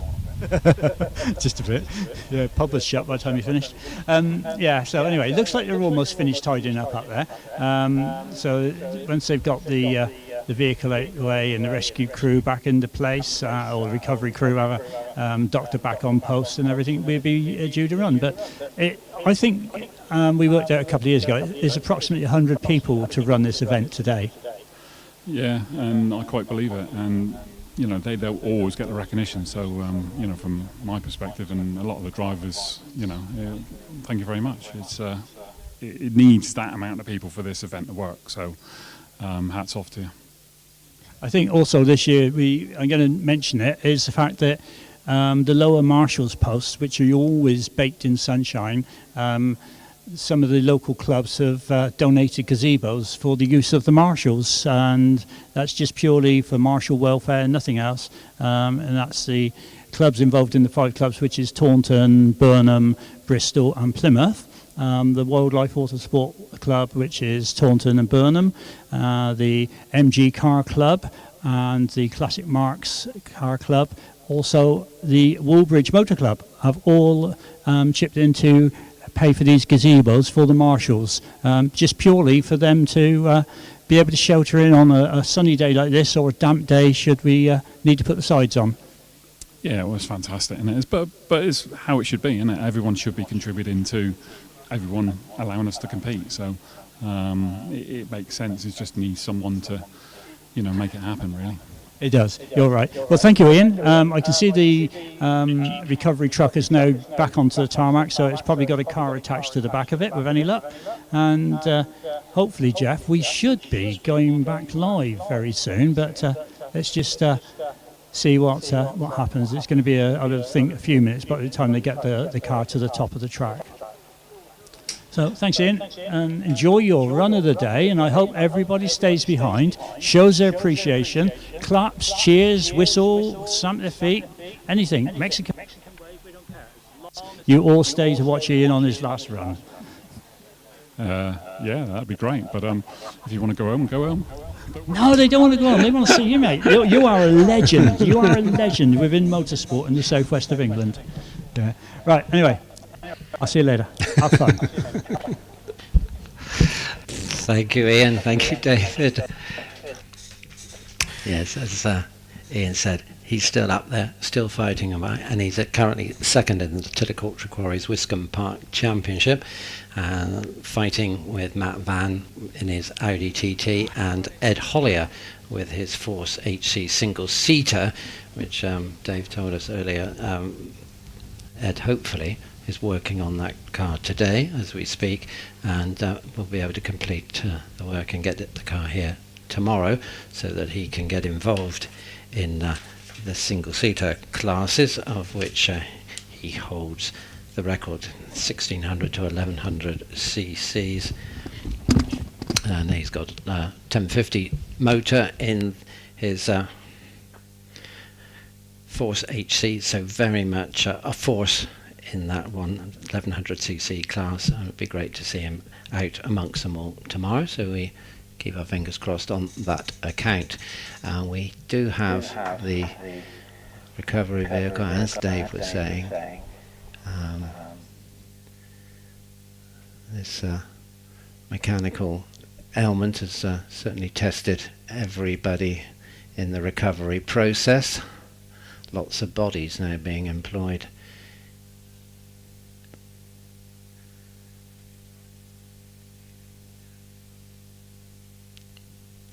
But once that car is moved to safety, then we can get Alan MacDonald up and away with his Force SR4.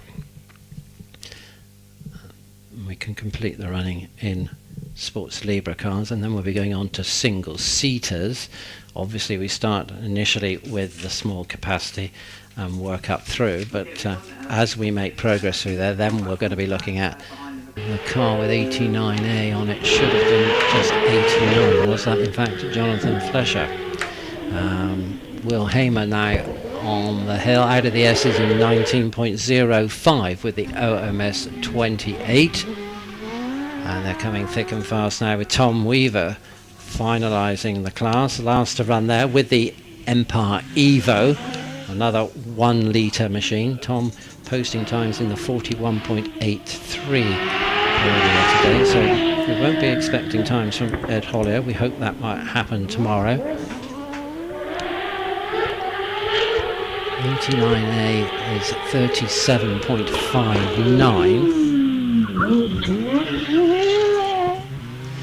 As away off the line, I have one of the Formula Fords, and that's Caroline Ryder with the RF86, and she's up against a 385s.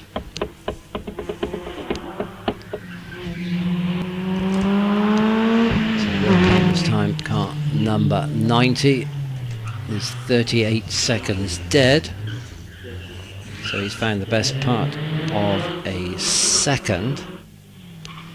It still looks like Ben is the fastest in the class on 37.44, but what can Tom Weaver do? Car number 91 is a 37.10, so last man up moves into second place there. Ben Hamer in first, Tom Weaver second at 37.10.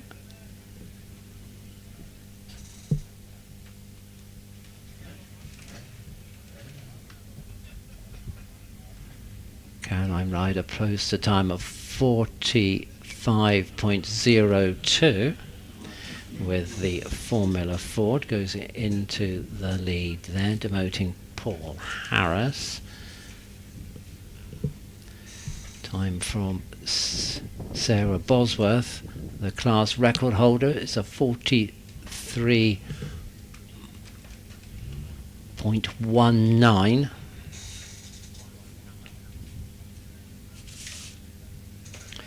So she snatches the lead. Jimmy Harris on the line at the moment, waiting for the all clear with the RF85.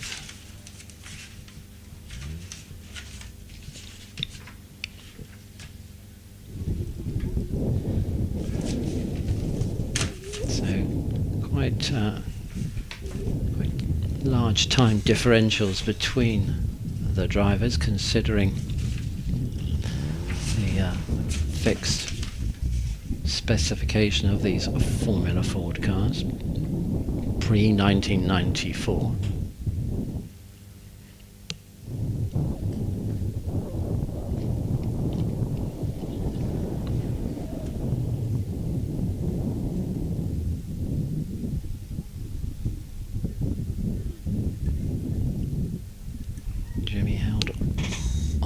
line for some time.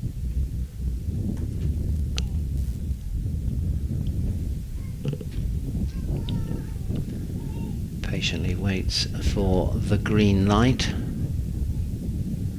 before he makes the mad dash off the start line, over the bridge and into the left-hander that is West corner. 90-degree left after the start line, so drivers, particularly rear-wheel drive cars, have to be a little bit cautious. They can spin the tyres up on the way to the start line, get heat, and therefore grip into the back tyres, but of course they can't do that to the front, so they have to be mindful that there's grip enough for them to get round West corner at the intended speed. Sometimes we see the cars slide off or understeer into the bank, but I think most drivers have got that sorted now as the green light comes on for Jimmy Harris, and Jimmy's looking to improve on his practice time of 46.51 and see if he can get on terms with Sarah Bosworth, who leads the class on 43.19.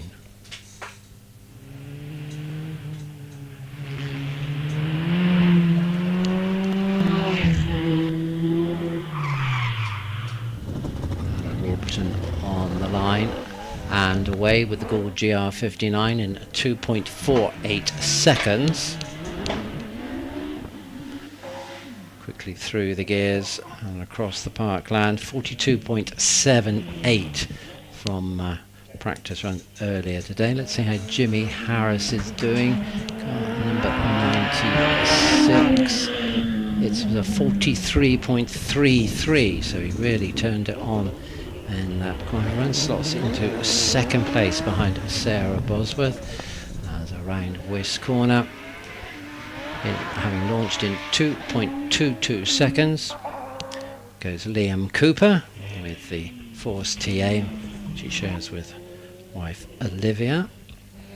Liam setting times down in the 40s in practice, Olivia in the 41s, but some different drivers have different approaches to practice.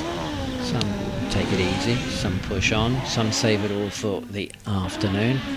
As around West corner goes Steve Owen with the Hermes 2000M. Time for Alan Warburton, running as car number 98, and that's a 39.40 for Alan Warburton, and Liam Cooper makes it to the top with the Force TA, the Exeter driver, posting a time of 38.06 to go into the lead of Class J2 racing cars, 1100 cc's to 1600.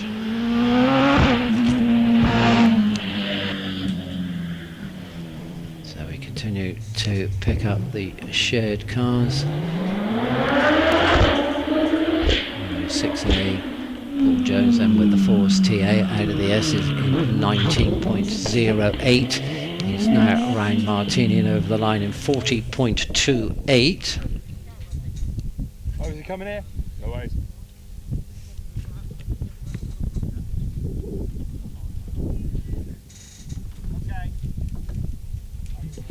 Steve Owen's time of 41.19. That's car 104A.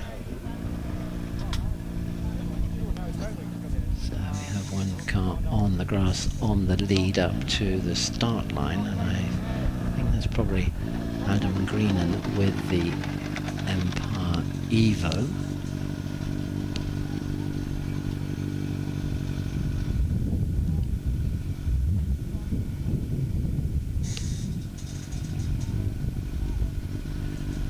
Yeah, 107A, but away off the line goes 111A, which takes us on through the classes into Class K1, racing cars with engines 1600 to 2 litres, engines that are normally aspirated. Andrew Colburn on the hill with his Van Diemen RF02 FX 2 litre machine. Andrew Shear's brother Aaron, and then mixed in the class with Jonathan Garlick with his GWR Predator. We'll see out a little later. So 111A out of the S's in 22.45 as rocketing away off the line goes Dean Tighe, the Australian from Brisbane, with the Empire Wraith 1300 turbocharged machine. Meanwhile, Andrew Colburn's moving in towards the finish line in 55.50.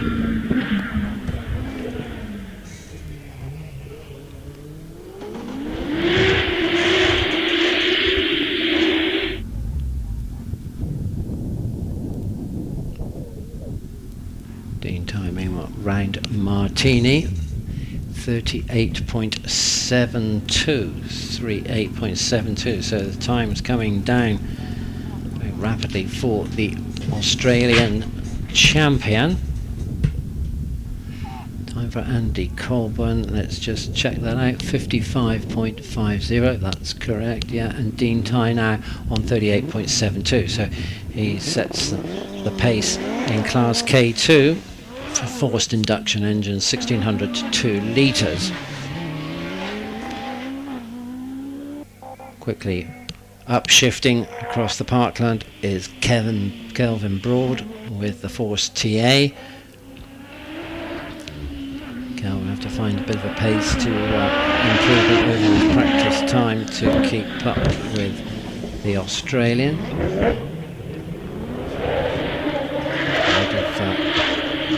Saw bench, which is bathed in sunshine, now into the deep shade that is Castle Straight, and 38.04 at the top, 38.04, so a marked improvement. That puts him ahead of Dean Tighe by just under 0.7 of a second.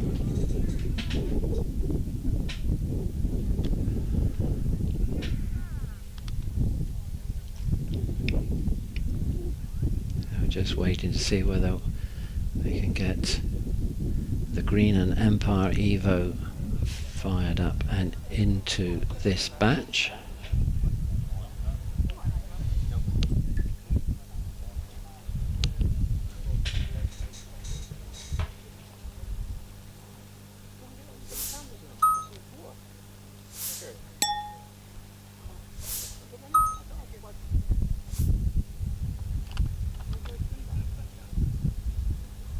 Possibly not.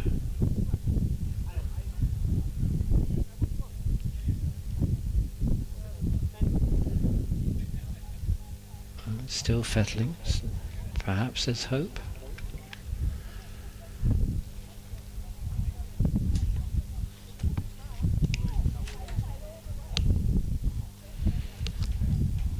So Kelvin Broad the fastest in K2 at this stage, but we've got a few more drivers to go, the non-A drivers, shall we say, in due course, and Andrew Corbin the fastest in these early stages in class K1 on 55.50 aboard the Van Diemen RFO2 FX.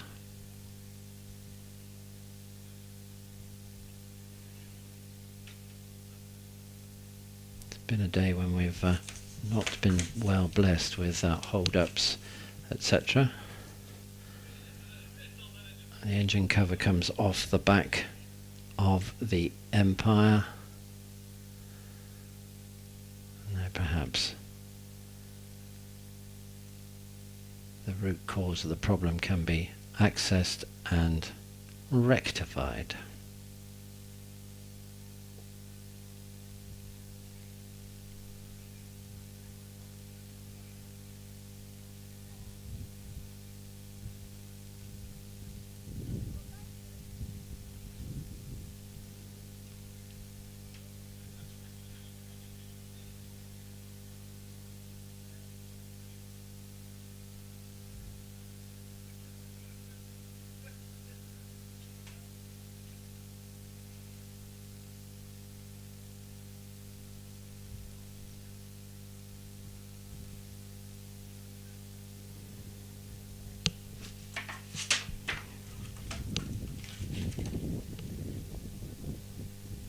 and he is a registered contender for the British Hillclimb Championship, so we'll be anxious to see if he can get an opportunity to qualify for the top 12 run-offs. But Tim I believe Wilson it's is on the site. I believe it's pneumatic gear change, and he needs some more air pressure. He's lost air pressure in it, so they're busy trying to restore that. Jenny, one of the clerks, is over there keeping an eye on it at the moment, ready so that we can. You lost me there, so we can see whether or not he can get it going and get his running, which would be quite nice. As you say, the thing is he's not reached the start line, so he's still got the opportunity to do the run. So that should be quite good. It's a matter of how long do you give them. That's the issue. Right now, know what's happening. Maybe we attach him to the beginning of the next batch. That would be the best thing to do. Yeah, I think that would be the most convenient thing to do. So once Jen's got back, I see we're releasing a non-competitive car, and when that's gone up, we will in the. We've got lots of cars with double drivers because of various considerations. Cost is probably one of them. Running a single seaters these days become very popular that two drivers share them for the obvious reasons. So we have a number of cars to manage in that respect, getting them to the top of the hill, bringing them back, putting the second driver aboard.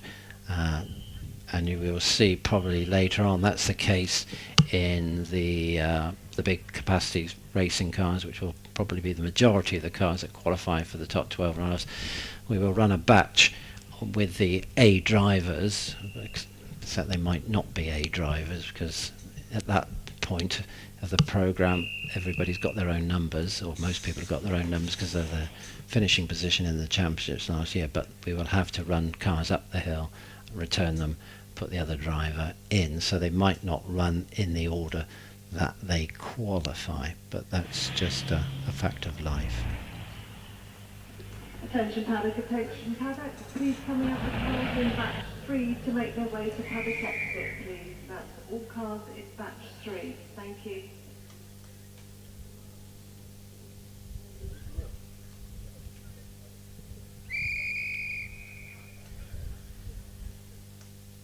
So the course vehicles making their way up the hill to retrieve those cars from the top paddock, and then we can get them back in, fettled up, driver changes, and push on with these qualifying runs for that top 12 runoff for the British Hillclimb Championship. But as Dave was saying before that, we will have the tin top 10, which is going to be no doubt a mixture of SBR Cronus's, Mitsubishi Evos, Subaru Imprezas. We'll look to see if Jonathan Williamson has qualified with the 911 Carreras, currently in 5th place in that series. Steve Moore's in there as well, currently in 7th.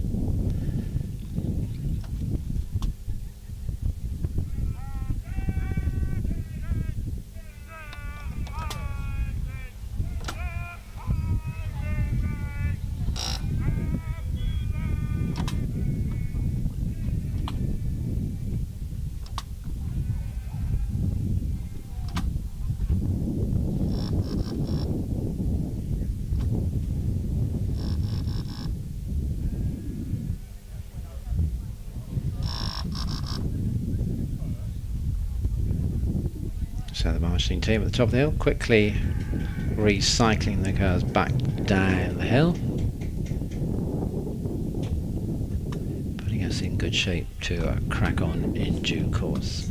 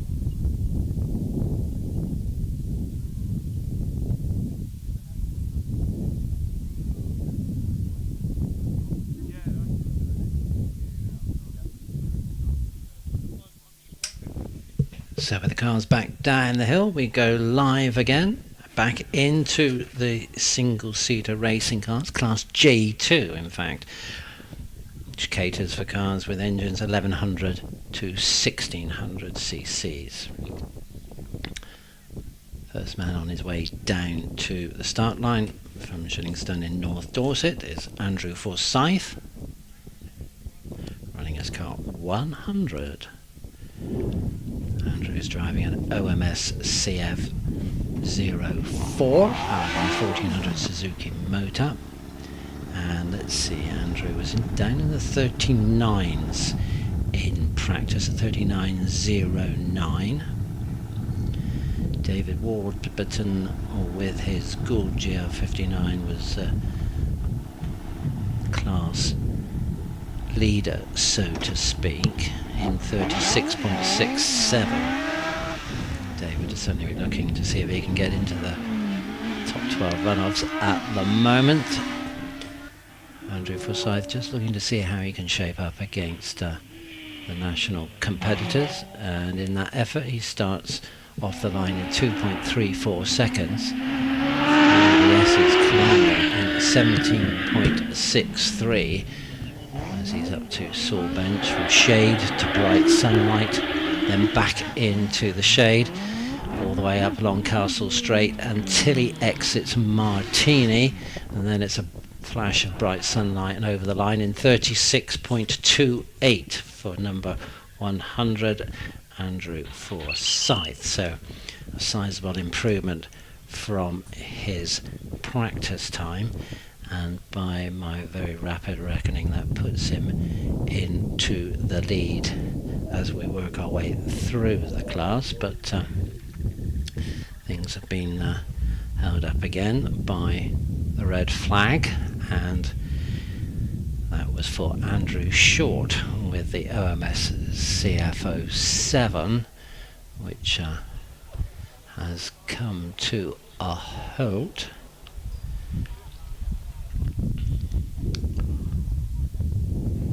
And it's going to need some assistance from the marshals. They will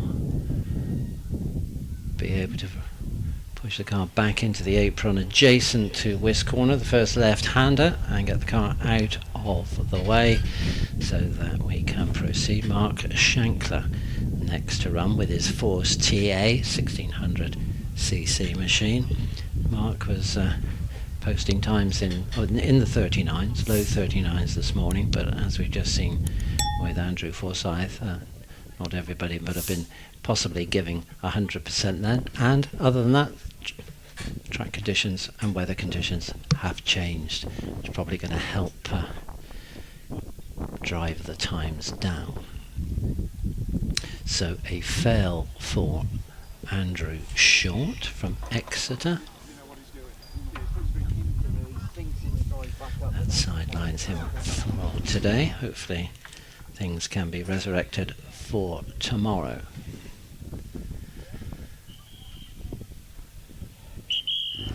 Course vehicle back, everything looks shipshape. Red flags come in. We look to the green light for Mark Shankler.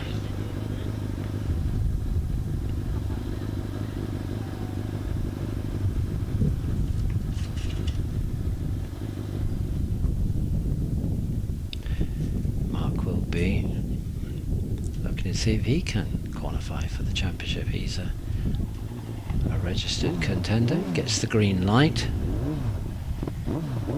brings the revs up and promptly stalls. Fortunately, he stopped the forward motion of the car, so the rear wheels didn't go across the start line, so he's given another chance or another opportunity. Lights go green. Take two then for Mark Shankler. He gets it right.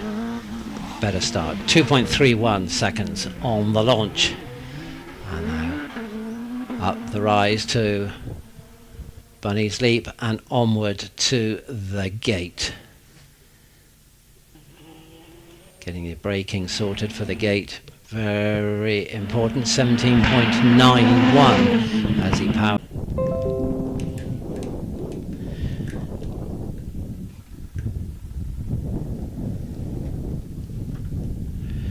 with Jonathan Varley next to run. We have David Warburton at the top with the Gould GR59 car number 8 in 35.09.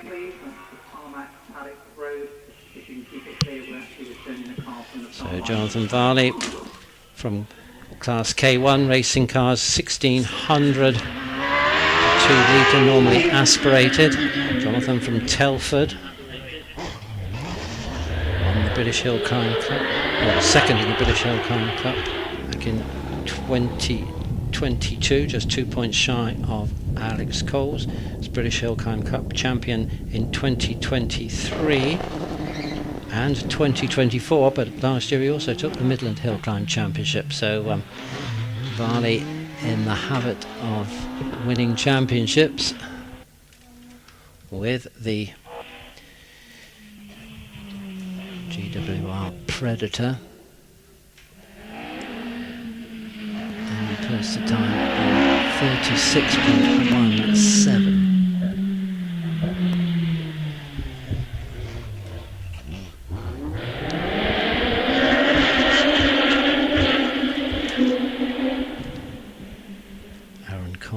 Colborne then left the S's in 19.14 and completes his climb in 40.66 for 0.66 for car 111. Aaron Colburn in class K1. So Jonathan Varley the fastest there with the GWR Predator on 36.17.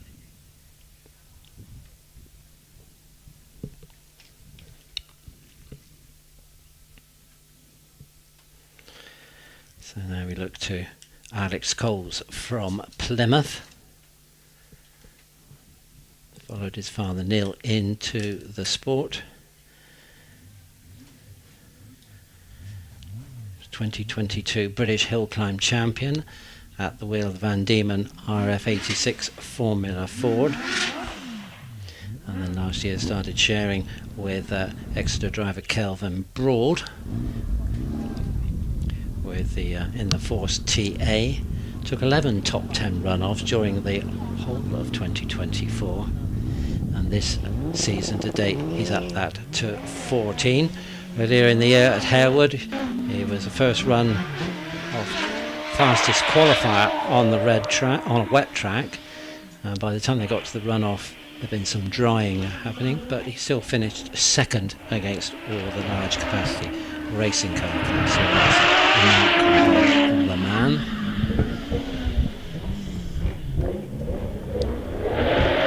This is in 16.35. Hurtling along Castle Straight and around Martini in 34.06. Now as that booked him a place in the runoff. 34.06 for Alex Coles. And now Paul Hames with the refettled Gould GR59. Oh dear. Oh no, I hope it's okay. The marshal's just wheeling it back to the start line. I think it was just a positioning thing. I don't think there's been a failure. I saw them working on an electrical connection at lunchtime. Hopefully all is well with this Suzuki Hayabusa twin turbo powered Gould GR59. 1300 turbocharged engine which runs on methanol. Paul eases way off the line in 3.03 seconds. Possibly not making the pace that he would be looking for. We'll check that out when he gets to the S's. Lindsay Summers then takes us into the large capacity racing car class with the DJ Firestorm, which we'll see her son Alex at the wheel of when he comes out to qualify. So the time for Paul Hames, clock is counting, he was 25.68 out of the S's, so all still not well with the Gould GR59, and it's a 54.27 at the top. So hopefully that problem can be rectified by tomorrow as Lindsay is out on the hill, launched in 2.37 seconds as she breaks deep into the right-hander at the gate and then through up the S's, 20.12. And she approaches Saw Bench, chooses, which line does she choose? She goes in quite tight at the apex, rides the gradient and then delivers the power along Castle Straight.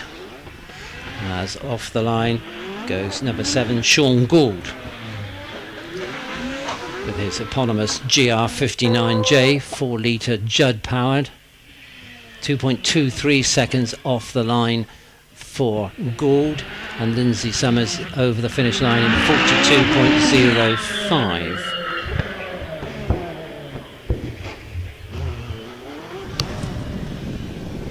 Next up, look at another double driver, but moving into Class M sports racing and racing cars. Amanda George with the Chevron B19 2-litre sports racer.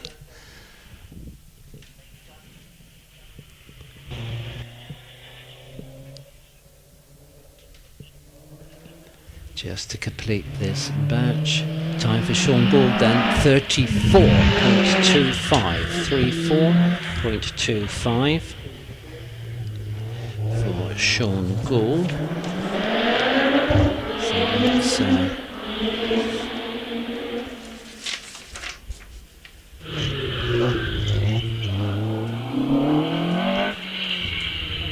So second 34-second climb with Alex Coles on 34. The last car up in the Tin Top Challenge. So Brilliant. Steve Darley, number 62, will be the first car we'll see. Goodly one.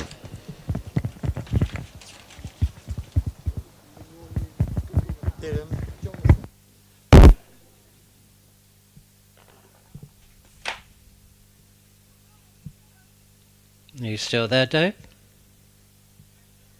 Yes, I am. There's a bit of a delay from when I turned the mic on. So There's lots of crackling and banging and whatever. Yeah, that's just me old bones moving around. Oh, right. Yeah. Is that okay? Is there any crackling there? That's better. That's okay. better. So we'll see what happens. We'll give it a whirl, shall we say? It's quite nice up here. All the track's nice and warm and dry anyway.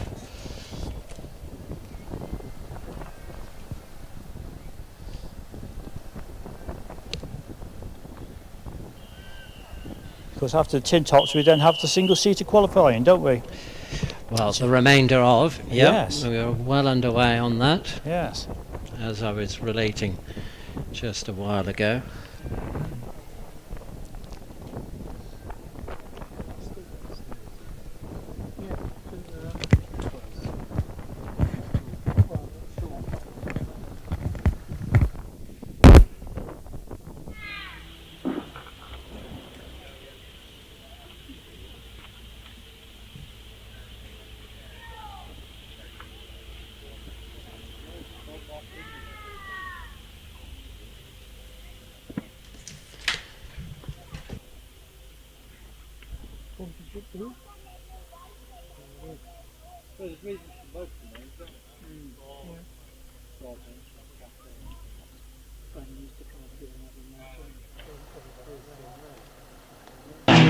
Out of the S's up towards Saw Bench in 19.94. Laying the power down along Castle Straight, and Martini beckons with a time of 41.31. 41.31 for Paul Croot.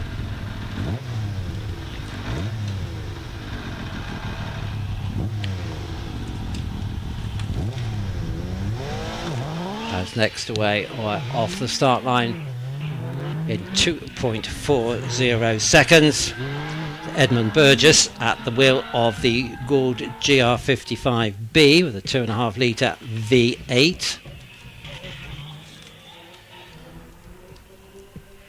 Edmund not contending the British Hillclimb Championship, but nonetheless be looking for a quick competitive time, 19.11 as he's through the S's.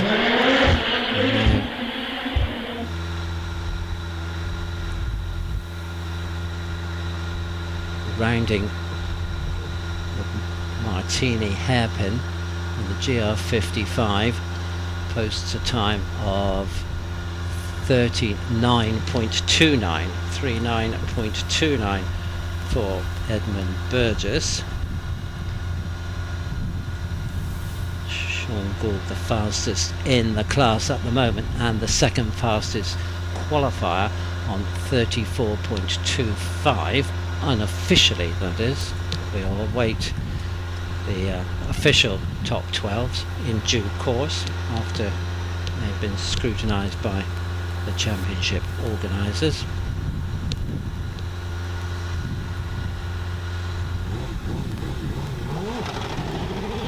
Terry Graves away off the line with this DJ modified Gould, christened the DJ 55 XD, another 2.5 litre V8. Terry, an electrical contractor from Launceston, and he's dealing with about 650 brake horsepower from this engine, which was originally employed in IndyCar racing in the States. 18.57 out of the S's.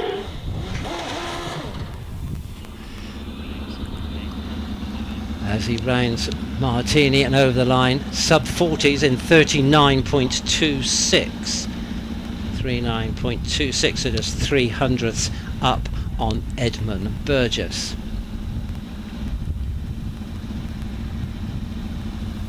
Alex Cole's still the fastest qualifier on 34.06, but the big guns are coming, so that may well change in due course. And the first of those is Dave Uren with the Gould GR55B. Started hill climbing single seaters back in 2009. It's finished third in the British Championships back in 2019. 15.44 out of the S's as he breaks from, according to the display, 106 kilometres an hour, but probably a little bit more than that. Car's fired up, the V8 comes to life. The quarry owner from Alloa just eases forward into the tyre warming area, spins up the rear wheels and focuses on the job at hand. Our fastest qualifying time so far, 34.06. Is there a 33-second run in there from these top guns that are left to run? Mingy then gets the green light, unleashes that V8 and clocks a time of 2.18 seconds, so a demon start for the Scotsman. Over the brow at Bunny's Leap, neat and tidy through the gates into the S's, and it's a 16.23. Bit of a wiggle as he moves up through the S's to Saw Bench. Neat and tidy, good power delivery away. Is this a 33-second climb as he breaks from 137 kilometres an hour and goes 33.97, so just into the 33s by 300th of a second. And now another V8, the mighty 4-litre Judd-powered Gould in the hands of Will Hall from Stourbridge. Took it away off the line in 2.15 seconds. So to be in the ballpark, you've got to be around below 2 seconds away from the start line. And Will is just 300ths off of 16 seconds dead in the S's. So the Blue Gould now hammering up Castle Straight, peaks at 140 kilometres an hour, goes over the finish line at a time of 34.10 for Will Hall, as Alex Summers takes to the track with the DJ Firestorm 2.65 litre ex-IndyCar motor in the back of this machine. great drivability, revs to about 14,000, and he's using that up through the S's in a time of 16.18. He's up in the 153 kilometres an hour on Castle, straight round Martini. Is that going to be a 33? My goodness, it is a 33.65. 33.65 for Alex Summers, our fastest qualifier to date. He's booked his place in the runoffs as the reigning champion Matthew Ryder comes out to attack this 915 metre course here at Wiscombe Park. Technical, challenging all the way from start to finish. 2.16 seconds from the man from Farringdon in Oxfordshire away off the line. And in the S's he's down into the 15s, a 15.86 as he rounds Saw Bench, neat, tidy. He's executing well so far. And it's Martini's the next testing part. He's through there and over the line in 33.35 for Matthew Ryder. Edges him in as the fastest man to qualify so far as we move on from the large capacity racing cars into the venerable sports racing and racing car machines, Class M. First of all, we look at the Brabham BT30X in the hands of Andy Tippett, the single-seater, 21.26. He was at the S's, as now it's this very smart, well-prepared Chevron B19 in the hands of Richard George, 1975cc motor, 22.39 at the S's. So let's see Andy Tippett's time at the top, so 43.90. 43.90 for 125. Let's see how Richard George can challenge that. Can he get close to the single-seater's time with the 2-litre sports racer? It's a 48.73. 48.73 for Richard George. So Andy Tippett goes into the lead there with the single-seater, and Amanda George in second place. So Matthew Ryder, the fastest in Class L at the moment with that 33.35, puts him first in class, so to speak, today. Alex Summers in second on 33.65, and Wallace Mingy's third on 33.97. But their main task to date has been achieved. They've qualified, they're in, and they get the opportunity to give it their all and go one more time in the top 12 runoff when it matters, when championship points are at stake. And swiftly the cars being returned down the hill so that we can get those cars in the paddock and lead in to the top 10 of the Tin Top Challenge. I have the top 12, Jeff, just come through to me. Oh, right, yes. Yes, yeah. in reverse order. Well, yeah, okay, is this official? Oh, I reckon so, yeah. Right, okay. I've got them here, so you carry on.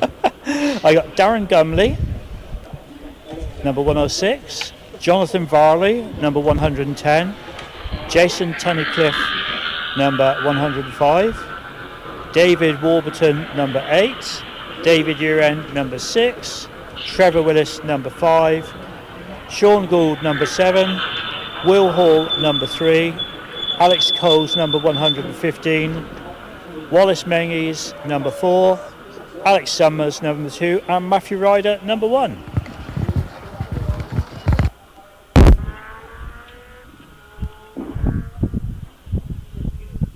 So we have quite a differential there from Darren Gumley on 36.27 to the fastest qualifier, Matthew Ryder, on 33.35. So they will get their opportunity to prove themselves. Once those cars are back down the hill, and their support teams can go to work. A little bit of a fettle, put the correct amount of fuel in that's going to optimise their performance, but make sure they get to the top and back.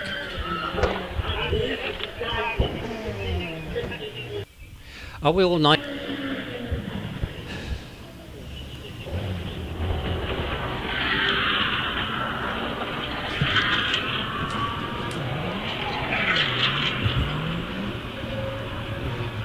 So it's quite a nice list, isn't it, Jeff? Lovely to see. I was just inquiring what the track conditions were like. Oh, sorry. Are we all nice and dry? Yeah, lovely and dry up here. Had a little bit of problem. I was just talking to the PA engineer on my phone at the same time as talking to you, unfortunately. Yeah, lovely to see Alex Coles up there in 4th place, isn't it? 4th fastest. What a season. Yeah, this is 15th qualifying, top 10 qualifying. He approached us here, just having come through SS3, 20 climbs of the hill, because we've done so many events. So are they starting to line up in the funnel now? No. Oh. Not yet. We've only just got the last car back down the hill, so. The single seaters going back into the paddock, they have to allow enough space that they haven't got to stop on the hill, because they don't have any form of parking brake, do they? No. And if they would try to pull away, without doing like a race start, it's very, very bad for their clutches. All a bit tricky. Yeah. But they've all had smooth passage back to their paddock slots. I'm pleased to hear that. Course vehicle back on post, so we should be not long about. We have a few cars lined up at paddock exit. And of course, as you mentioned, Darley the first to go. Yes. With the incredible Subaru Impreza.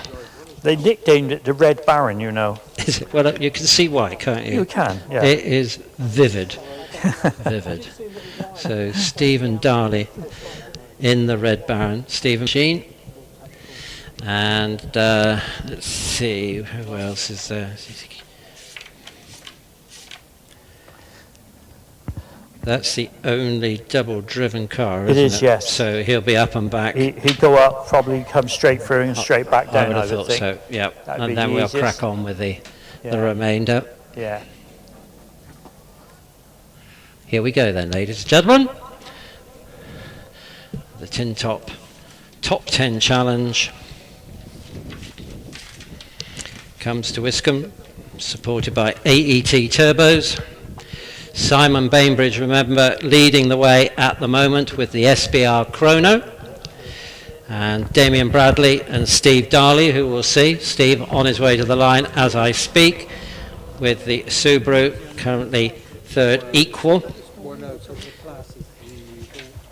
So this is the business part. This is where it matters. There's points at stake.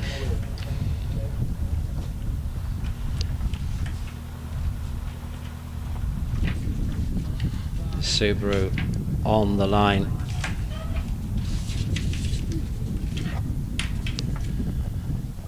Moved slightly to the right of the track, whether Stephen feels there might be an advantage there. Green lights on, and four-wheel drive traction, and away into Wiz corner in 2.26 seconds. Popping and banging of the turbo and the wastegate as he heads. A little bit of deviation on his line into the gate through the S's in 19.2. And he's with me now, popping and banging, scaring the birds up here, but really coming in nice, smooth, tidy. Just lays the power down, nice straight line out to the corner, and then popping as on the overrun as he turns into Martini.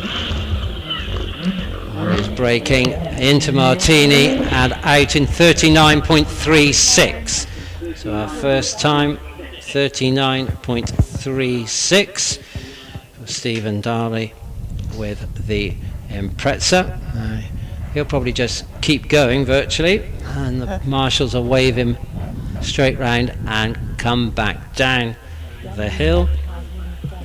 And next to be running will be the Peugeot 205 white and red machine. Is Stephen coming down now? Not quite yet, no. I guess they'll wait for the Impreza. Yeah, Stephen in the Impreza's coming back down now. Yeah. So, he'll having done his run. Yeah. Lovely looking car with those big arches on it, you know.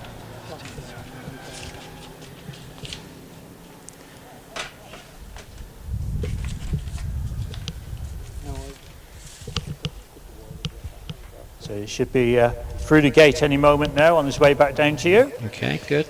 Yeah. Stuart Reid readying himself in the paddock. Another man who's travelled from Scotland, from Perth in this instance. Oh, it's quite a way up. Quite a long way up. In this campaigning, this Peugeot, which he's owned for about 12 years, and as many hill climbers, developing it and evolving it as they go along. In this case, with the help of his first time here at Wiscombe Park. Done well to get into the 10 top 10 challenge, didn't he? Indeed. All the T's. All the T's, yeah. As I was saying earlier, we don't. Yeah. Again, using the curb on his way through the S's there. Very quiet. Clock's deceivingly quiet.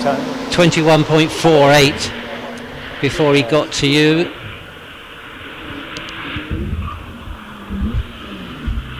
Top speed 138 kph and a time of 43.48. So into third place.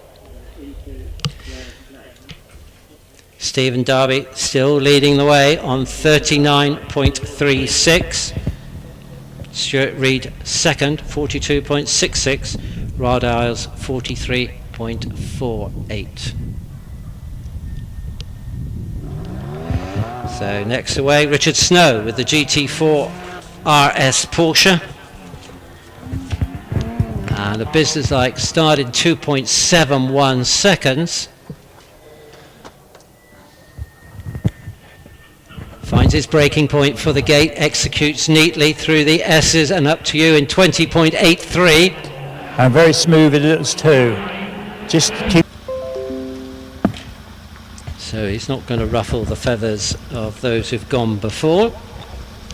Jonathan Williamson next to run. A regular qualifier in the tin top, and actually at the moment lying fifth equal. 2.24 seconds off the start, so that was business-like, neat and tidy, as was his progress through the gate, and up to you in 21.1. Yes, Jonathan, another one who's many years experience here at Wiscombe, knows exactly where to place the car on the track, which lines to take around a corner, gets the power down. Having gone over to injection in the last couple of years, he's really, really going well. 40 years at Wiscombe with the Porsche. Years. Yeah, it's going to tell, and it's a 43.09.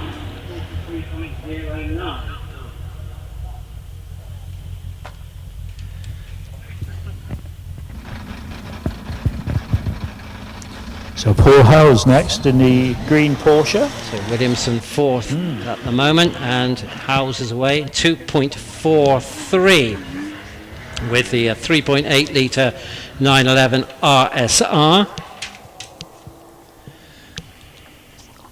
So not far away from Williamson's time. Porsche against Porsche.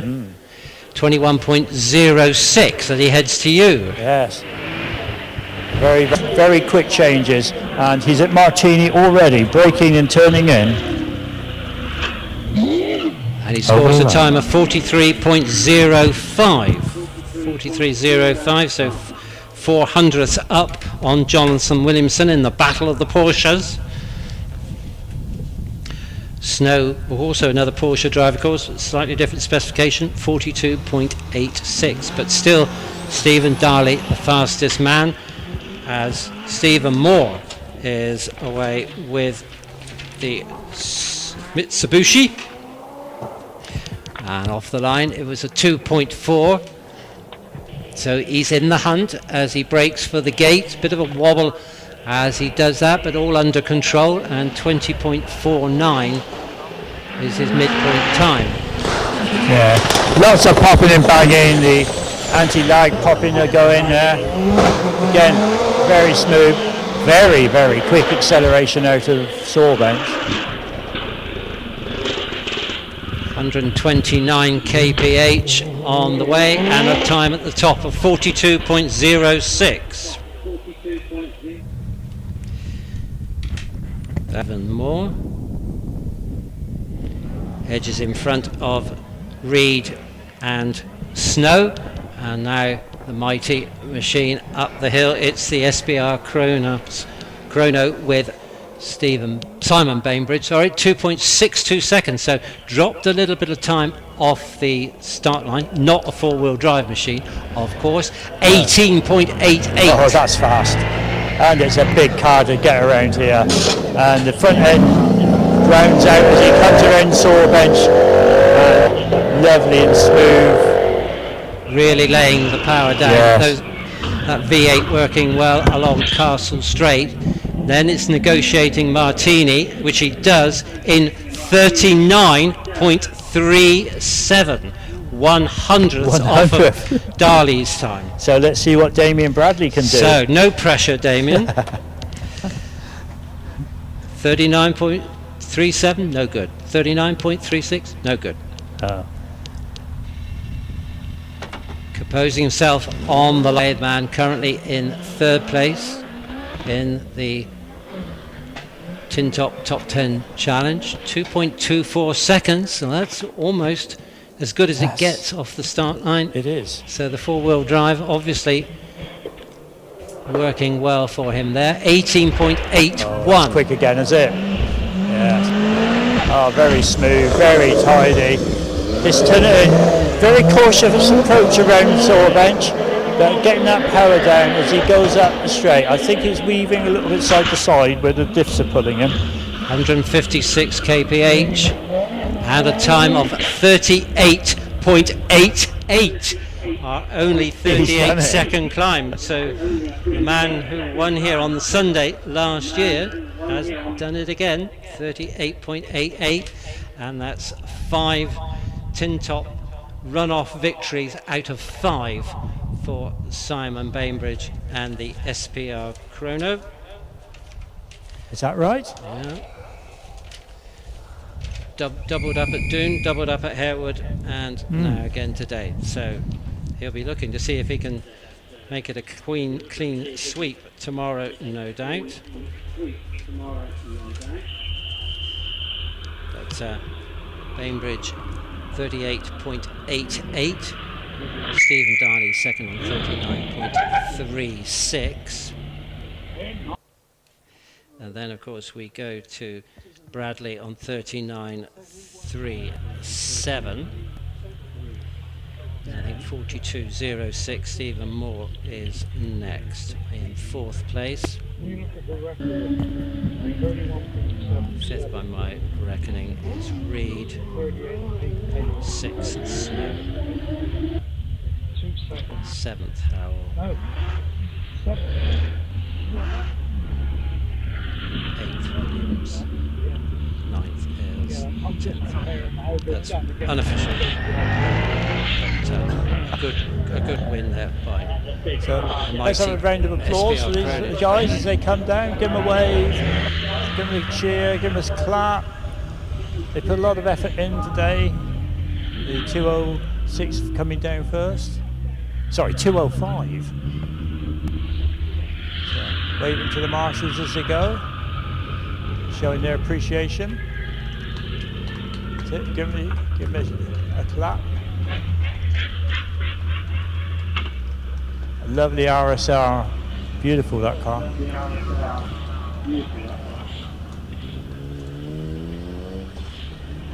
You're going to put that on your Christmas list? Yeah, I could do. I probably won't get away with it.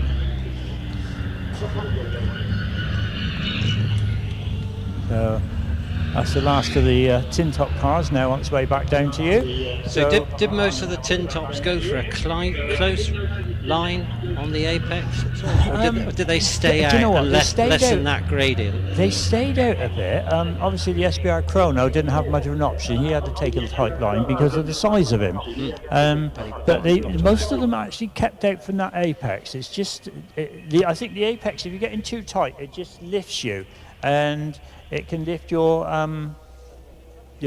drive wheel, and obviously you lose a little bit of traction going out of the corner. So they are better off, in actual fact, keeping out a little bit, from what I can see. But I wouldn't want them to, shall we say, use my guidance.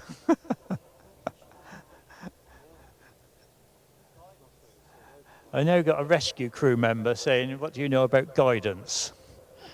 Terrible.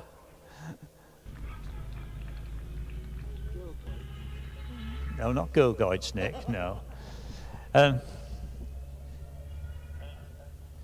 So we're just waiting for the course car now. There's just a couple more people crossing at the crossing point. Then the course car will leave us, come back down to you.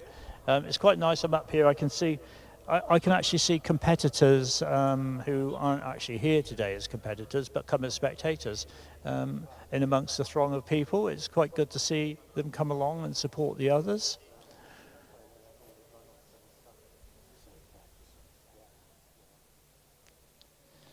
So Nigel and the course car just waiting for the... Right. We've just got an announcement. Could Tim Porter return to his competing car, please? Tim Porter to his competing car. And Lord Wardle's just pointed out that, in fact, it was Damon Bradley that set the 38.88. I did think it was, but I didn't like to query it just in case I was wrong. Simon Bradley on 39.37. So they swept round. Yeah, they did come up in a different order. Unfortunately, a delay on the times here. But that's the case. Damien Bradley stole it at the end. Yes. On 38.88. Yeah, because we were expecting Damien to come up before the SB Chrono. So that's probably the reason why it was... I think so, yeah. But come out wrong. So that good victory there for the Subaru Impreza man, which will give him a leg up in the standings in the Tin Top Top 10 Challenge. Then we're going to have a little chat afterwards, Damien and I. Yeah, I mean, all about Pikes Peak, eh? All about his trip to Pikes Peak. Yeah, so that could be quite interesting. That and will be, yeah. It'll go out on YouTube at some point in the very near future for everybody to see. Have you got any questions that you'd like me to ask him in particular? Do you get paid? No. No, he gets paid. No, that's what I mean. No, I think he. So you fund you fund everything. I think you fund everything. I think it is very much a self-funded thing. You know, obviously if you get sponsorship, but I mean, it is. I would say it is quite a major commitment to go and do an event like that. I would say so. Yeah, go to Colorado, take your team, take the car, the shipping, everything. You know, it's quite a lot to organise. The logistics of it must be wonderful. So the cost not so wonderful. Yeah, it depends if it goes right or wrong, doesn't it? Really, like everything, the logistics are good when it goes right. Yeah. But an experience, a huge experience. Without a doubt, yeah. And one of the things, if you get the opportunity to do, I think if you can do it, you've got to go and do it, haven't you? It's people talk about having a bucket list of things that they want to do, but I think Pikes Peak, if you're a hill climber, there's got to be a major challenge to go and do. Yeah. The actual, I would imagine, hill climb itself was nowhere near as hard to organise as the logistics of getting there. No, quite. We've gone a little bit into shade up here now, which is actually quite nice. There's very little sunlight by what I can see on the cameras. You've got a bit of dappled light on the approach to Sawbench, but I don't think that will affect the drivers too much. And I guess Martini likewise, because I don't know what the trees situations now, but there's been a lot of tree work done down here in the last late few in the months. afternoon. We used to get very bright sun as you climbed Castle Straight.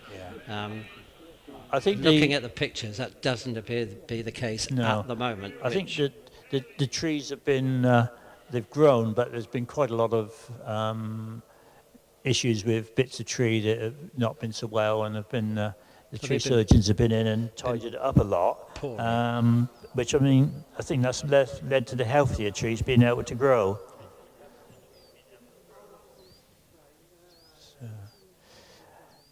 So very shortly, you'll start to get some cars, won't you? We have. We got Mr. Gould on his way down now. The man who facilitates the hill climbing for so many of the people in the top echelons of the sport by supplying them with Gould chassis, Gould 50 GR59s. Very interesting talk to Sean at lunchtime, which will be, again, available on YouTube on this Speed on Screen website at some point. It did go out live. But Sean, tell us a little bit about the history of how the Gould racing car manufacturing business come together. Empire. It is a mini empire, isn't it? But that's business is going to be out of his mind now, because he's got to concentrate on amassing some championship points for the 2025 British Hillclimb Championship, presented by Nova Motorsport. Nova being the tyre manufacturer, previously Avon. Management buyout, and now 2.29 for the driver from Hungerford in Berkshire. Best, I think, in the British Hillclimb Championship was a third in 2021. Still holds the fastest time. But there is a problem. I think it looks like wasn't quite going at full tilt on the way up to the gate. Let's look at the time. No, 32.84. There's an issue. Doesn't sound like he's trying that hard, actually. Just taking a steady run, going for a drive to the top, conserve the car. I see she's got some grass wrapped around the suspension on the near side, so whether he flipped the bail or something, I'm not sure. So unfortunately a time of 55.37 at the top for Sean Gould. So possibly dropped a wheel off the tarmac somewhere along the line, and some of the edges are quite abrupt if you get the wheel off. But in a single seater with white tyres, and you have to be way off to get that over the edge. But let's hope that car can be readied and tweaked, ready for Matt Ryder, of course. Well, Sean will no doubt come straight back down. Marshall's up here, he'll just pick something up off the track. I'm not sure what it is, whether it's a piece of car or just a piece of let's look and see if there's anything to be seen. No, it's just a piece of, it's like plastic from somewhere, and doesn't look like anything of any major. So, but I take it Sean's coming straight back down, is he? I would imagine so, but I haven't seen anything yet. Yeah. Obviously he's got a delay going on. He might well want to investigate. Well, he probably is. He's probably jumped out to have a look to see if he's done any damage, because obviously it's a great importance to get it ready for Matt Ryder for his run at the end of the afternoon. And he wouldn't want to return it to the paddock if he was going to make worsen the damage. No, exactly. I mean, there's a lot of brushing going on between West Corner and Bunnies. Do excuse me a minute. Here he comes now. Sean is on his way down. Give him a wave. He didn't have the best of runs, but hopefully he'll come back tomorrow and put in a good run.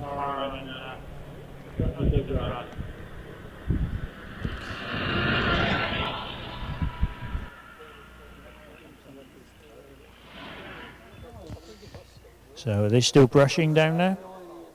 Oh yes, yep. Yeah. Yeah. So we should have Darren Gumley up next. Now, Darren's a hard charger, isn't he? Oh, He he's very gives, hard gives it charger. all. Gives of his all. Yes, he does. He's very much he's going to make it to the top or not at all kind of thing, isn't he? He's very much sort of committed to getting the best out of the car on the run.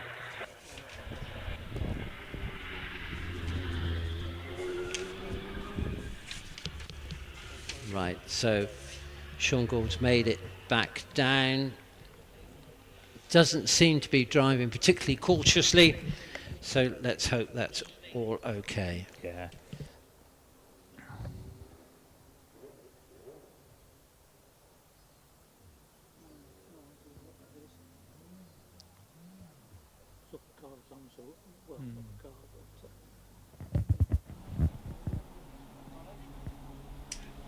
So next we go, as you say, second qualifier, number 106, Darren Gumley.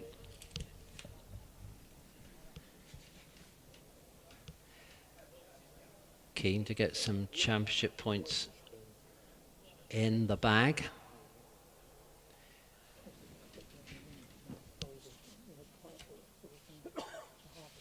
With his 1600cc powered Force TA. Darren qualified on a time of 36.27. Ideally, he would like to improve on that and see if he could score a couple of positions and a few more points, I'm sure, but time will tell. What's Darren's best score? Oh, it seems like he's leaving the line now, is he? He's just warming the tyres. I left my laminate that you gave me with all the recent times in my coat, unfortunately. But that's only the top 10. It is. And Darren doesn't get up into that table, unfortunately.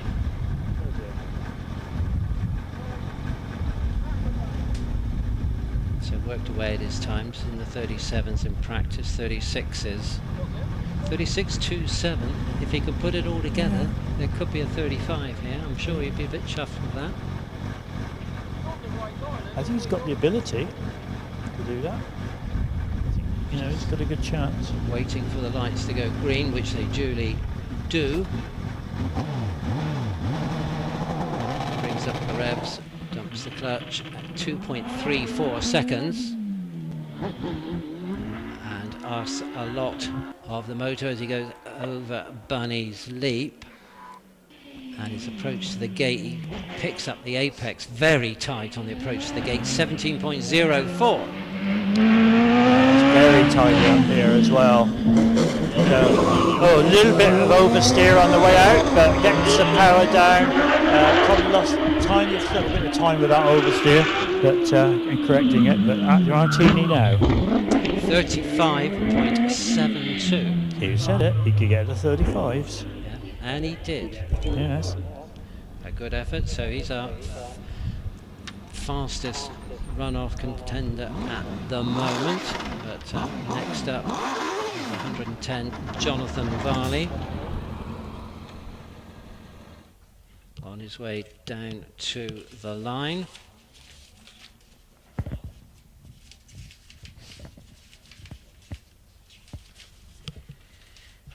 Got the green light very quickly. The man from Telford, 2023 and 2024 British Hillclimb Championship Cup winner, and also Midland Hillclimb champion last year with this TKD YV8 2-litre motor, 2 Yamaha R1 engines on a single crankshaft, 17.08.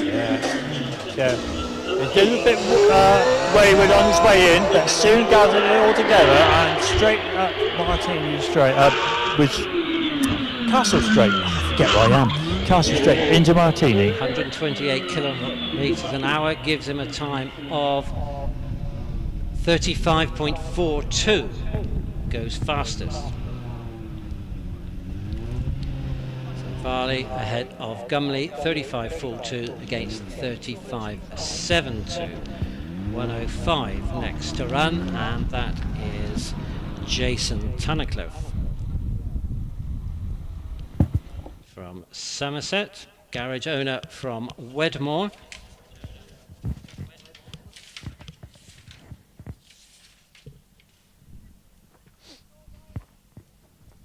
With the Empire Evo 3 1 litre turbocharged power pack.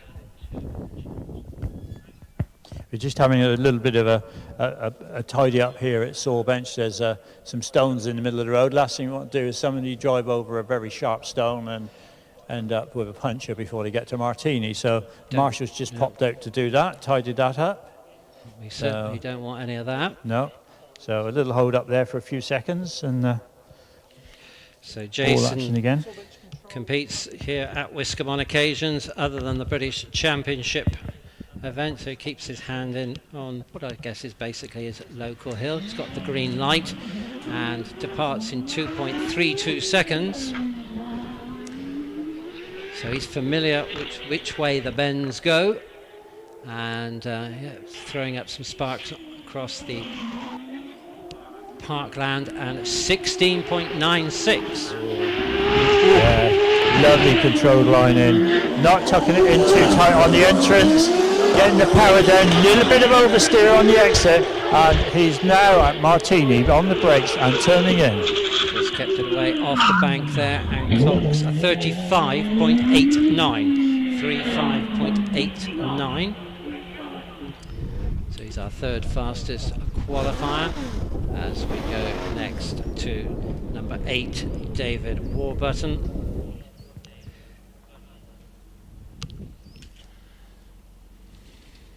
With a 1600 Gould GR59. Brings up the revs and away on the green light in 2.3 seconds. Quickly up through the gears as he crests Bunny's Leap. Stays out wide on the entrance to the gate and clocks 16.9. On the brakes, lots of squirrel, lots of daylight under the near side front wheel as he tucked it in tight. And away he goes, and he has at Martini now, turning in, and let's see what time he's done. 169 kilometres an hour, 34.82, so he goes fastest. 34.82. Wait for that to come up. Yep, 34.82. So big engine cars now. Now the big boys, and the first of those, car number 6, Dave Uren, with the GR55B. As his number indicates, 6th in last year's championship. Took a run-off victory at Chelsea Walsh in June a couple of years ago, or in 2022. Has 4th and 3rd place finishes in the championship to his name.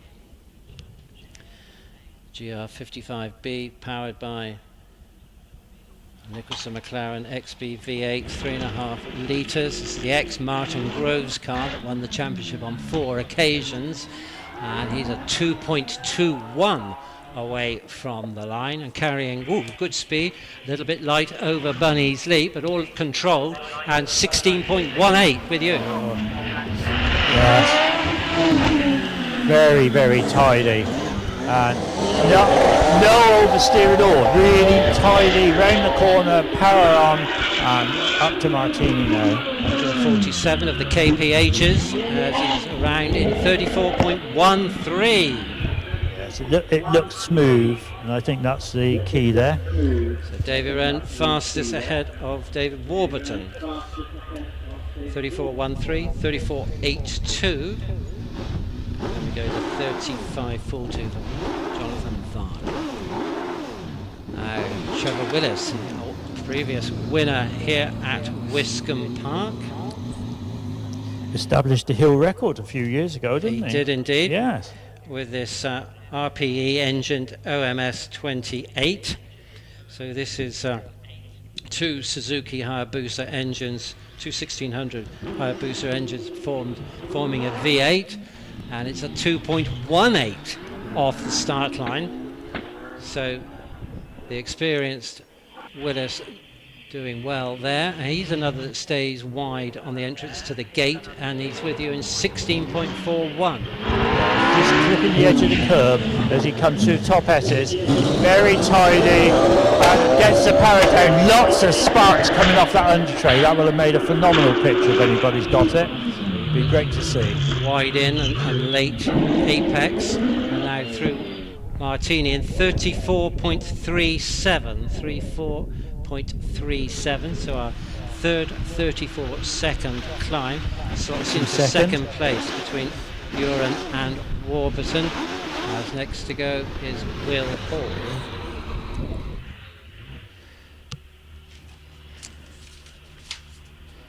With the Judd V8, mighty 4 litres, giving about 670 brake horsepower. So roughly these top cars, approaching 700 brake horsepower, weighing about 420 kilograms. Yeah. 2.17, so that's in the area of the best launch. Neat through the gate, and 15.86. Oh, that's the fastest so far, isn't it? Oh, visibly faster as well. Will comes in, very tidy. You hear the traction control kicking in as he accelerates away, and he's at Martini already. 144 kph, and all the times have disappeared. 33.22. Wow. Yes, I'm not surprised by that. It was so tidy, and the power straight down there. No, it's a giant killing Alex Coles, isn't it? Incredible. Mm. So the diminutive machine. Let's see what Alex can do. This is taking on the big boys big time.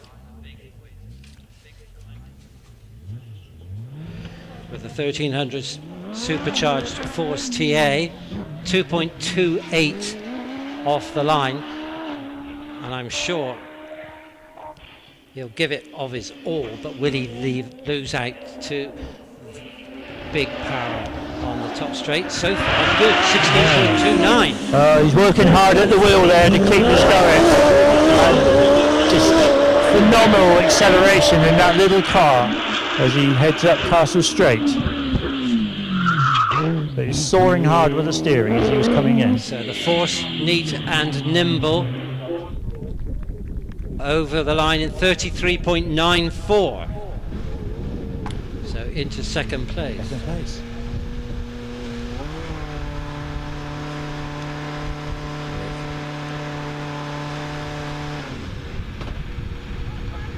Wallace Mingy's next to go.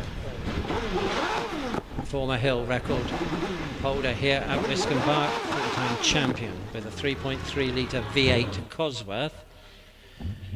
On the hunt for the championship, just 6 points down on Matthew Ryder, the reigning champion and the leader, who's in the queue down to the start line for this runoff. So the Scotsman on the line, waiting for the green light. He gets it composed, revs, and I think the engine's knocked off. So a little bit of a delay while we push the car back, and his team. I was just looking at the times we've had so far, and it does look very much like Darren Gumley has made it into the top 10 on points, doesn't it? It's looking that way. Because Sean Gould obviously had a way out, and the next slowest one after that is Jason Tunnicliffe on 35.89. So I think Darren has actually made it in. He's got a point. He's got at least a point. Yeah. So away now goes Wallace in 2.18 after that little hesitation, employing the power as he goes into the gate. 15.85. Oh, that's quick, isn't it? Wallace is on a bit of a charge. Very tidy, very smooth, very quick, very noisy, but fantastic. So 145 kphs, and in and around in 33.16. So the time's continually driven down. 33.16 puts him 600ths up on Will Hall.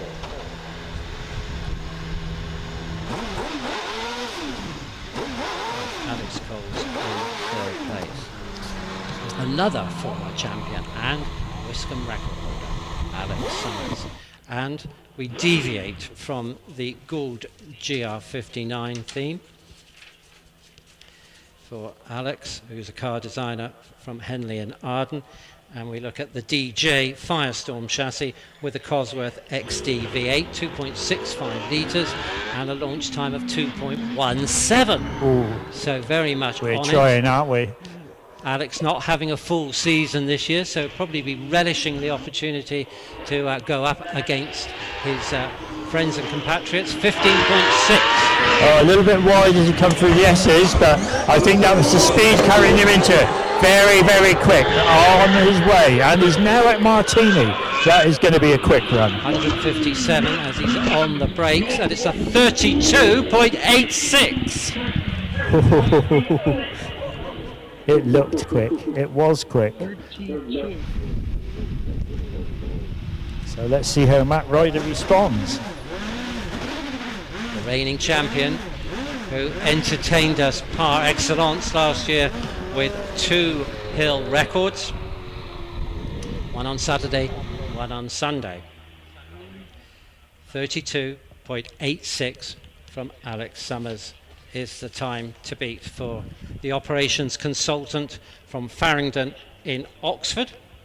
This is the same chassis, of course, which we saw Sean Gould use a little bit earlier, but all looks good. 2.26, so a few hundredths down on the departure from the start, but it's not a drama, it's not drastic. As the back end goes a bit light over Bunny's Leap, he finds his line through the gate, neat and tidy. 15.75. Oh, that's quick. Visibly quick. He's using all the road up here and around. I'm not sure if you can even hear me over the lovely noise. Let's see what he does. He's at Martini already. Randy Martini in 32.74. So Matt Ryder still has the fastest time today in the top 12 runoff. Indeed he does, ahead of Alex Summers on 32.86. Then Wallace Mingies. Yeah, they're the only two on the in the 32s. Yeah. Wallace Mingies third on 33.16. Will Hall fourth. Indeed. As we move away to our remaining class of action today, which is the Downton Motor Club series, with a few of their friends, we could say, couldn't we? A few. They are. Yes. Extras. Yes. So, some exciting time there in that top 12. Very class motoring. Yeah. And very Alex class. Coles coming in 5th fastest in that little car. He showed a very committed run up here and through the corner.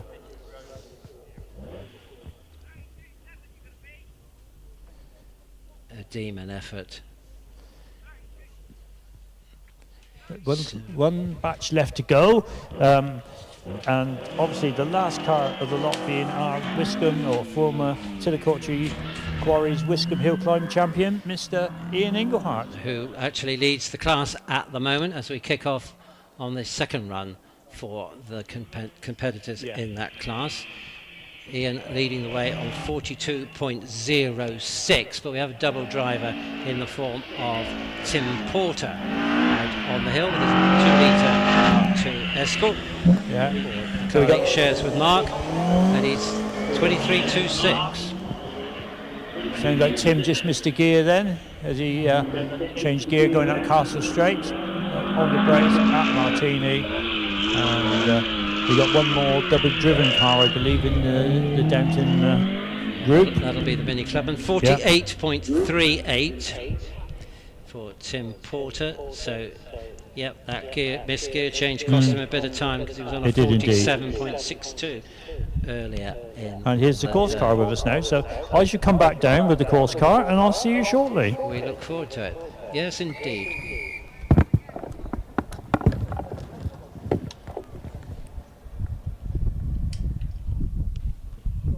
So it's time to return those cars back down from the top paddock, and as the championship challengers come down the hill, perhaps you'd like to give them a clap, put your hands together, wave your programs, etc., show your appreciation for their commitment and entertainment,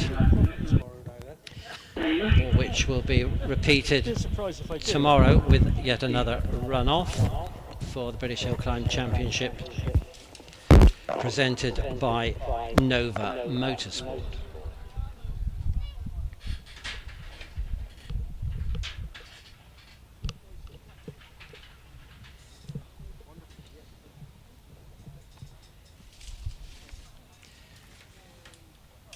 So as you're saying, that Downton Motor Club class, which will be next up once we've turned the cars around, headed by Ian Englehart with the Westfield. Derek Kessel, long-time member and supporter of the Clark category, with his Maguire Space Frame chassis Mini. So Jeff, in second place, the single seat is starting to return back down now, and a big round of applause for everybody as they come down. So what a great top 12 run-off that was. Got very exciting towards the end.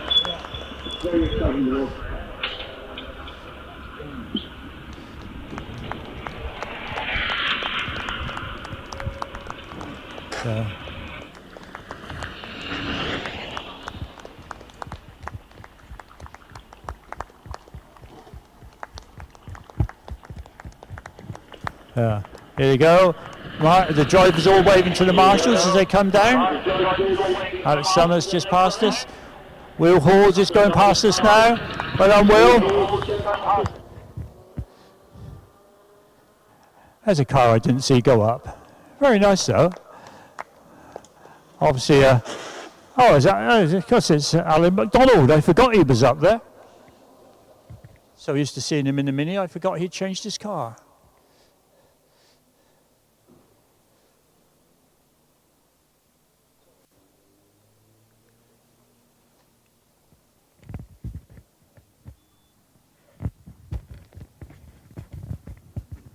So just waiting now for the final few cars to come out of the top paddock.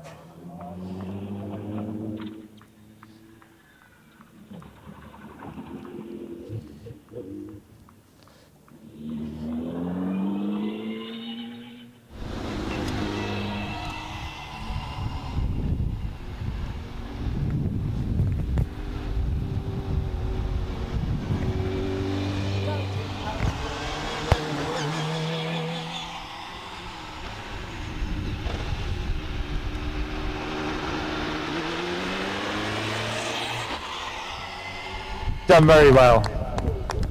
Alex Cole's on his way down the hill, followed by Wallace Mingies.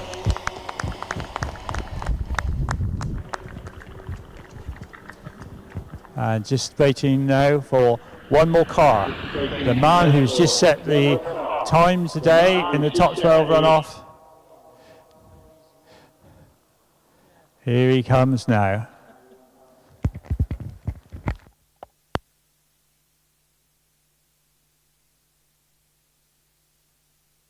That rider, well done. Great drive. So I'm coming back down now, Jeff, and we just got the rest of the Downton lot to go. So.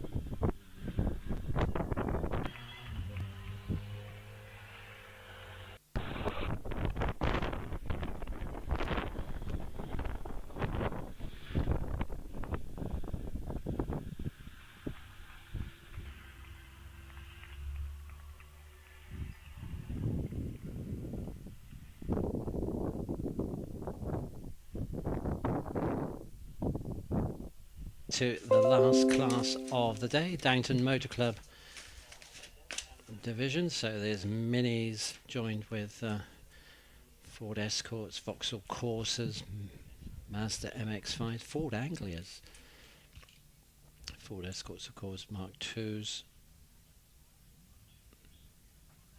So an eclectic mixture. Just seen Tim Porter take his first run as a double driver, 48.32, but it's Ian Engelhart that's fastest after the first run, 42.06, ahead of Derek Kessel. Dan Stevens with the Subaru Impreza, Nigel Sampson in fourth ahead of John Wells.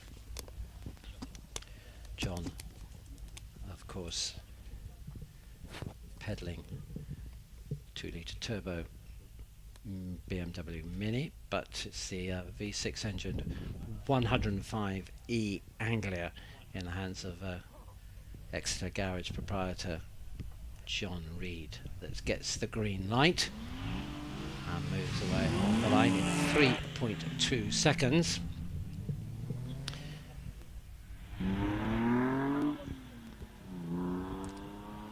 Car that he bought for the princely sum of £10.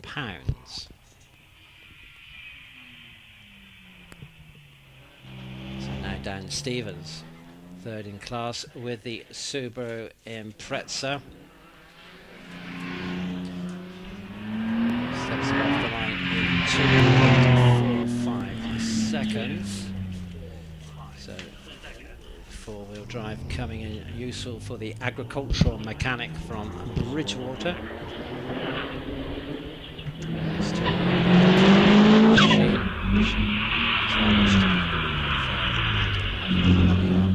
In the last 12 months, an effort to improve the performance.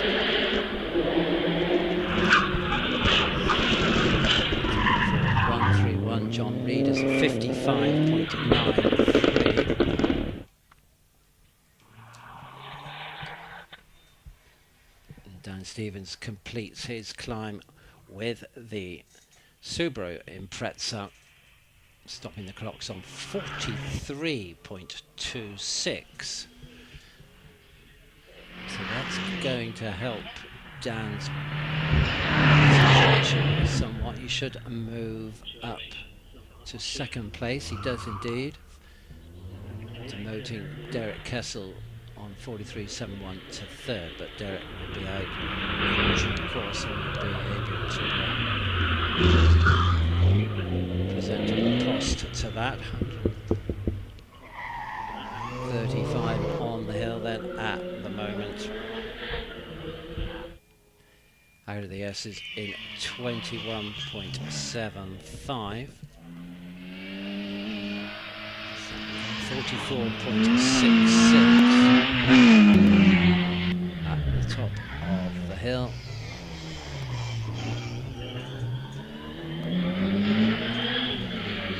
It's the Mazda MX-5 NC with Peter Smith at the wheel, running as 137.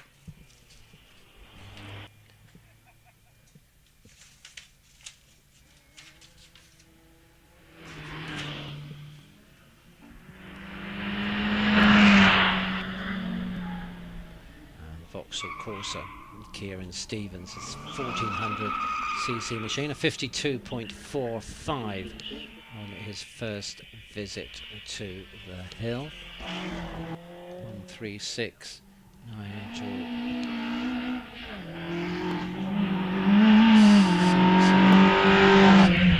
44.48.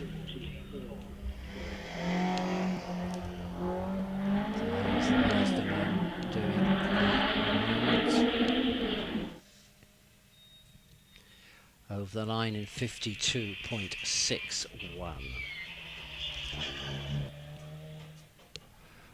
Waiting for the green light, and away goes Lee Kessel. It's 13.10.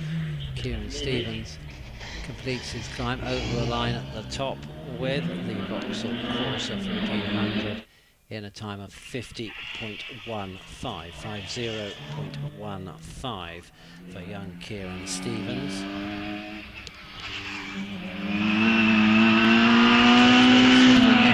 He's in the top paddock with a 47.61 to his name with a 1380cc Mini, and 3.05 second launch for Steve Jarrett from Wimborne with the R53. It's a 1600 supercharged BMW style Mini Cooper S. Steve, a builder by profession. The time for Lee Kessel in Cop 140.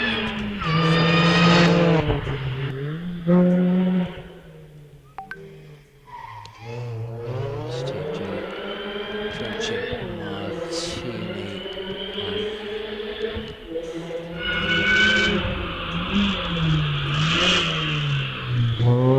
Deepening shadows and around in 45.89.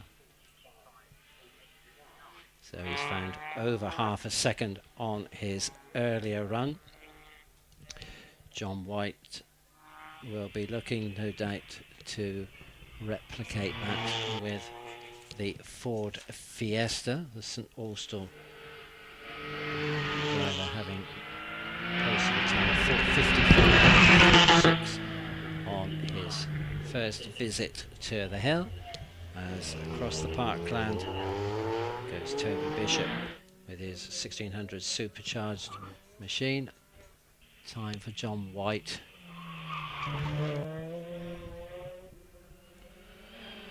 The top as he rounds West Corner is a 51.8. So a handsome improvement for the retired farmer. It's a self-storage business. So we should be seeing Kevin King out on the hill. He launched in 3.31 with the Ford Fiesta 150 ST. Kevin, an electrical contracts manager from Bridport in Dorset, just up the coast. As we see it, Mark Porter with the Mark II 2-litre Escort. Over the years, 23 and what looks very much like the Graham Gonzalez Austin Mini is away off the line. So let's look for a time for 143 Toby Bishop, 45.34. Kevin King also in the top paddock, 144 on a time of 54.63. So King. And Kessel now away, currently in third place with the space frame chassis Mini, so he'll certainly be targeting Dan Stevens, see if he can move into second place. So he's got to find, I don't know, roughly about half a second. Can he get on terms with Ian Englehart, who's last to run?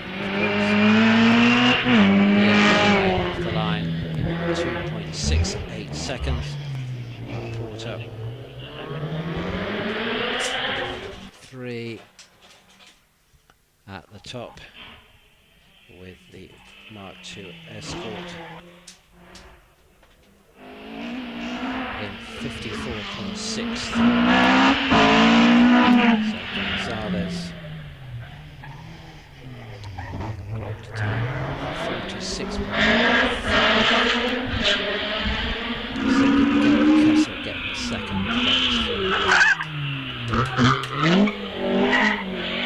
Kessel running as 147.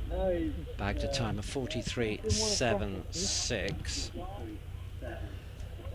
So not successful there. Dan Stevens retains second place as Ian Englehart had the opportunity to improve on that 42.06.